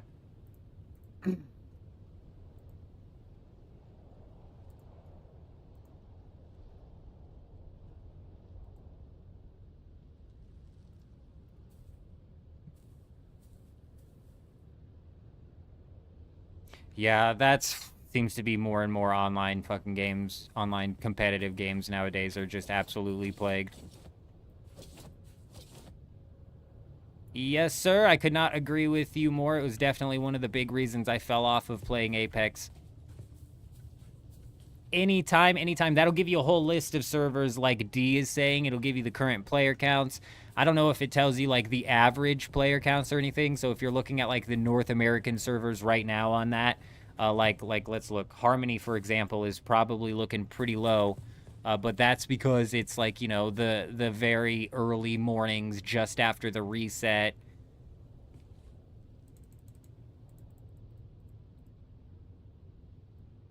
Yeah, Harmony's sub 100 players. We're only sitting at 78 players.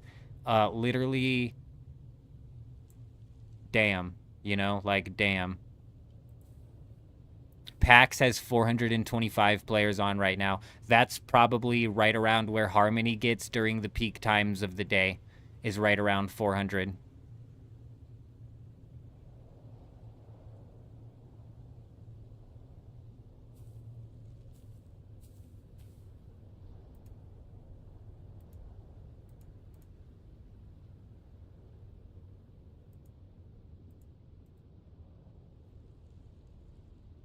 Yeah, crazy.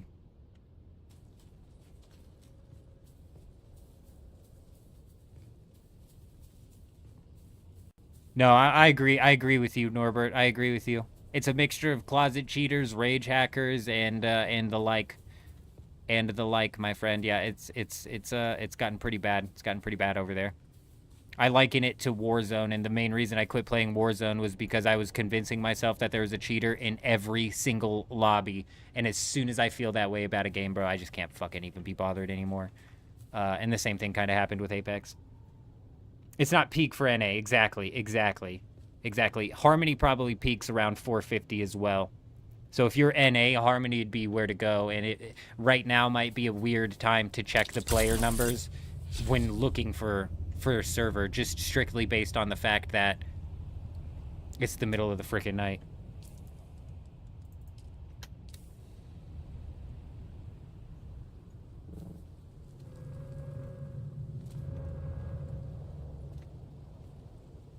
Well, fuck, I just lost my key.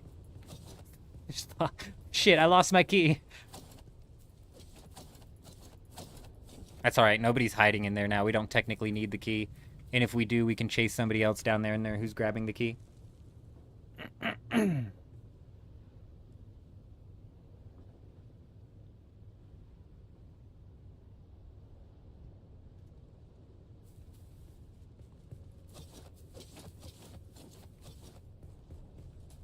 Yeah, I'm itching to get into some Arc Raiders, Norbert, just strictly because I'm dying to get into some competitive PvP again.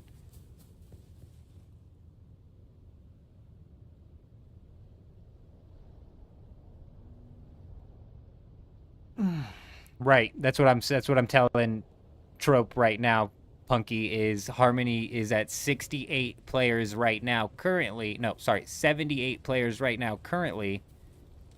But that's not a good representation of what it peaks at, which is like you're saying, it can get probably upwards of closer and closer to the 700 number. How do I like Dune so far? It depends on what you're looking for, Norbert. You know, if you're looking for a solid progression system inside of a game, I think Dune has an amazing progression system. If you're looking for like the most engaging PvP, I think that they could do a few things that could facilitate the PvP a little bit more. It's gotten a bit unfacilitated. If you're looking for like an extravagant PvE experience, Dune is not it. Dune's not the game for you.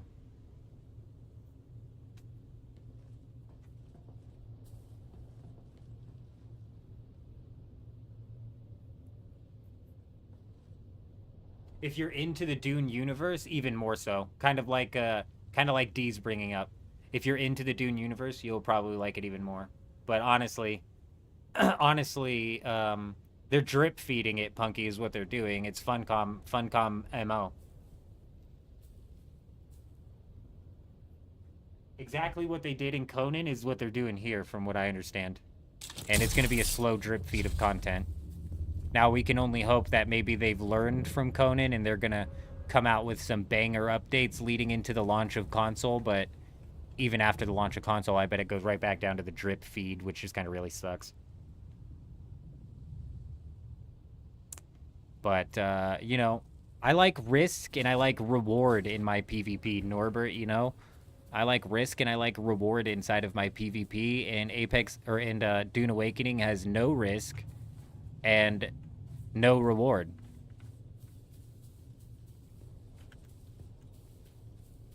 I've actually never played Conan. I've got no context about Conan at all whatsoever. So there is that. I'm only taking information that I've heard secondhand from people in the stream talking about how the Conan update cycle and the Dune update cycle are very similar to each other, and they also love to drip feed, so.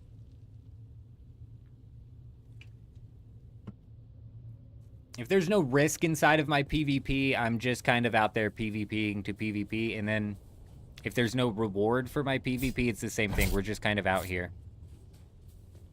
There's got to be some reason. There's got to be some rhyme. Some sort of reason to the madness. Like, technically, if I wanted to go PvP and gain anything right now, I'd be looking for people farming spice fields. I'd be looking for people farming ores. Doing something like that. Instead, we're raiding bases. I thoroughly enjoy raiding bases inside of this game. I don't know why. I don't know why. It's just exciting. It's just fun. Server's almost been up for an hour now. So if you guys remember yesterday when the server came back up and we were waiting for it, it was right about at the hour mark when it happened. So I'm hopeful within the next 12 minutes we're going to see a storm coming. We're also fairly like dead center of the deep desert here. So regardless of where the storm hits, we should at least see it. So we shouldn't have to worry about missing it.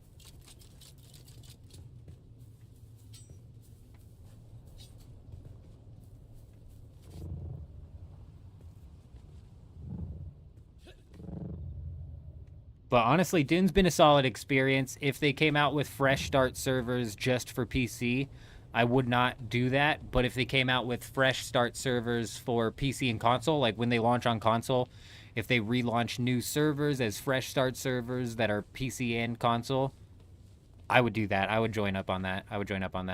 We could only hope that the duplication glitches would be fixed so the economy could actually mean something, but you know.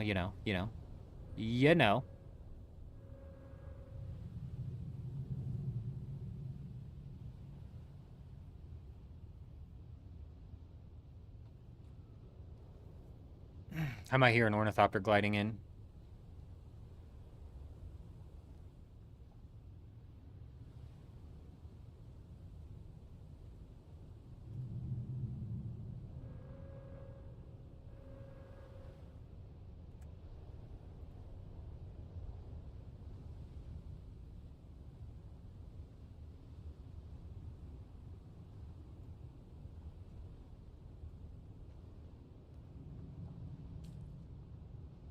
Just hanging around, waiting on a storm again. If this storm misses these bases, we're probably just gonna go farm, I guess, and to take advantage of the 25% crafting cost reduction that we have.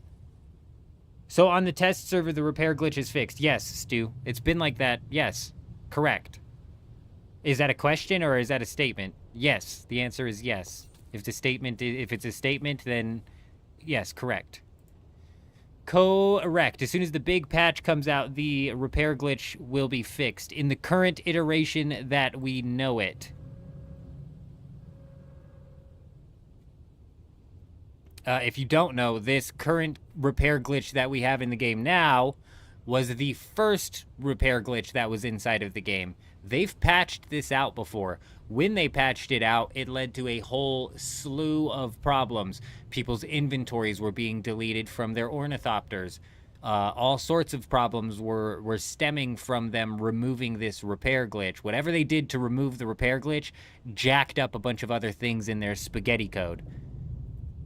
After they removed the first repair glitch, not only did it jack up their spaghetti code, but it also opened up a second repair glitch. After they patched the second repair glitch, it opened up a third repair glitch. After they patched the third repair glitch, it reverted everything back to the first repair glitch, and then that's where we've been. And now they're getting ready to fix the first repair glitch, so real question is, are people going to start losing items from their ornithopters' inventories? What exactly is going to be going on there? Did they manage to unspaghettify their code? I just don't know. Also, are we noticing the texture of the thing going on above my head? I didn't notice it just walking by it, but now that I can see it, I can't unsee it. And why? Why? We misaligned these by just a bit here. We misaligned these by just a hair here. If you took this,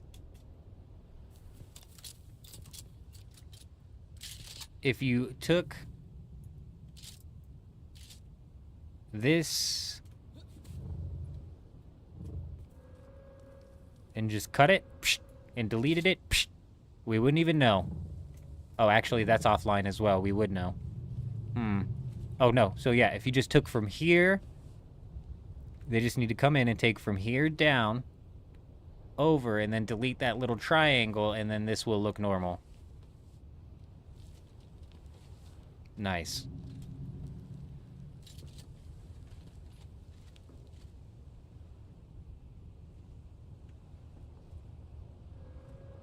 Mm-hmm.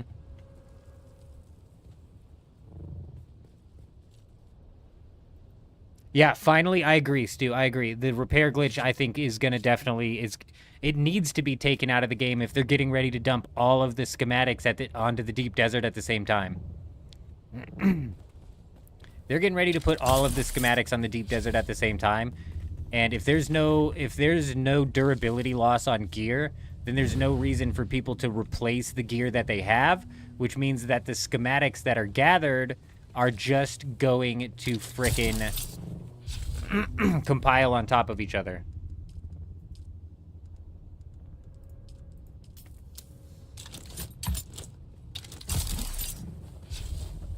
It's already kind of been like that because people don't have to replace their gear. So now there's thousands of power harness schematics spread. Everybody has multiple power harness schematics. So that's like a schematic that's not going to have any sort of like intrinsic value, even though it's best in slot. People have been collecting them for months now and not having to replace the one that they have on their body. So they just have 50 of these things stocked up. So it's almost like a too little too late type deal.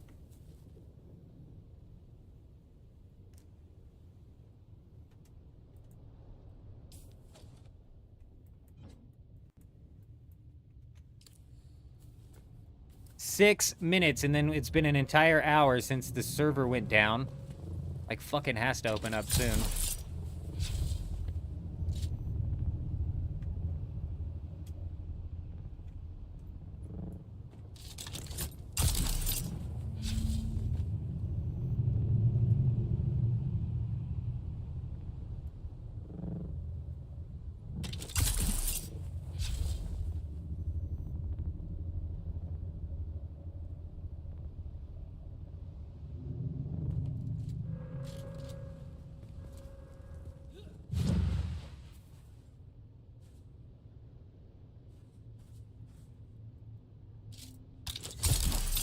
Boy, golly gee, this one chest just better be stacked.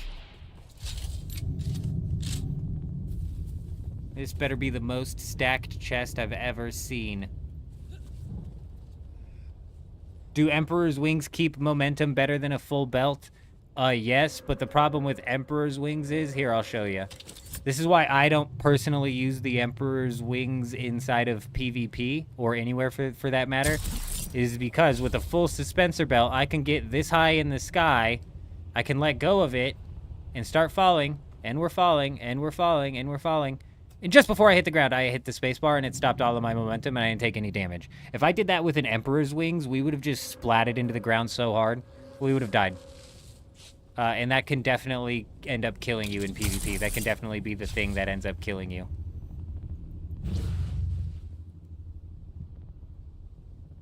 So yes, they do keep momentum a little bit better. Another reason I don't use the Emperor's Wings, if I wanted to clear this gap right here with the Emperor's Wings, I would have to grapple to get up that. With the full suspensor belt, I can just double jump essentially and gain the height to get up here. Yeah, it keeps your downward momentum instead. Yeah. You just go flying in fast as hell, yep. Spike into the ground.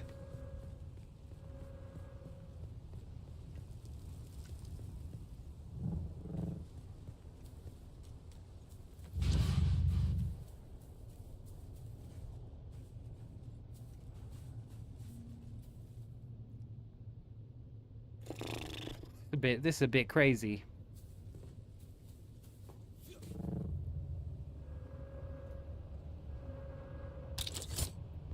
At the very latest, this storm is 15 minutes out. Because we get back onto the server in 15. These things hit the damn desert every hour. We should be within the 15. The ship is locked? Oh, the ship is locked, yeah. I'd have to go grab the key, that's it. That's all I'd have to do is go get the key. I had the key to the ship, but then I flew way up in the air and it reset it, so... Nope, we're waiting on a raid. We're waiting on a raid. This base is gonna be no more, and if this situation were to play out perfectly, what would happen is The storm would come from this direction, and it would come in, it would hit this base, we'd be able to break this base immediately, it's going to take no time at all, and then we fly out to H2, where there's a bigger base that's going to have nothing in it, but it's a bigger base, so we may potentially be able to try and knock down 2 raids in one, but that just is if the storm comes perfectly. If the storm comes from H2, by the time it gets here, the H2 base is already going to be shielded again. So we're just waiting on that after reset storm, and we don't know the timeline on that. Oh, it's going to be a chest filled with penetrator schematics. I can feel it. There's getting ready to be 10 penetrator schematics inside of this chest, surely. Surely that's what they're storing inside of here? If it was a chest full of spice, that would be a troll. That would be a troll, because spice is worthless on this server.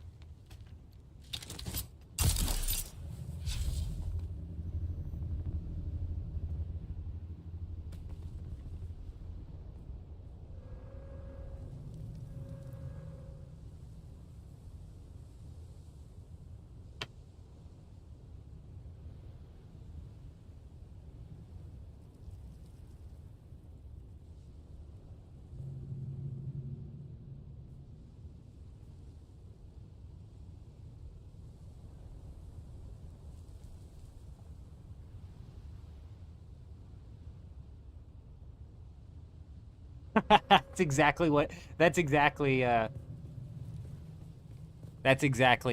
Fire. Chuji was saying that this chest has like a bugged spawn timer. It takes like 6 hours to respawn.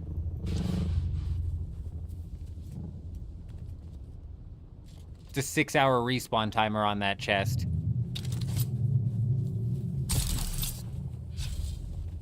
Yeah, it's one of the bugged chests. It's a bugged.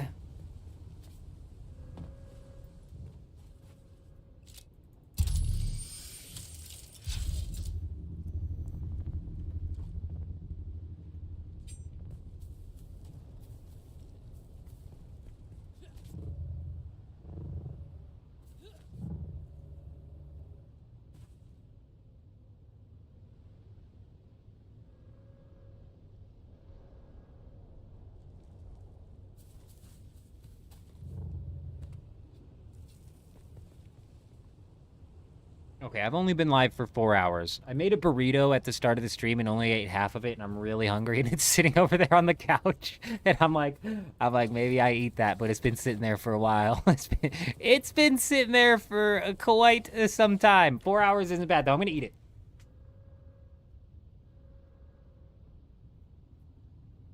It's a bit stale. It's a little bit stale.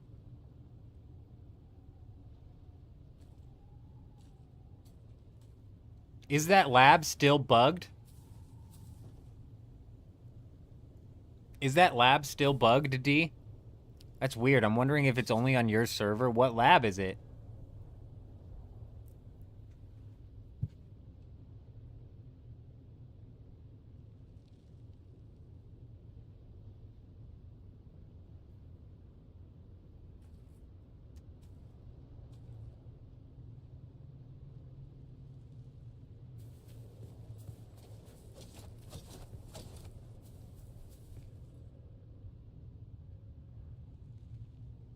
We're good.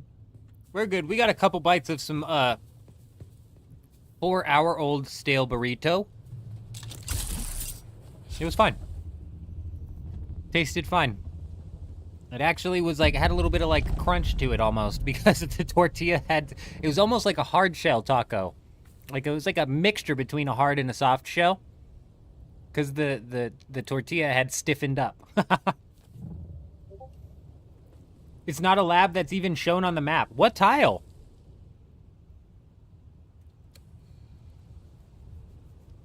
What tile are you on?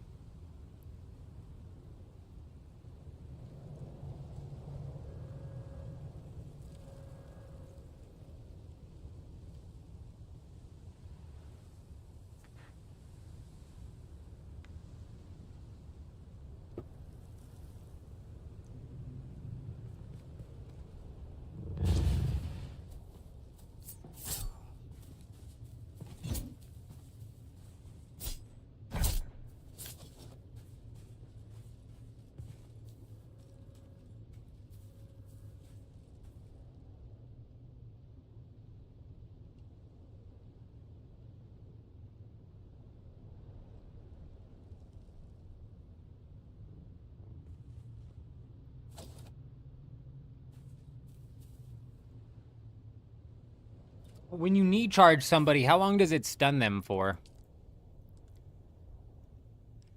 Didn't tell you. Is it just like a regular tiny itty bitty stun? Fuck it. At number 3, it does 125 or 325 damage.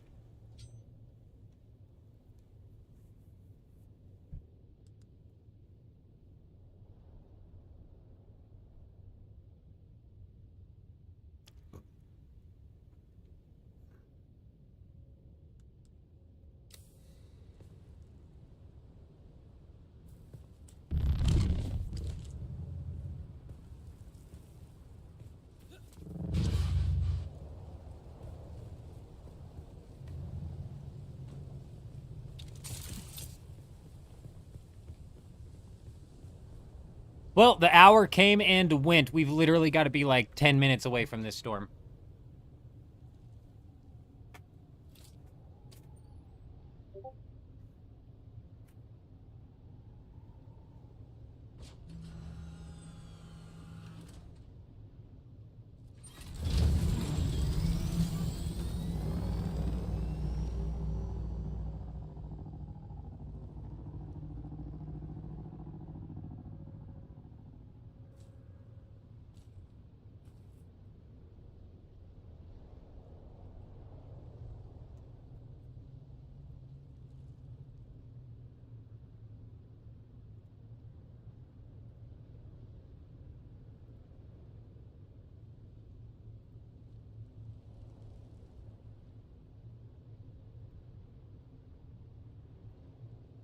Oh my god, what? What the fuck?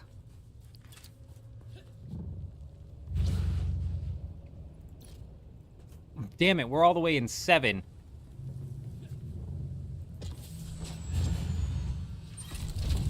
Did I put a respawn beacon down here? Is this my respawn beacon? It is. It is. Okay, it is. Yo, fire.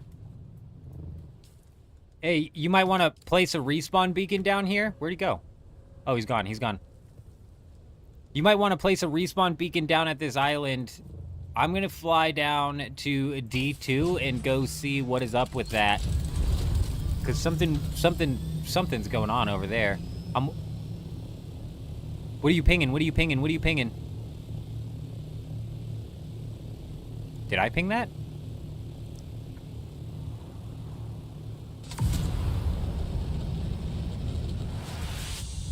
Ow. Alright, I'm gonna go check D2, because something's going on over here.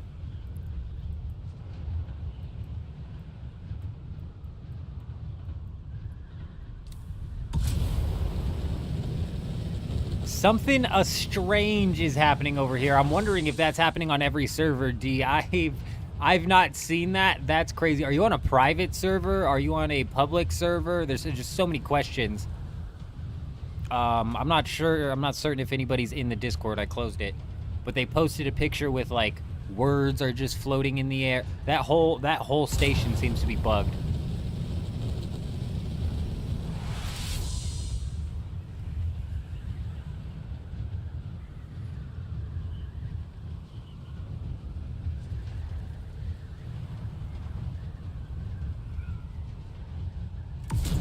You're on a public server? Okay, well, that's good to know. That's good to know. Because I was like, maybe it's a private server issue and something happened with the private server. I don't even know. I haven't heard anybody else talking about this either. So I'm like, is D the only one who hallucinated in this lab and now they're the only one who gets to see that? I don't even know. It's crazy.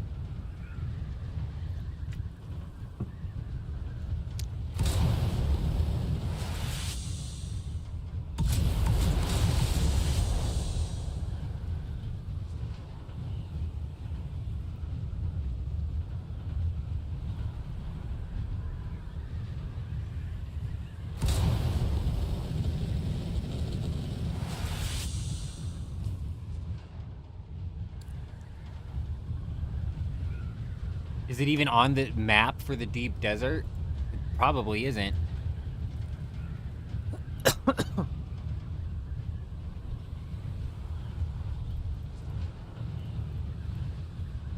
No, it's not. It's not even on the map for the deep desert. What's weird is if you look at the map for the deep desert, there's a little line of a PvP zone apparently over there.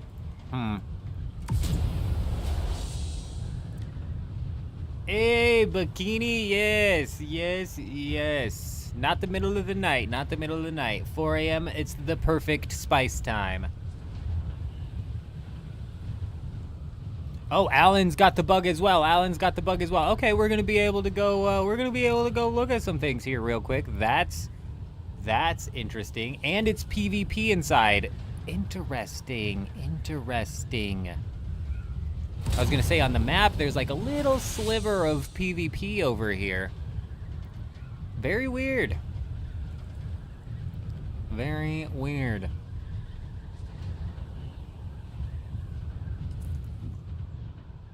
What do you think these guys end up voting for in the Landsrad?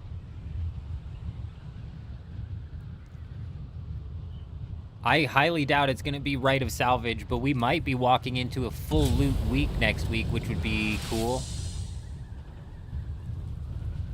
The last full loot week was alright. Like, I don't know, PvP's weird in this game, man. You spend a lot of time looking for fucking people, and it's ridiculous.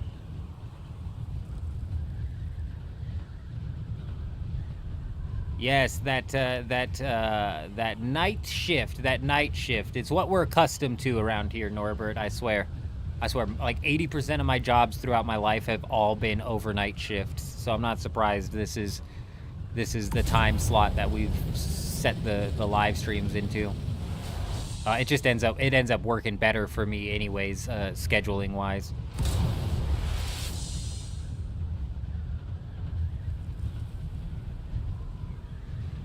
Saturdays are a bit rough because Saturday I don't go live Saturday night. We're up all day Saturday resetting our sleep schedule so we can wake up early in the morning on Sunday. And today, Saturday, we've actually got something scheduled, possibly. I think we should be possibly putting that out today. Not being put out today, sorry, it's not. We should be doing that today, which is going to lead into something being put out Sunday. I'll have more official information on that when we get it. Oh, it's a...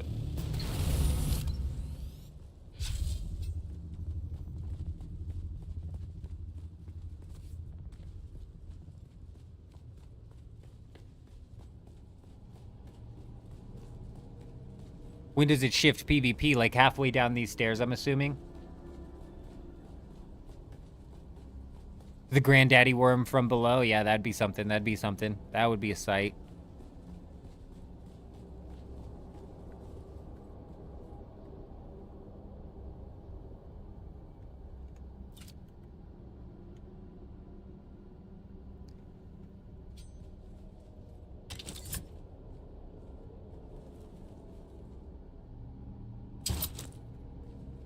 We got this. Onwards for glory!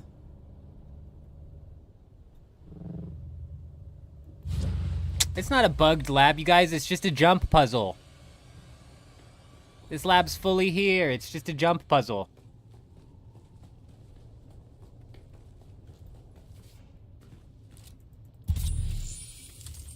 There's even AI down here. There's even AI to fight down here.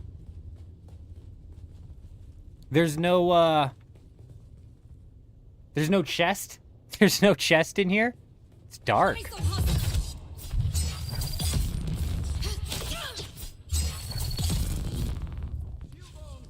Oh.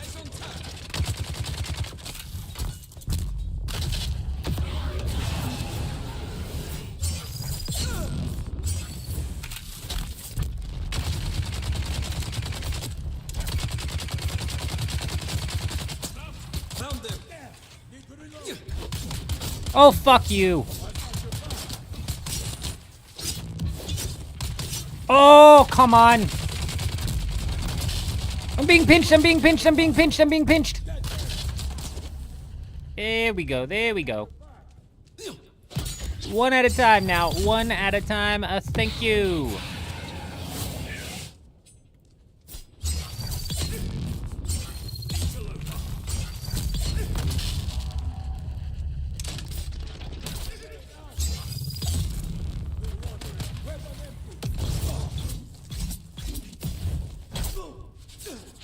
towards victory. As we almost die down here to the first group of AI we run into. Classic, classic. Really dark.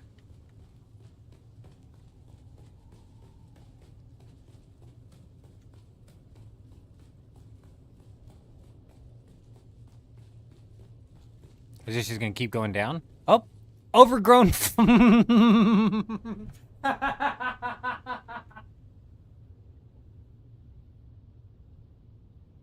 Oh, come on, you guys. Come on, you guys. Come on, you guys. Why are we labeling our fucking placeholders like this?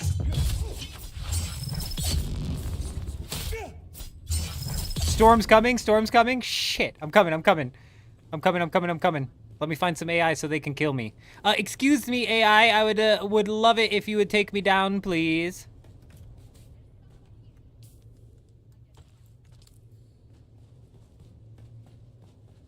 Reveal yourself. I see someone. Reveal yourself. I accept my fate.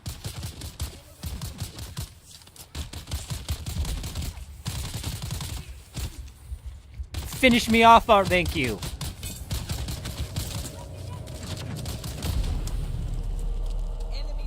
Well, I maybe should have looked and seen what we were going to lose. Oh, I had a checkpoint, so I could have placed a respawn beacon. Back. I don't know if it would have let me put one there. We've got a storm coming. Who knows which way it's coming from, but we're finally going to be able to hit this thing. Might miss the F7. Oh, that's good. That's good. That's good. Fantastic. Love it when it misses. Love it when it misses. It's probably all the way up at the top of the map, per usual.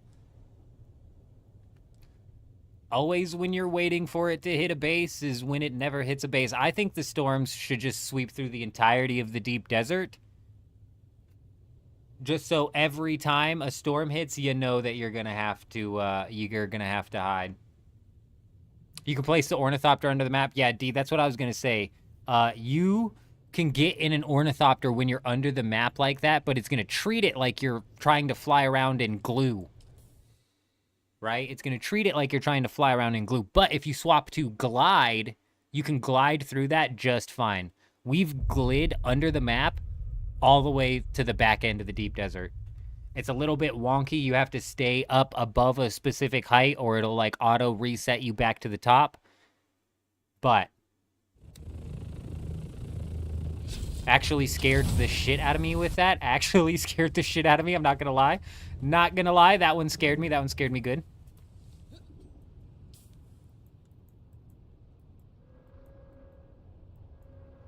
G4, G3, H, H2. It missed it by a long shot. It missed it by a long shot, but let's go to H2. Get the fucking...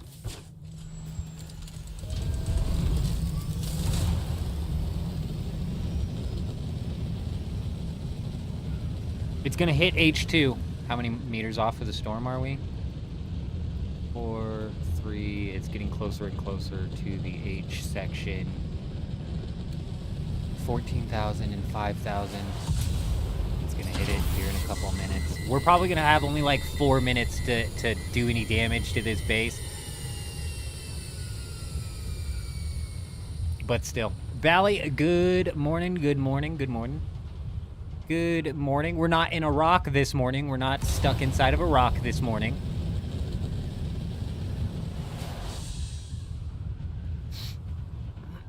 You're just worried that a worm could eat you? Oh, it could. It could. When you're flying under the map like that, D, and the worms are under the map, they're there. They're just there. They are just there. You run into that thing, you're gonna get eaten.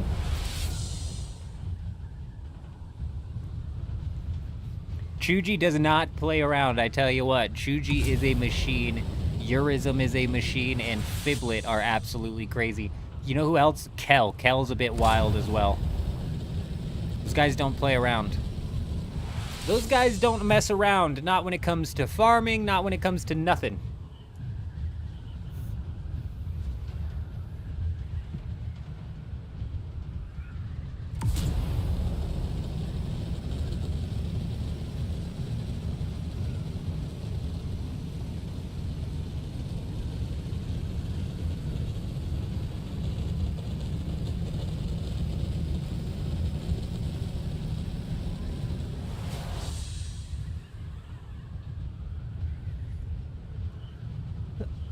So yeah, a worm could eat you, D. That's for sure. A worm could. If you ever needed to get back up to the top of the map, you should be able to just like fly at the sand and it'll spit you out up top, or fly down low and it'll spit you out up top. And then worst case scenario, trying to like pocket your ornithopter perhaps.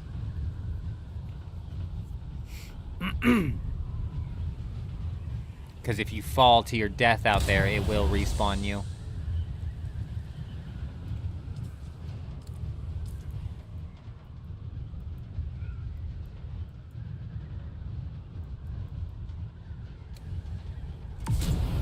$7,000 meters out, and yeah, we're probably gonna have less than 4 minutes, honestly. Fire, we're probably gonna have less than 4 minutes on this thing.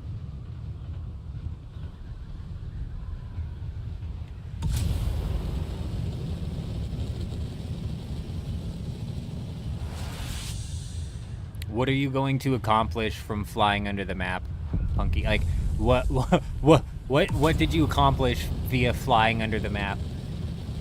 Because I'll tell you what I was able to do when I was flying under the map, when they had that hole inside of the shield wall that you could set your ornithopter in and go flying down there. Nothing. You were able to accomplish nothing. You could do nothing. Now, if you're flying under the map to hide, oh yeah, okay, yeah, right. If I don't know what the fuck you'd be hiding from. Does it look like we're in any sort of like immediate danger to hide? Like if I'm fighting somebody on this island and I'm gonna try and hide from them, I'm not gonna fly fucking 10,000 meters down to the south to go get under the map to fly over here to then be hiding from them. You know what I mean? You know what I mean? You know what I mean? But if you are going under the map to say for some reason you're able to loot a lab while you're outside of the lab, that's unethical. Yeah, I would consider that unethical for sure. But just flying under the map, which is about all you can do, no. That's just filling time and killing boredom, I tell you. Bray Hoolery coming in here, dropping that sub over on YouTube. Hi, how are you? Welcome. I don't know if Fib and Chuji are still in the chat, but I too, there's a big old ringworm. There's a big old ringworm. Well, ringmouth.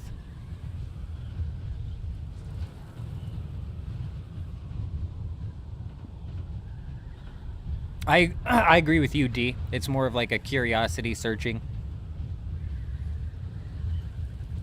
Let's go. We probably got like, I want to say, it's got to be like 3 minutes. 3 minutes left. Go. With the quickness, we swap. Now we go. Shield on, 8. Fantastic. We're going, we're cooking.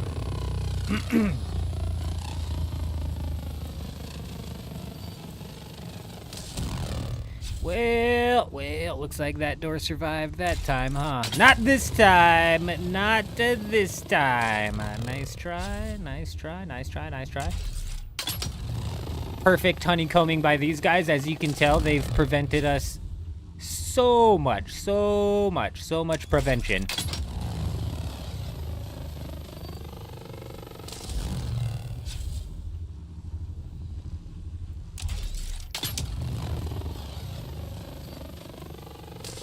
Oh my goodness gracious. We're in. What? We're not in. I'm stuck. We're not in. We're in. There's generators all below us. Maybe check the walls for a chest. Oh, they honeycombed that as well, huh? Interesting. Wasn't expecting that.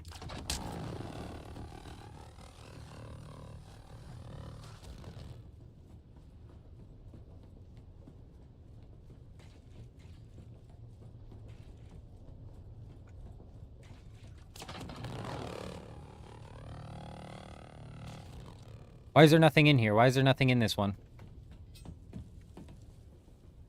Also, what sort of monstrosity is this? What sort of nastiness is happening? If you go in through the other side, Fire, you can get in. If you go in through the other side. If you go in through the other side, you can get in on the left side. Crouch on the left side, you should be able to squeeze in. Squeezing out might be another issue.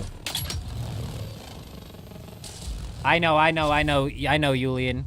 And what sucks is in order to slot into that, I have to slot out of my PvP build and then, and this, that, and the other, you know? It's like, fuck. If I could swap just so easily between different builds by just paying some Solari, that would be perfect. That would be perfect. You keep going down, you keep going down. Oh, shit, shit. We're exposed, we're exposed!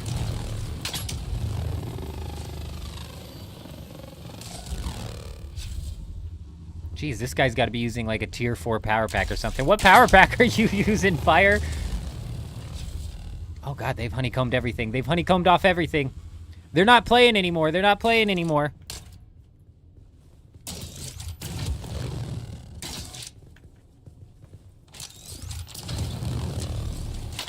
My bad, my bad, my bad.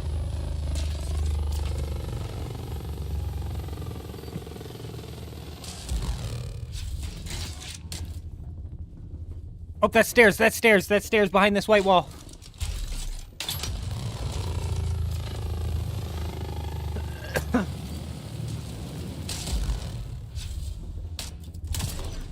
Oh, damn it, I knew we were short on time. I knew we were short on time. These fuckers got lucky this time, I tell you, they got lucky this time. But eventually, this base is gonna get wiped. It might have to wait until the weekly wipe. It might have to wait until the weekly. It will get wiped, though. It will not be here anymore. Obviously. Obviously. Well.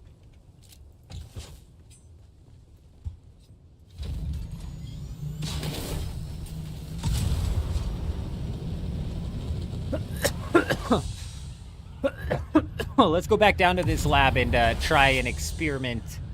See exactly how far it goes. I'm assuming that it's been pretty well searched by D and everybody else, so I'm assuming there's no chest in there. There was no chest. There was not even any sort of small chest. There wasn't even any sort of small chest.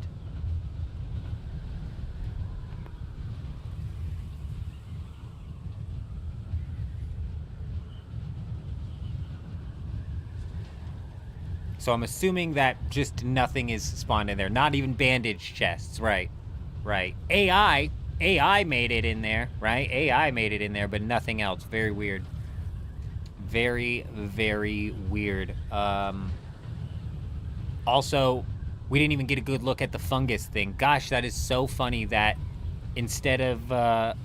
why would that be labeled like that? Overgrown fungus. Is it a placeholder? Is that where overgrown fungus is going to be?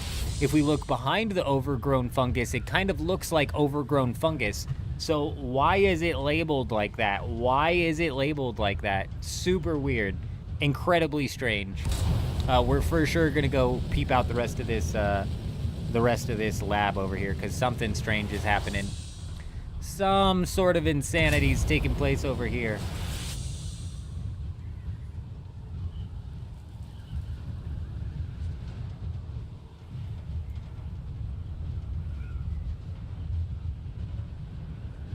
A new lab in development? Oh, it's a good point, and it had just accidentally made it into this build. And, yeah, weird.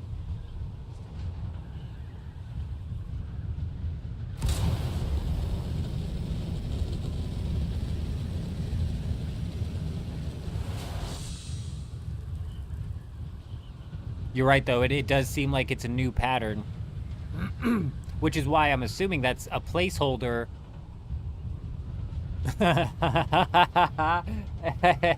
It's just funny to see it in the game. It's just funny to see it in the game. Overgrown fungus. Just the words hovering in the air. Overgrown fungus.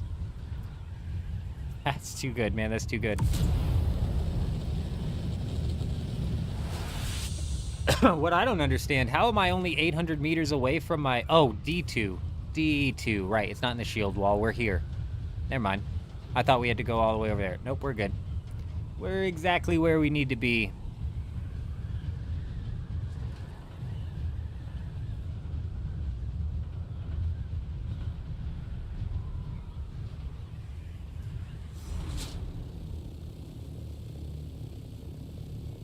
All right, let's go take a little peep-see at this unfinished, unexplored, unheard of lab. Underground.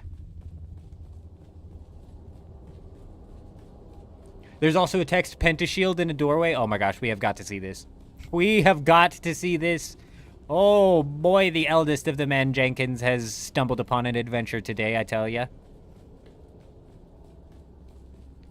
Ah, peer off into the distance and see exactly what it's like. This is what the worm sees, folks. And that's what we're looking for. That's what we're looking for. Onward!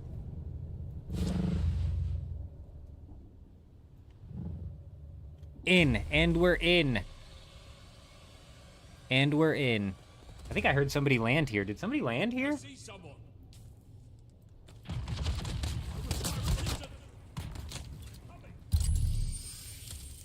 I swore I heard somebody land here. Oh, wow. Look at that view. Look at that view.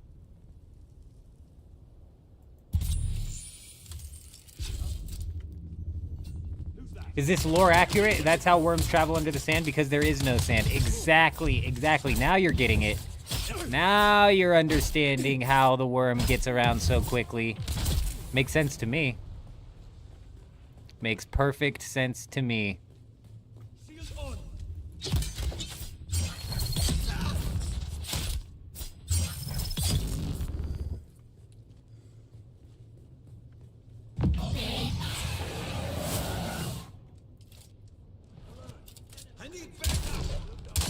We missed, we missed, we missed!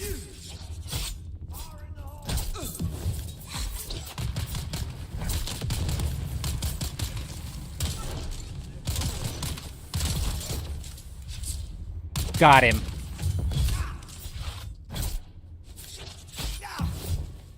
This is where the Fremen have been hiding, I think. They're in the darkness. Hello, any Fremen back here? Nope, they're not. No Fremen. No Fremen there.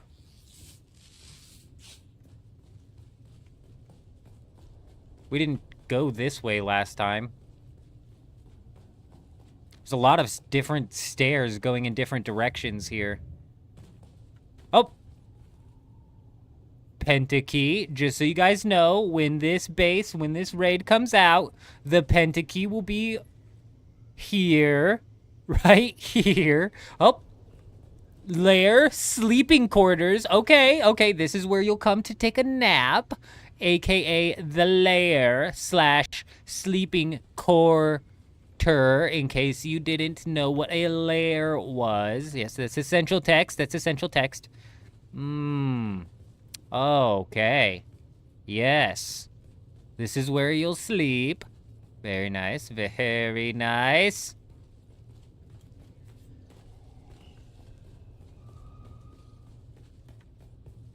This, of course, is what they're noting the unlabeled room.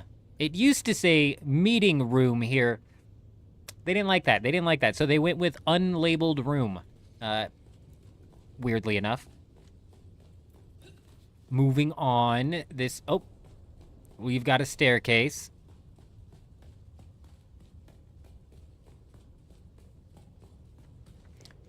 Down and down we go. There's a lots of stairs in this lab.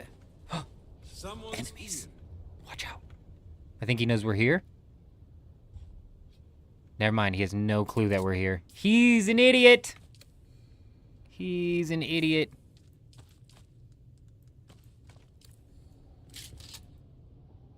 Where'd he go? Oh! He's quick. He's quick.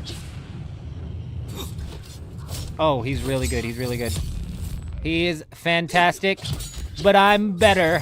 They call me the parry master.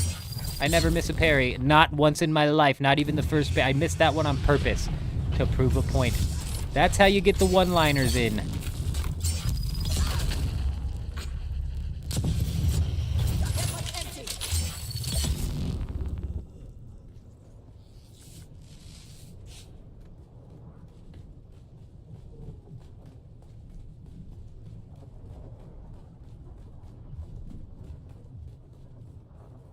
Another room.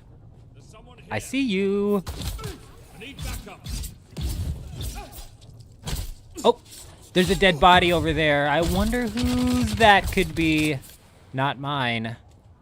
Not mine. The eldest of the men, Jenkins, never dies. Everybody turn away for a second while I go pick this body up. Quickly, quickly, quickly, quickly. All right, turn, turn, turn, turn, turn, turn, turn. Okay, I told you. Never mind.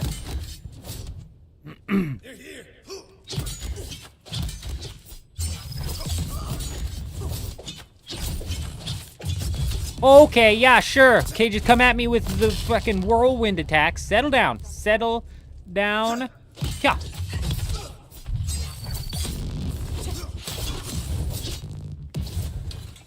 I don't appreciate this, fellas. I really, really don't appreciate this.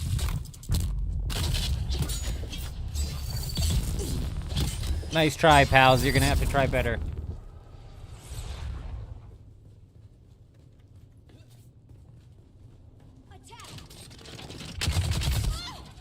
You guess they spawn around players and then after some time despawn again. Oh, really? Oh, right, right, right. That's why we come in and it's empty, and then when we walk in, all of a sudden the AI is spawning in. Right, right, right. But if we walk away, they despawn, but then they'll respawn when we get here. Yeah, that makes sense. That checks out.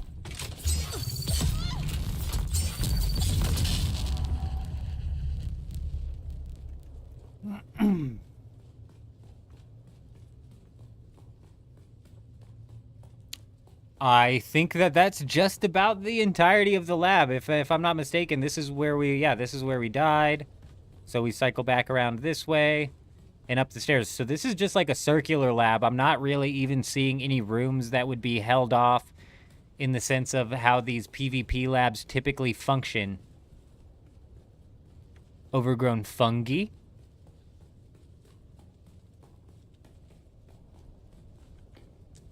Who's there?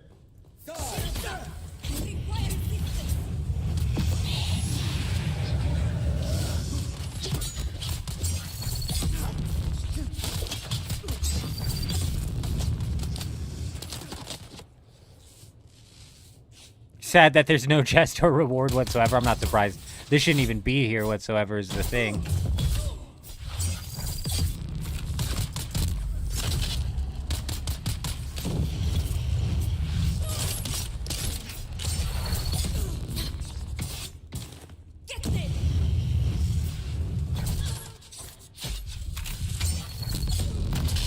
That should have been it.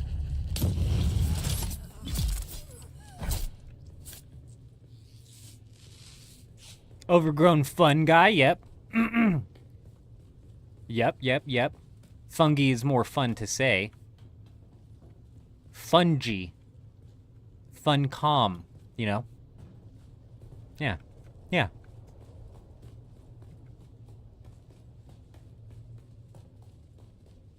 That's it. That's everything in the lab. Wow. Fantastical. This will be quite the incredible lab when it comes out. All kidding aside, I mean, it's not terrible. It's not terrible. Not terrible. I didn't see a room that they could throw waves at you, so I don't know if this is something they're testing for the Haga Basin and how it would end up making its way out here. I don't even know.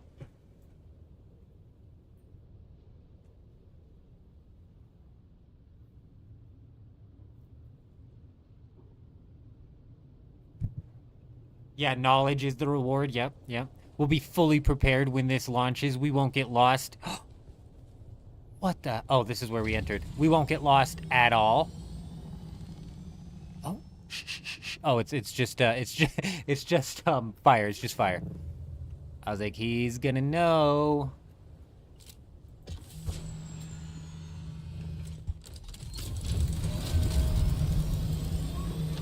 Yep, you see the second I get out here, it's like I'm flying in glue.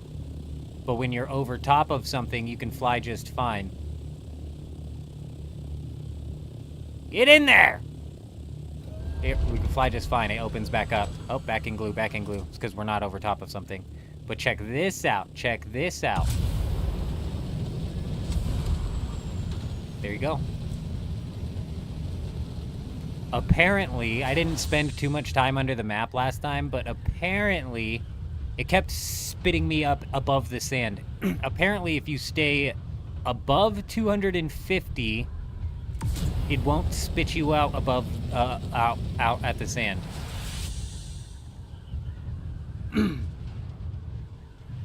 What the hell is that? Julian says. It's the new hole in the ground. It's the new hole in the ground.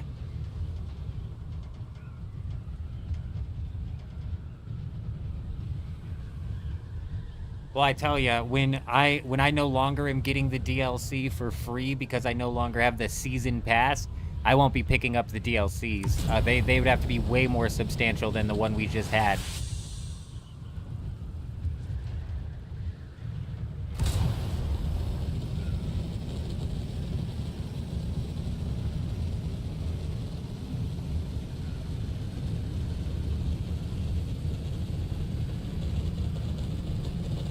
See, the guy who spent a lot of... So there used to be a hole inside of the shield wall that you could get into, and it would put you under the map, and then you could fly under the map, just like this. He spent a lot of time under here, and he was telling me that if you stayed right around 250, that you're not going to get spit back out of the sand. And that took me by surprise, because I had figured I was getting spit out of the sand because I was too close to the sand. Am I going to the next raid? I'm going to go look at this. I'm going to go look at this raid from below. Just to look at it, just to see what the base looks like. But no, realistically, we're going to go look for the lab so I can land this thing and then fall to my death so I can get back to reality.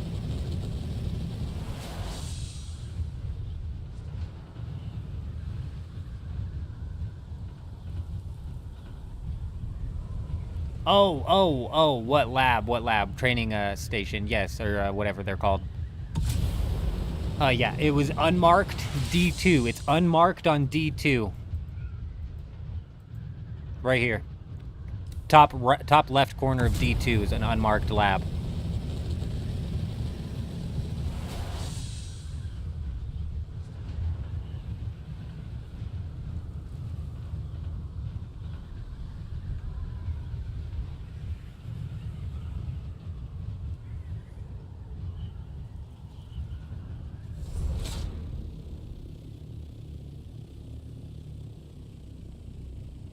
Very interesting.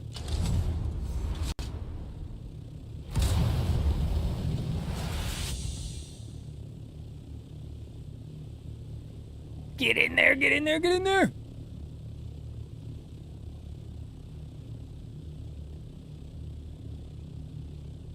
Very interesting. You can see the foundations going around, followed by the floor. Cool. Very cool. Very cool. If we peep on this other side here. And there we are. Pretty neat. Now, I think I could just go... I think I could just go low. I think I could just... Oh, shit! Oh, shit!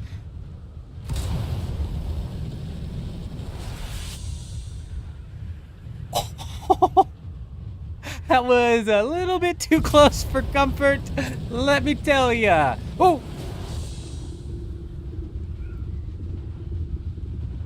He's going crazy. Oh!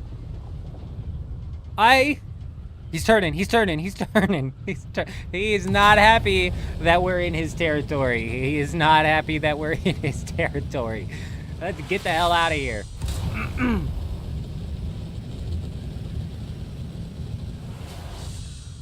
The ringmouth worms, I bet you can. Actually, I'm glad you pointed that out. Right here. It's like right there. This is where the purple sand is at. Let's go look at the purple sand from below. Oh, I'm going way too low.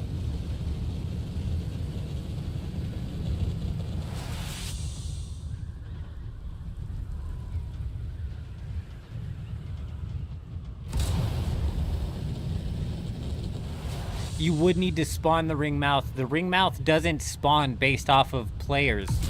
It has nothing to do with the player's impact. It just spawns once every 5 hours.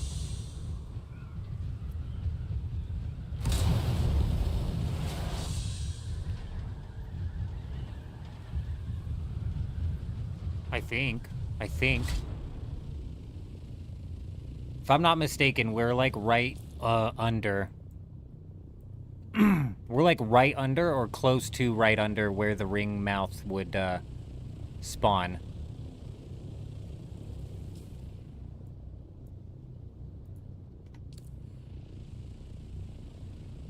Honestly, D, you're right, and it might be like to where you don't see it at all underground because maybe it just starts to render in from the top as like an animation from the sand up, rather than the worm. The worm itself is kind of roaming around in more of a freestyle format. It makes sense that you would see him under here. But that would be crazy if all of a sudden, like, this giant-ass worm that just went all the way down, it's just this fucking worm texture that goes all the way down. That would be crazy. What the hell is that? What the hell is that? A new base finding meta.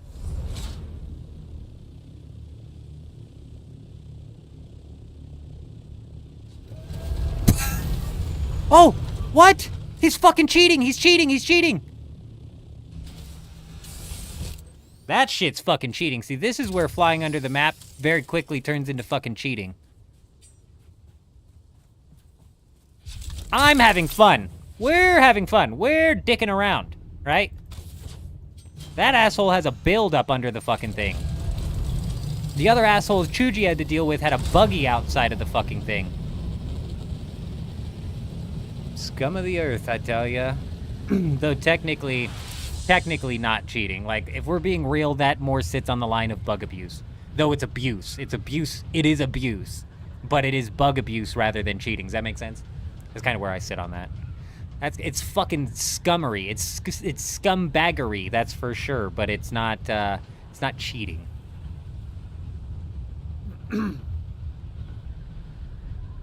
How am I even meant to raid him? I basically got immediately pushed through twice.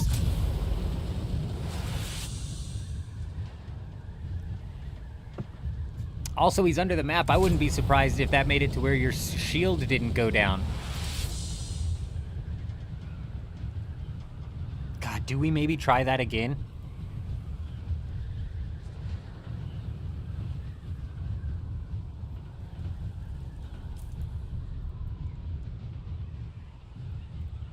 Where were we at? Was it at G3? It was at G3. Maybe we try it again. But we try to get out of our ornithopter before it fucking fires up all the way to the top.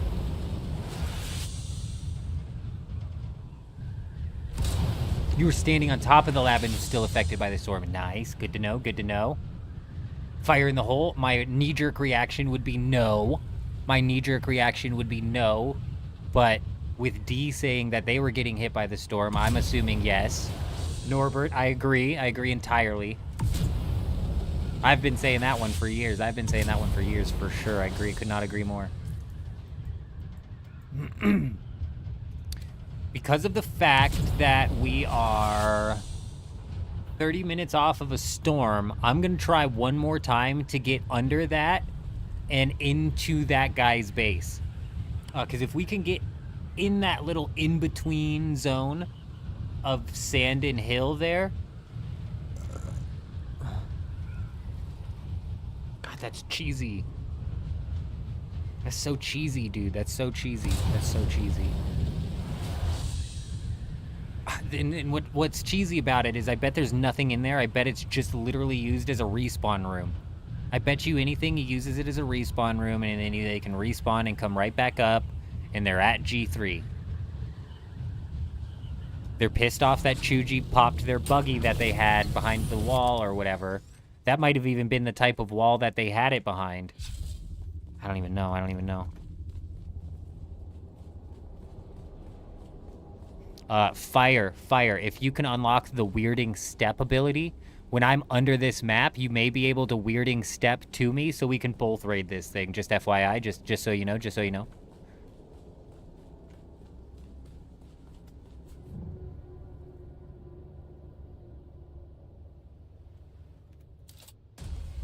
You guys like how they did their lights? They just made it one white square. One white square for the lights, please. My goodness. It's just silly. It's just silly sometimes.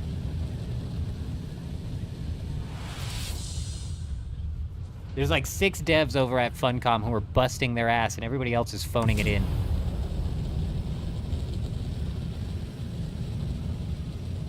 Whoever put together Dune Awakening's progression system needs to be hired on to like a real development company. Because that's where the talent's at. Whoever put together the AI needs to go back to working at something other than game development, because they are void of creativity. I literally copy and pasted that shit everywhere.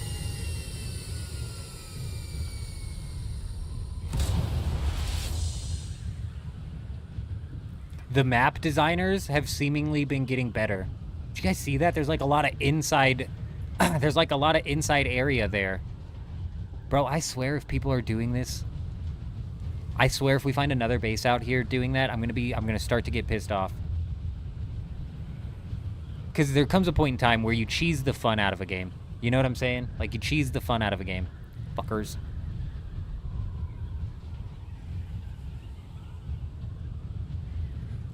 Fire in the hole, you take it easy, my friend. You take it nice and easy, my friend. You have an amazing day out there.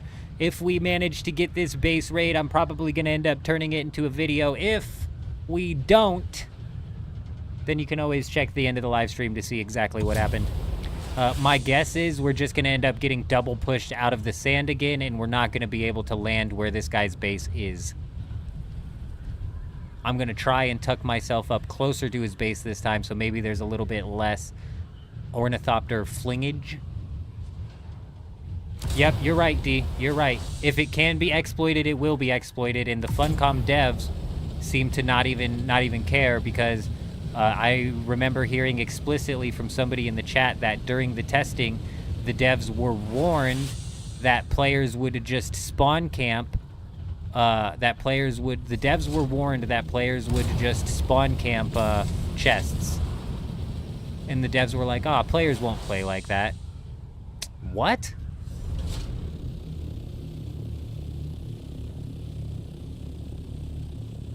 Okay, you can see the sand up top, and you can kind of see these rocks going down below. I'm assuming that's the first layer. That's the layer that I want to be on. Maybe the more room I give myself, the better. Or can I just fly up to that layer? No! Fuck!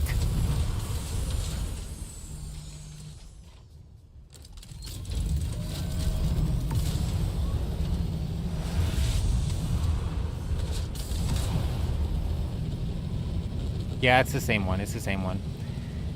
We'll give her another go. We'll give her another go.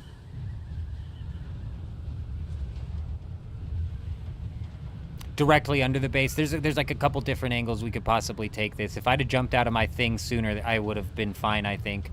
I just don't want to jump out too early and end up falling into a void and getting into a point in time where it's like my ornithopter's all the way out there and we're fucked. We're screwed!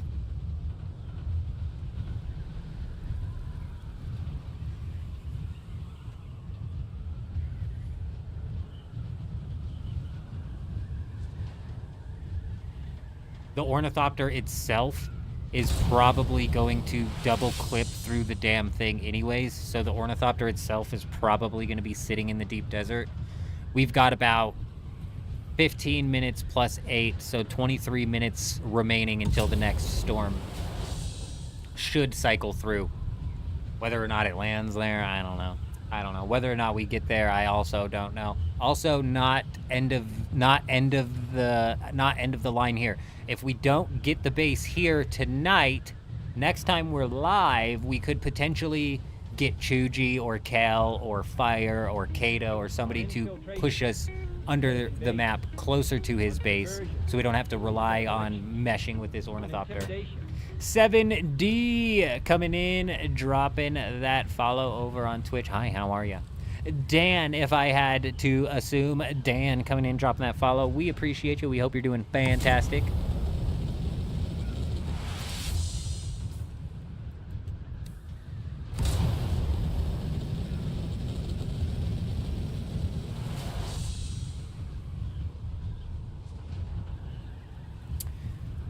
With how easy it is to raid D and how little defenses people can put up at their base to prevent raiding, it makes sense. You know, it's kind of, it makes sense.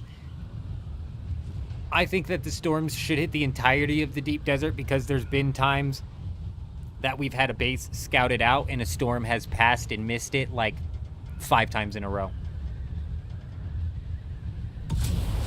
That's like 5 hours of time wasted, you know, just coming to this base every hour, hoping that the storm hits it.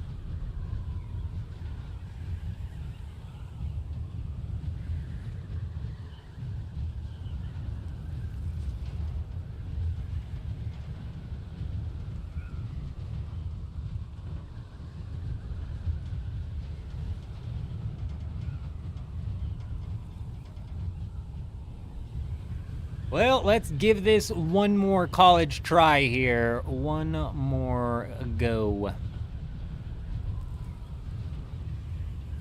What the hell? Where am I at? Oh, I'm in the wrong D. I'm in the wrong D. Oh, and I just fucked up the ping that I had on the base. That's all right. We know where the base is. It's in a G3.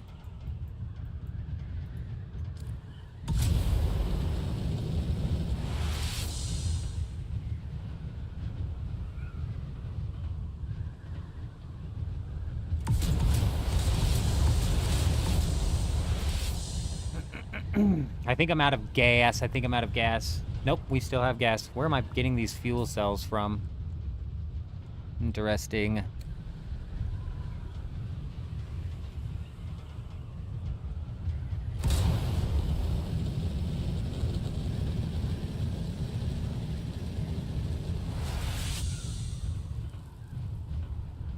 If someone rests on your Thopter nose, you might be able to grappling hook onto the base, possibly. I think that's risky business with the falling off of the ornithopter. If there's any sort of like ping discrepancy, it's hard to keep somebody on your ornithopter nose.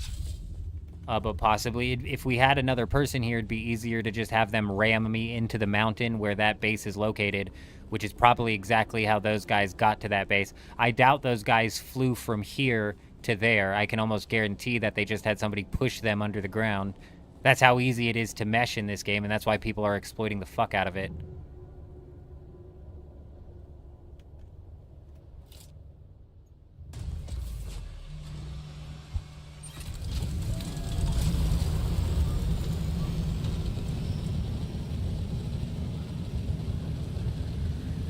All right, let's give this another go here. Let's give this another go.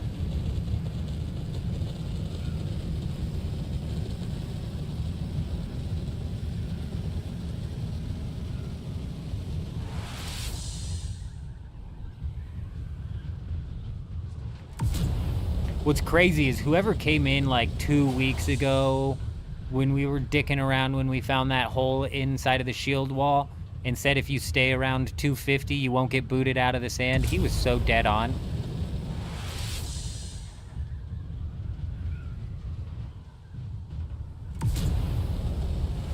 You can get meshed into any wall. Any wall with a overhanging lip, D, you can push somebody into. That's how fire got me into the wall, so we could check to see if those guys' base that we were raiding yesterday, we could check to see if they were meshing.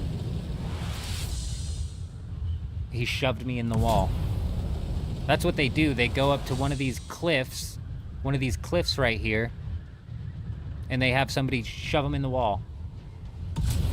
And then once they're in the wall, they just have to find a spot where they can build a base that's underground. You can see there's a little bit of underground land before the sand. It looks like all of these islands have a little lip of land that goes under the actual sand.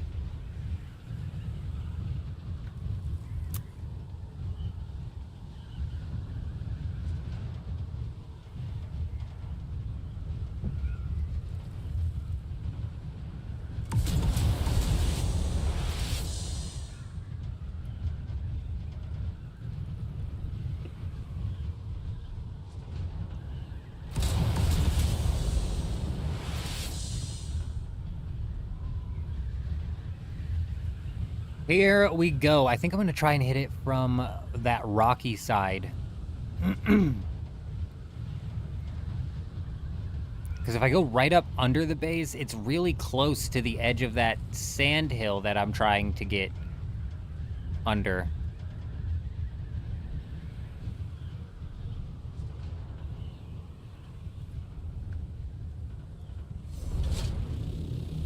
I just need to be ready to get out.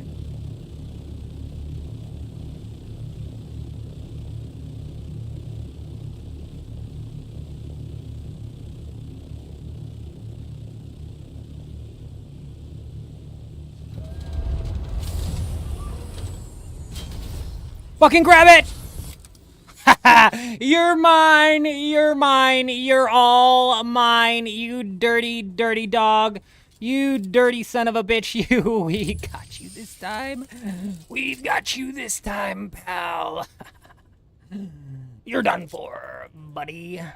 Oh, it's not even shielded! It's not even shielded! We don't even have to wait for the storm! They thought they were so safe. They thought they were so safe. They thought they were so safe. But they're not! I'm telling you, all they use this for is to respawn. What is happening? Oh, dry. We're taking down some dirty, dirty under the map building assholes. That's what's happening. Oh, they think they can respawn under the map? No, no. No, no. No, no. Not today. Not today. Chuji got their buggy that was under the map, and now we're taking their base. No, no. Not no mo. Not no mo. Not no mo, I say. Not no mo. Give me that. Give me that. Let's let them know who took them. Let's let them know who took them. The raiders of your base. That's what guild took them, bro. You think you can fucking hide a base from us? Impossible. Impossible. Impossible. Impossible. Impossible. Impossible. Impossible. Impossible. Oh my gosh. Oh my gosh. Oh my gosh. Oh my gosh. Get the fuck out of here. We gotta go. We gotta go. We're stacked! We're stacked! We're actually stacked! That thing is loaded! That thing is loaded! Oh!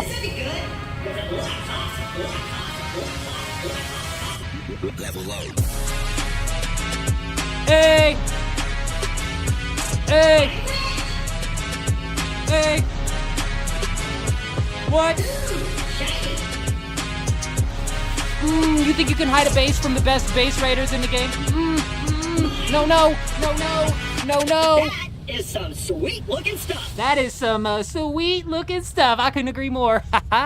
Let's go! Let's go! Let's go! Oh, they think, oh, let me just go hide my stuff here. Oh, fuck no. Oh, fuck that bulwark helmet. Oh, that shit's mine, bro. That shit is mine.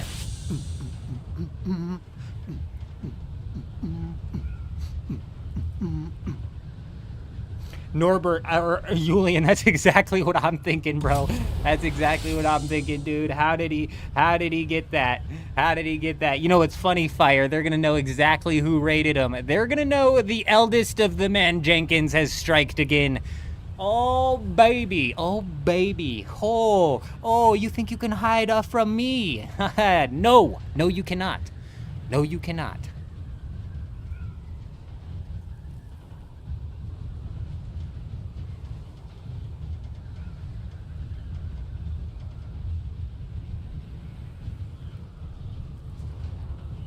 Easy raid, D. Easiest raid of my life. We didn't even have to wait for a storm. We didn't even have to wait for a storm. Oh, it had some juice too. It had some juice too. Are we under the map searchers now? Is that what we have to do? Is that where these people are hiding all their juice, under the map? God, where's Chuji at? Where's Chuji at when you need him? Chuji, did you see that shit? Unbelievable, dude. Unbelievable. Unbelievable that it was under the map and it had some juice. And it had some juice. Actually insane. God, Fire, I'm never thinking that. My first thought is like, obviously we're gonna turn this into a video, but I'm never thinking like, what are we gonna do for the thumbnail? Shit, Fire. Well, now we gotta go back. You know, we could probably screenshot. We could probably, with an emote. Damn it. You're so smart. You're so smart. That's a brilliant idea.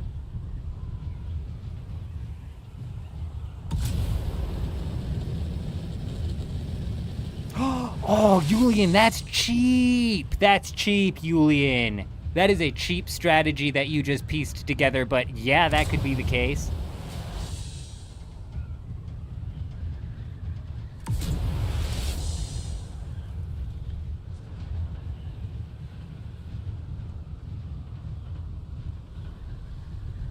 The one-time rating gives loot is when it's done in a way the devs didn't intend.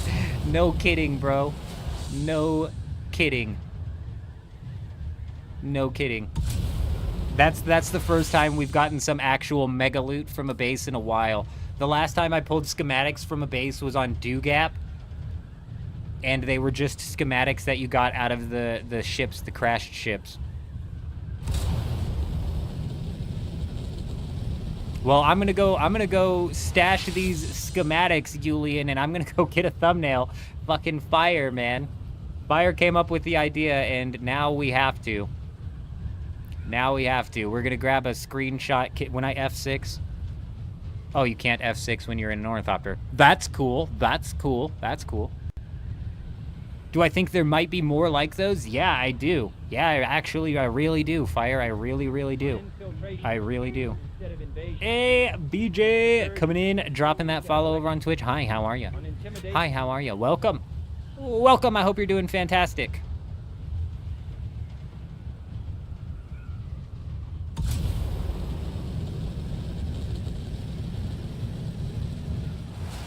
Other instances, other weeks. We're gonna have to start doing a scan of the deep desert, under the deep desert, on top of above the deep desert. It's just, come on, man. We shouldn't have to go through such drastic measures. But if we've been pushed to such drastic measures, trust me, the raiders of your base guild will find your base and they will raid it.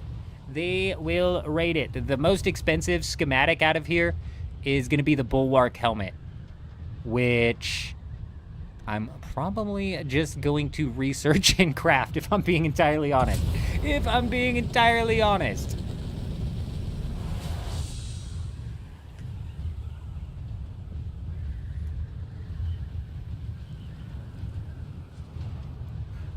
Yeah, you have to scan 3 instance underworlds. You have to scan 3 instances overworlds. It's crazy. I'm telling you, D, I'm telling you, base raiding is just about the most fun that you can have in this game. And I think what it is the thrill of not knowing.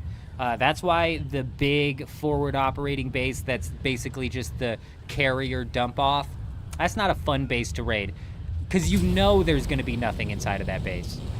But a little 1x2 base with even a small chest outside of the penetrator ship on F7 on this instance 2, that might have juice in it. We just pulled juice out of a 2x1 and small chests just now.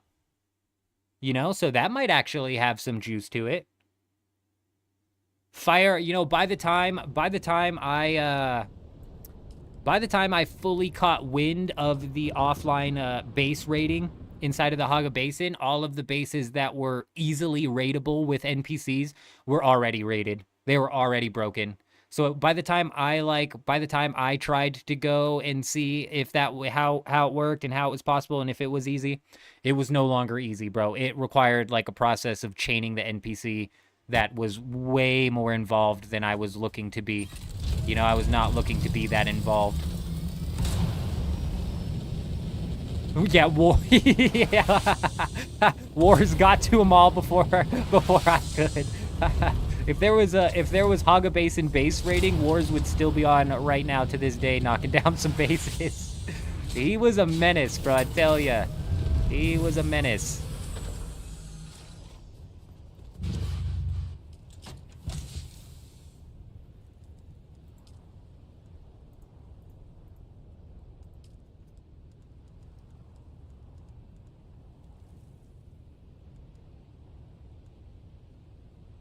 I cannot believe it, bro.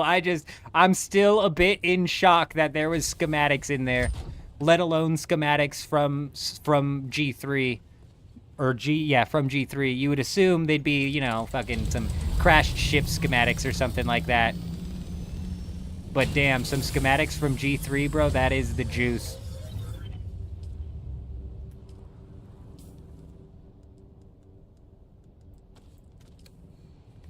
You know what's crazy is I was going to leave that base, too, until somebody was like, now you got to raid it. And I was like, you know what? It's under there. We can't just leave it. We can't just leave it. Boy, were they right. I think it was Punky. It was either Punky or Fire in the Hole. It was one of the two. Or somebody else, possibly. My memory's not always fantastic. It's not always perfect.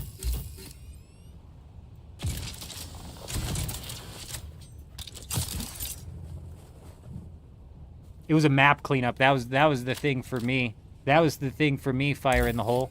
It was a map cleanup. That was something, and it was something people were having fun with. Like, legitimately, we could have had, like, a Wednesday night cleanup streams where we go in the Haga Basin, all of the guild, and we go look for bases that can be NPC rated, and we just spend all of Wednesday night fucking hammering down bases and moving all the stuff over to the spot. You know what I mean? But no.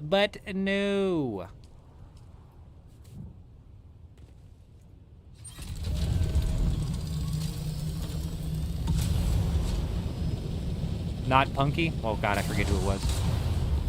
Might have been Fire in the Hole of somebody. Might have been Yulian. Might have been Yulian. I just heard the cats get in the sink. Fire in the Hole, you take it nice and easy. You go get some sleep, my friend. You go get some sleep.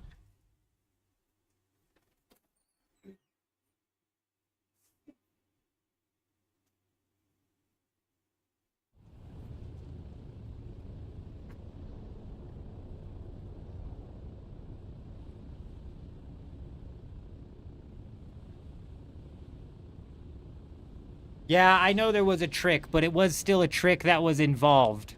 At least what I was shown with Blushi, the trick was still involved. It wasn't 100%. You know, obviously somebody like Wars, who was doing it nonstop, was probably a pro at it. Blushi was pretty fucking good at it as well. I just could not be bothered, bro. It was still such a process. But you're right. You could get those things to chain follow you as far as you wanted them to.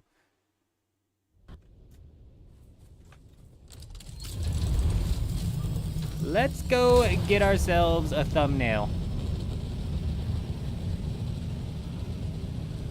Or two, perhaps. Or two.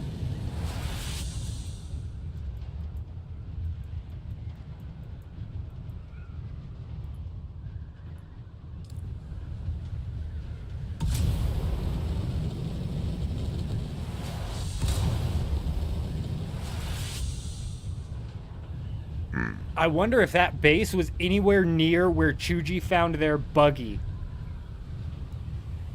Chuji said they built a buggy under the map, too, that they were using to spawn at. By the end of it, you found a tech to get it to work every time. Took days of doing it and lots of spice food. I see the spice. Ooh, being under the influence of spice so you can almost constantly cast those things. Fuck, I didn't even think about that when we were doing it. That was a good idea. I'm sitting here waiting off 15-second cooldown timers, and they could have been 5. They could have been ready to go by the time the guy broke out of it again. I wonder if you could have just kept chaining them that way. You just keep compelling them, and then they break out and you compel them, and then they break out and you compel them. And then they break a certain distance from the thing, and then they're just going to chain follow you at that point in time. Wow. We were compelling them, blocking them with walls, compelling them, blocking them with walls, compelling them, blocking them with walls. I was like, this is too fucking much, bro. This is too much. This is too much. This is too much. I'm like sweating trying to get this AI to work with me, bro, and it's just not working with me. Well, shit, Wars, well, shit. Not the way Blushi and I were doing it. Not the way him and I were doing it.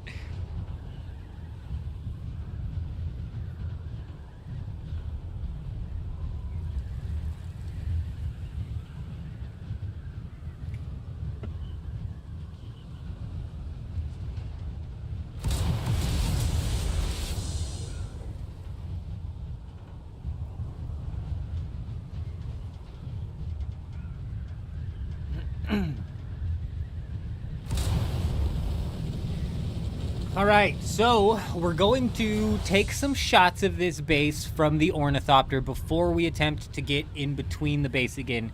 Because we've got to knock this out in one go. We've got to knock getting this thumbnail out in one go. I've got a bunch to take care of today, and now editing this video just got slapped onto the list. So we've got to get this thumbnail taken out in one go. So we're going to take some still shots of the base from me in my ornithopter on the outside of it, looking up at it. I think that'd be an interesting shot. People are like, what the fuck is that? Also, I liked Fire's idea of the emote,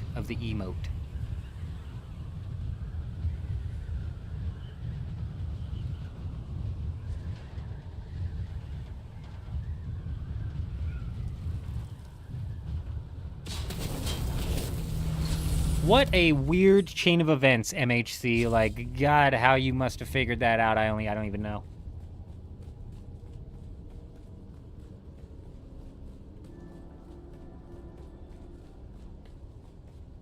And then Wars comes out with another method that's equally as insane.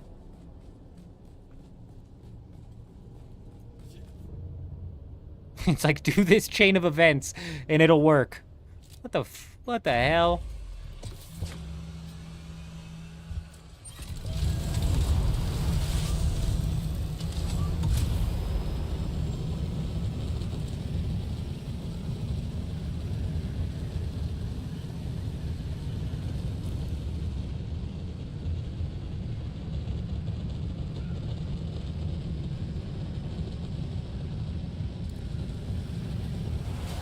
Onwards!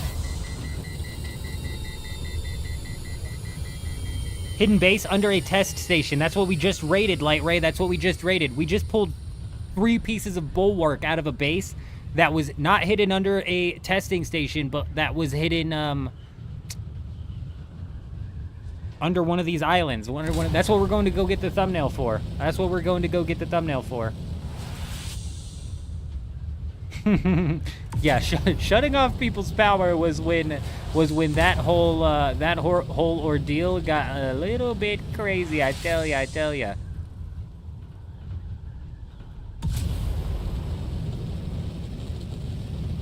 tell ya, the amount of people we would have coming into the stream wars who were like, I had power and my base got raided. Oh my god, or that one guy who came into the stream, we're like mid-clearing this guy's base out. And he's like, what the fuck? That's my base! That's my base! Oh shit, bro. Oh shit. Oh, the commercial cut me off. Oh no.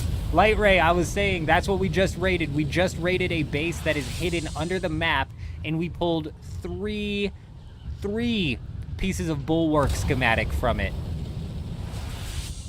Sector weather alert. A large oh shit.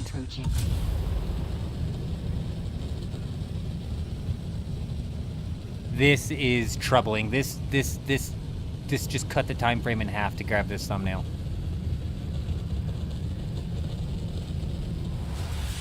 Fuck. It's alright.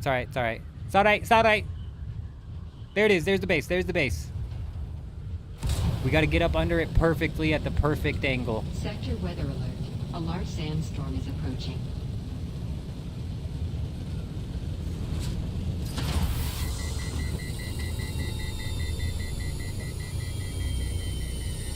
Oh, that's the fucking money shot right there with the spice in the background. That's the money shot right there. Okay, that was enough. Faster! Faster!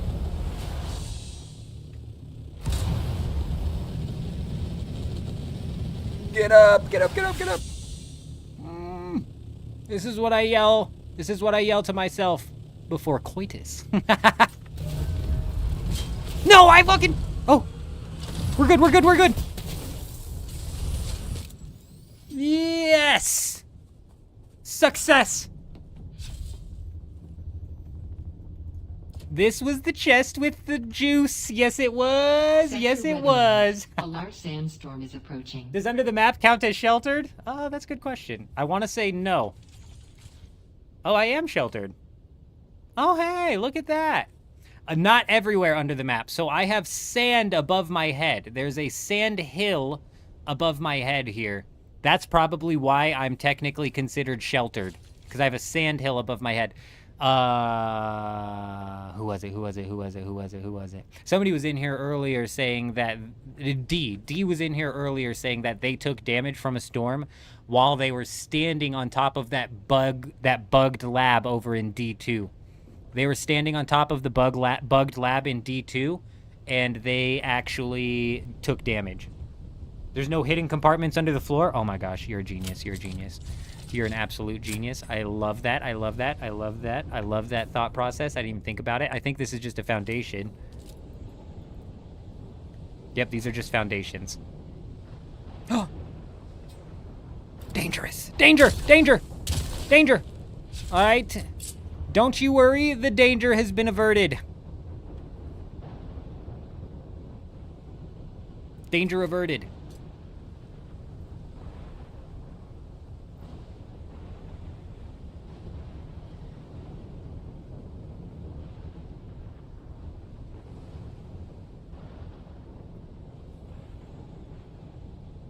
Oh, where are the worms? Wars. That's an interesting thought. I don't know. Like, typically, you'll see them fucking flying around in the air. I wonder if you thumpered right above this. I wonder if you thumpered right above this, if a worm would just break this base out. D, you missed it. D, you missed it. We not only are we raiding D, we got the biggest juice ever. Actually, not even joking. Not even kidding. Probably the biggest raid I've had. Probably the biggest raid I've ever had. Not like resource-wise, but schematic-wise, it was fucking loaded. It was actually loaded. Give me a second. Give me a second.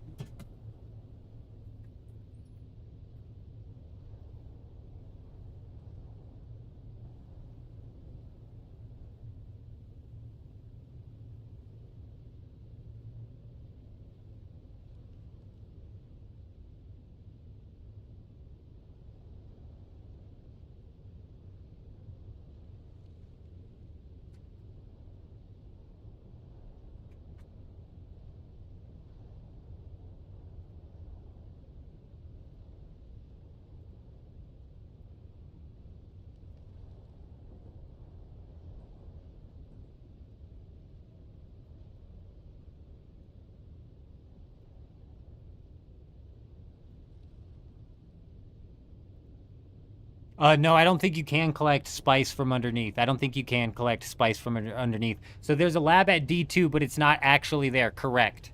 Correct. It's not on the map. It's not on the map, the internet map. It's not on,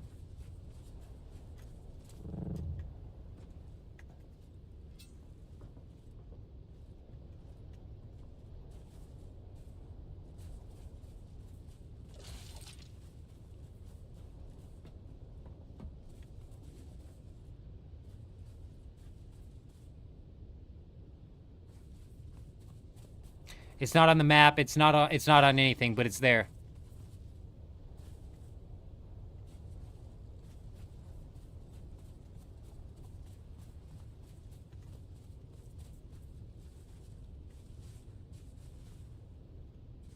I'm just trying to think of like the best framing for this.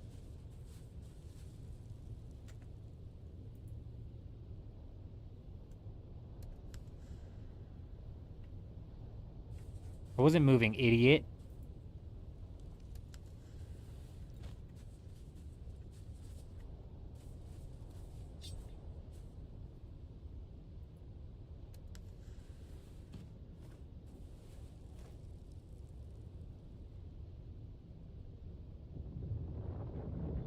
It didn't really show you that it's under the ground as much as the other one did, but this might work as well.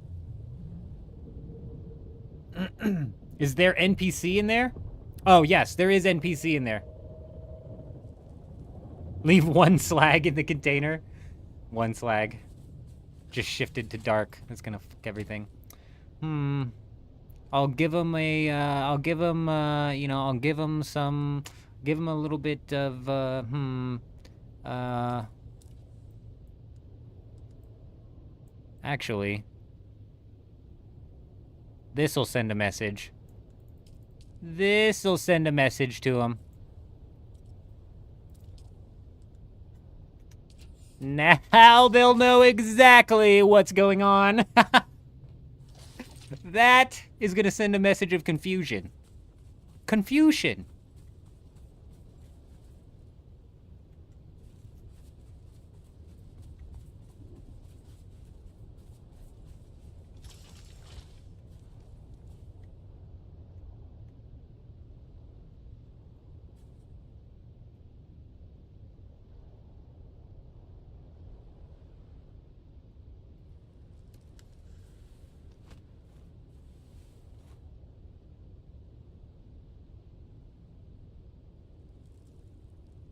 That might be it also with the moon in the back.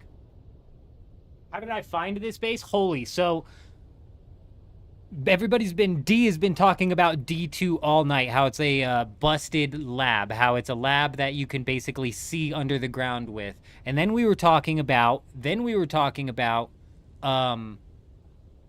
flying under the map. So I figured I'd roll over there and show them what it's like flying under the map, because really it's nothing. There's nothing out here.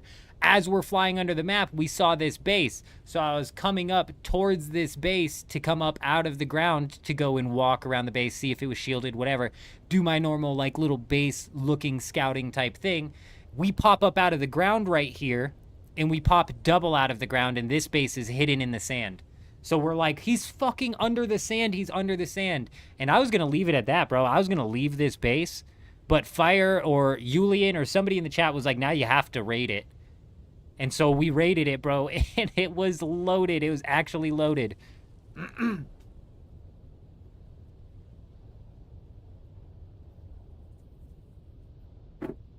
Is that an emote? Is that an emote?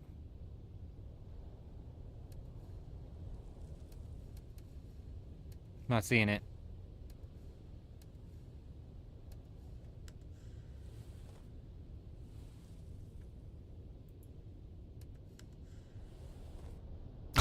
That might be it, huh? That might be it. We got 3 pieces of bulwark. We got 2 bulwark chests and a bulwark helmet, and that the tier 6 scythe, or yeah, scythe basically, the reaper, the schematic, the dew harvesting thing.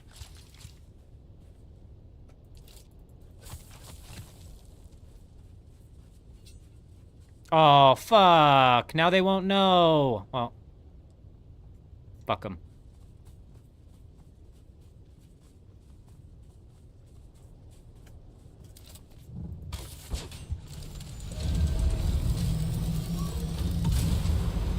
We don't only raid bases around here, we delete them. We delete them in its entirety.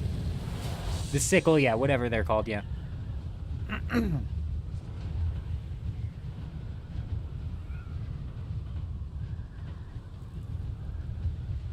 Oh, right. Like D said, over on the Discord, they've got a picture of the map. They've got some screenshots of some of the insanity that is inside of that lab. That lab in itself, I might have to edit 2 videos exploring that lab, doing the little tour of the lab that we did, and then the raid. Shit. It just never ends.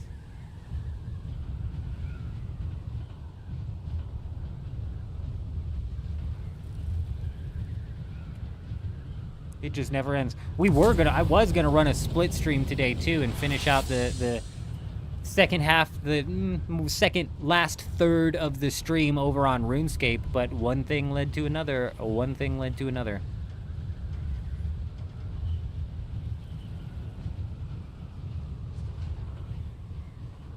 So, yeah, the big sickle, industrial omni sickle or something. Yeah, exactly. It looks more like a scythe than anything. I see scythe when I see that.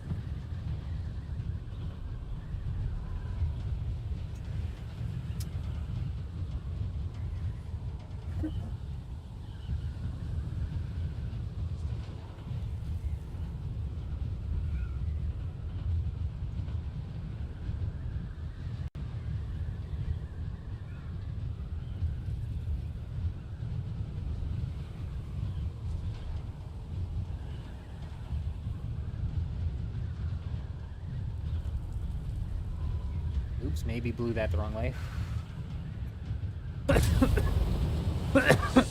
Omnifocused Dew Scythe. Yeah, it's a scythe. It looks just like a scythe, so you know what? It's a fitting name. A very fitting name. Let's go ahead and grab our spoils, and we'll head over to Arkeen and take a little peep, see what people are selling the bodies for, because realistically, are you going to swap out the body for a power harness? Probably not. Probably not. But we're on Harmony, which is hyperinflated. This is a new schematic. It might be for sale for more than what I'd be willing to pay for it. Let's say that.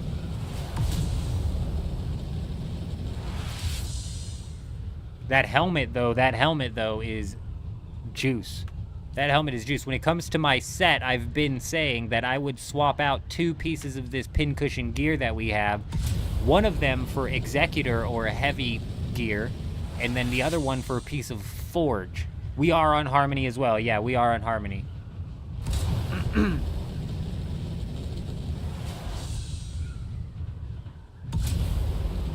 Yeah, you know all about that hyperinflation then, don't you? You know all about the insanity that happens over here. These guys are crazy. They be paying ridiculous amounts of Solari for schematics.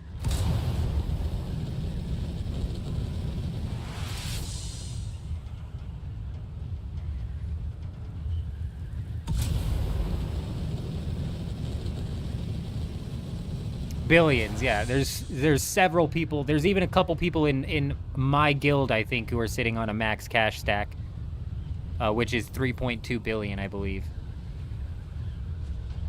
or 1.2. No, it's 3.6. 2.147 billion. I'm an idiot. I'm not even close. I'm wrong in all directions. 2.147 billion.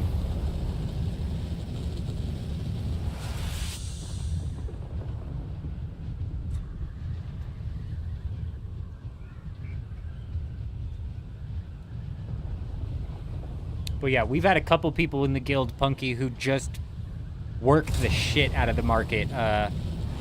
They just work the hell out of the market.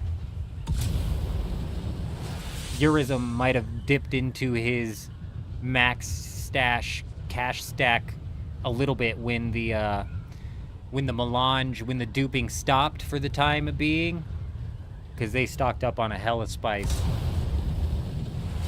But the dupes came back almost as quickly as they left, and they didn't leave very quickly, so they came back much faster than they left, actually.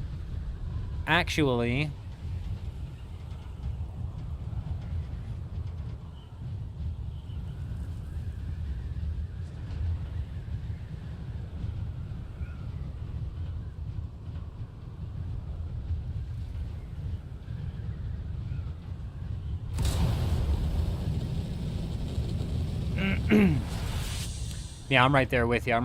I earn money from schematics that we get from the Landsrat and shit, and typically it's enough to carry me. Through. Yeah, the 2.147 billion. That's why I'm embarrassed right now, D, because I should know that number by heart. But also inside of RuneScape, I've never been a billionaire. I've never even had 1 billion. Rarely have I had 100 million. So, I'm not too surprised, but I should know that number on the back of my hand. Because of RuneScape, yep. Specifically because of RuneScape, I should know that number. Should be imprinted. 137 Solari, nice. Very nice. You're stacked. Completely and totally stacked. Won't even be able to afford the taxes. Yep, that tax man over here on Dune, I tell ya. He's an ass. And he's got a stupid looking hat now.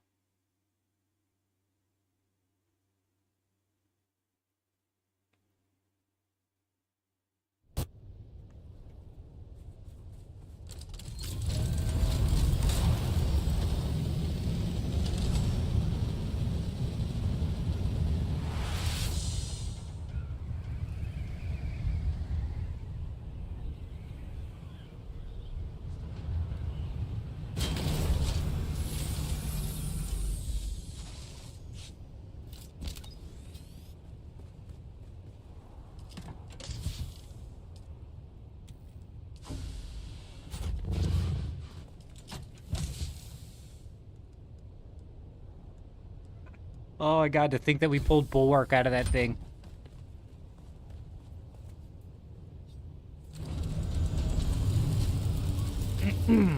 That's what they get, I tell you, that's what they get. That's what they get. They shouldn't have thought they were safe. No base is safe from the eldest of the men, Jenkins. And now that I know these sons of bitches are stashing bases under the map, guess who's gonna start flying under the map regularly? The eldest of the men, Jenkins.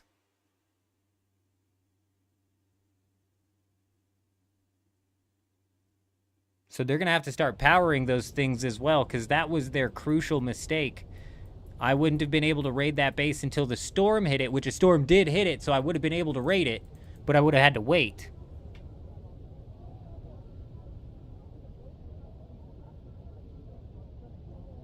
But they thought they were so safe. They were like, forget about it. Forget about it. We don't even need power, they thought. We don't even need power. Got him.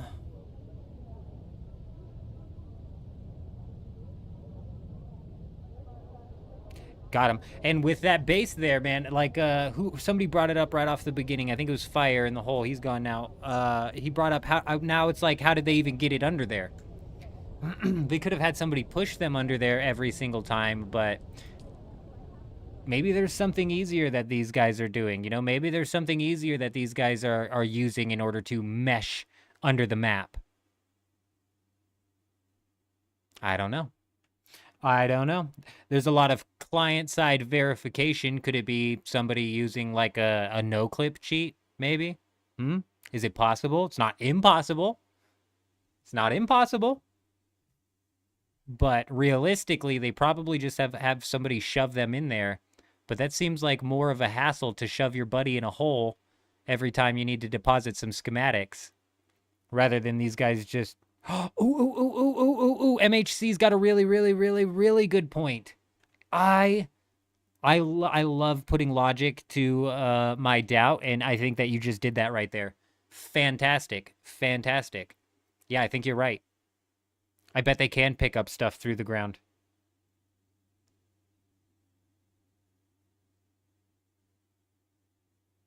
Exactly, D. Why would they do that? But they could have... So they clear the schematics, and then person A respawns. He dies, respawns at the underground base. Person B with the schematic flies over, drops him on the ground. Person A picks him up and deposits them. Right? I can see that. I could see that easily.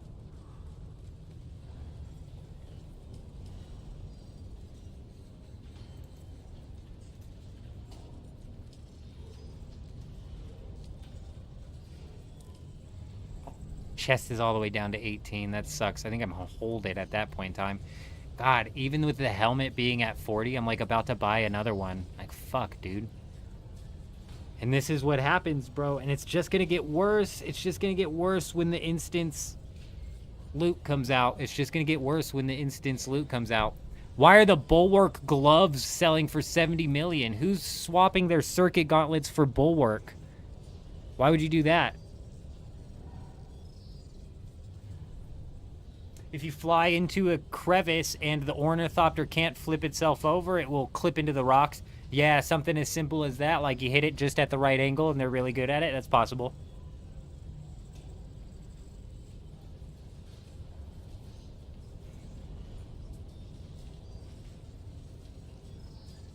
Bally, it's crazy, isn't it? It's crazy. And you would think like that stuff's not going to sell, but it does. Yeah, you would think that that stuff's not going to sell, but it totally does.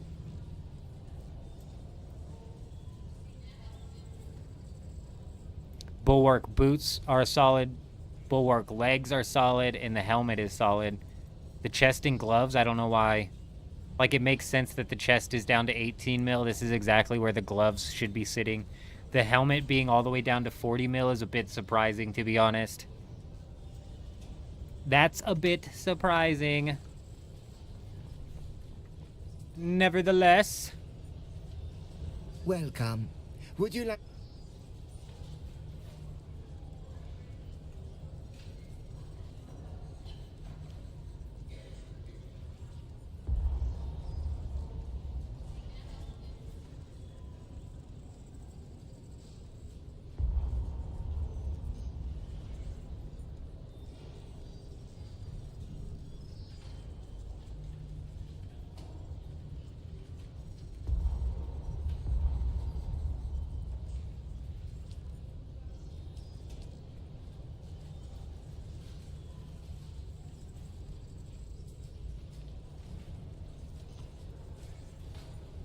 Why the fuck didn't that organize itself?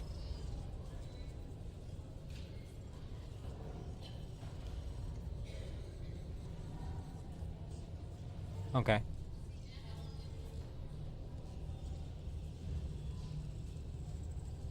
That's so crazy, bro. That's so crazy. That's so crazy. I'm still a bit in shock that that was even in that chest. There's no reason that should have been in the chest. Hmm.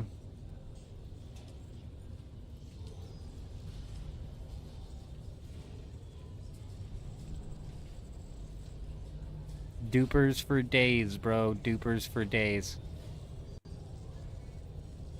Y'all seeing this? That's a real person's price. That's a real person's price.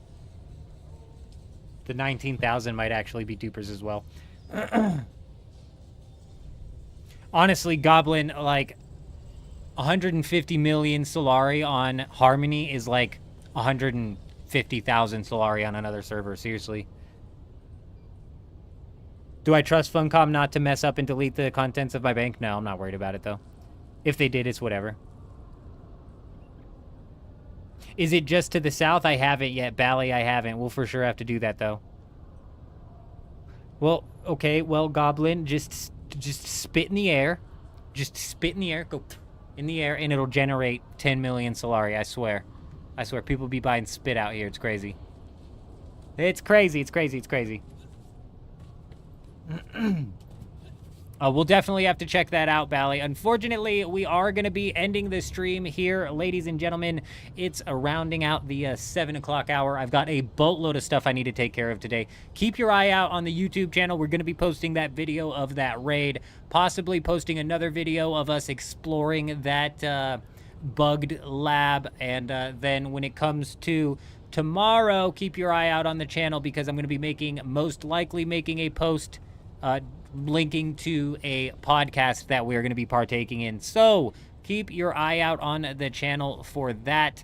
But we're going to end it here. I appreciate you guys. I really genuinely appreciate you guys over on the Twitch. We had Osmosis come in and resub with the Prime. Then we had Cowboy come in and drop a tier 1 for the 3rd month in a row. You guys are absolutely freaking insane.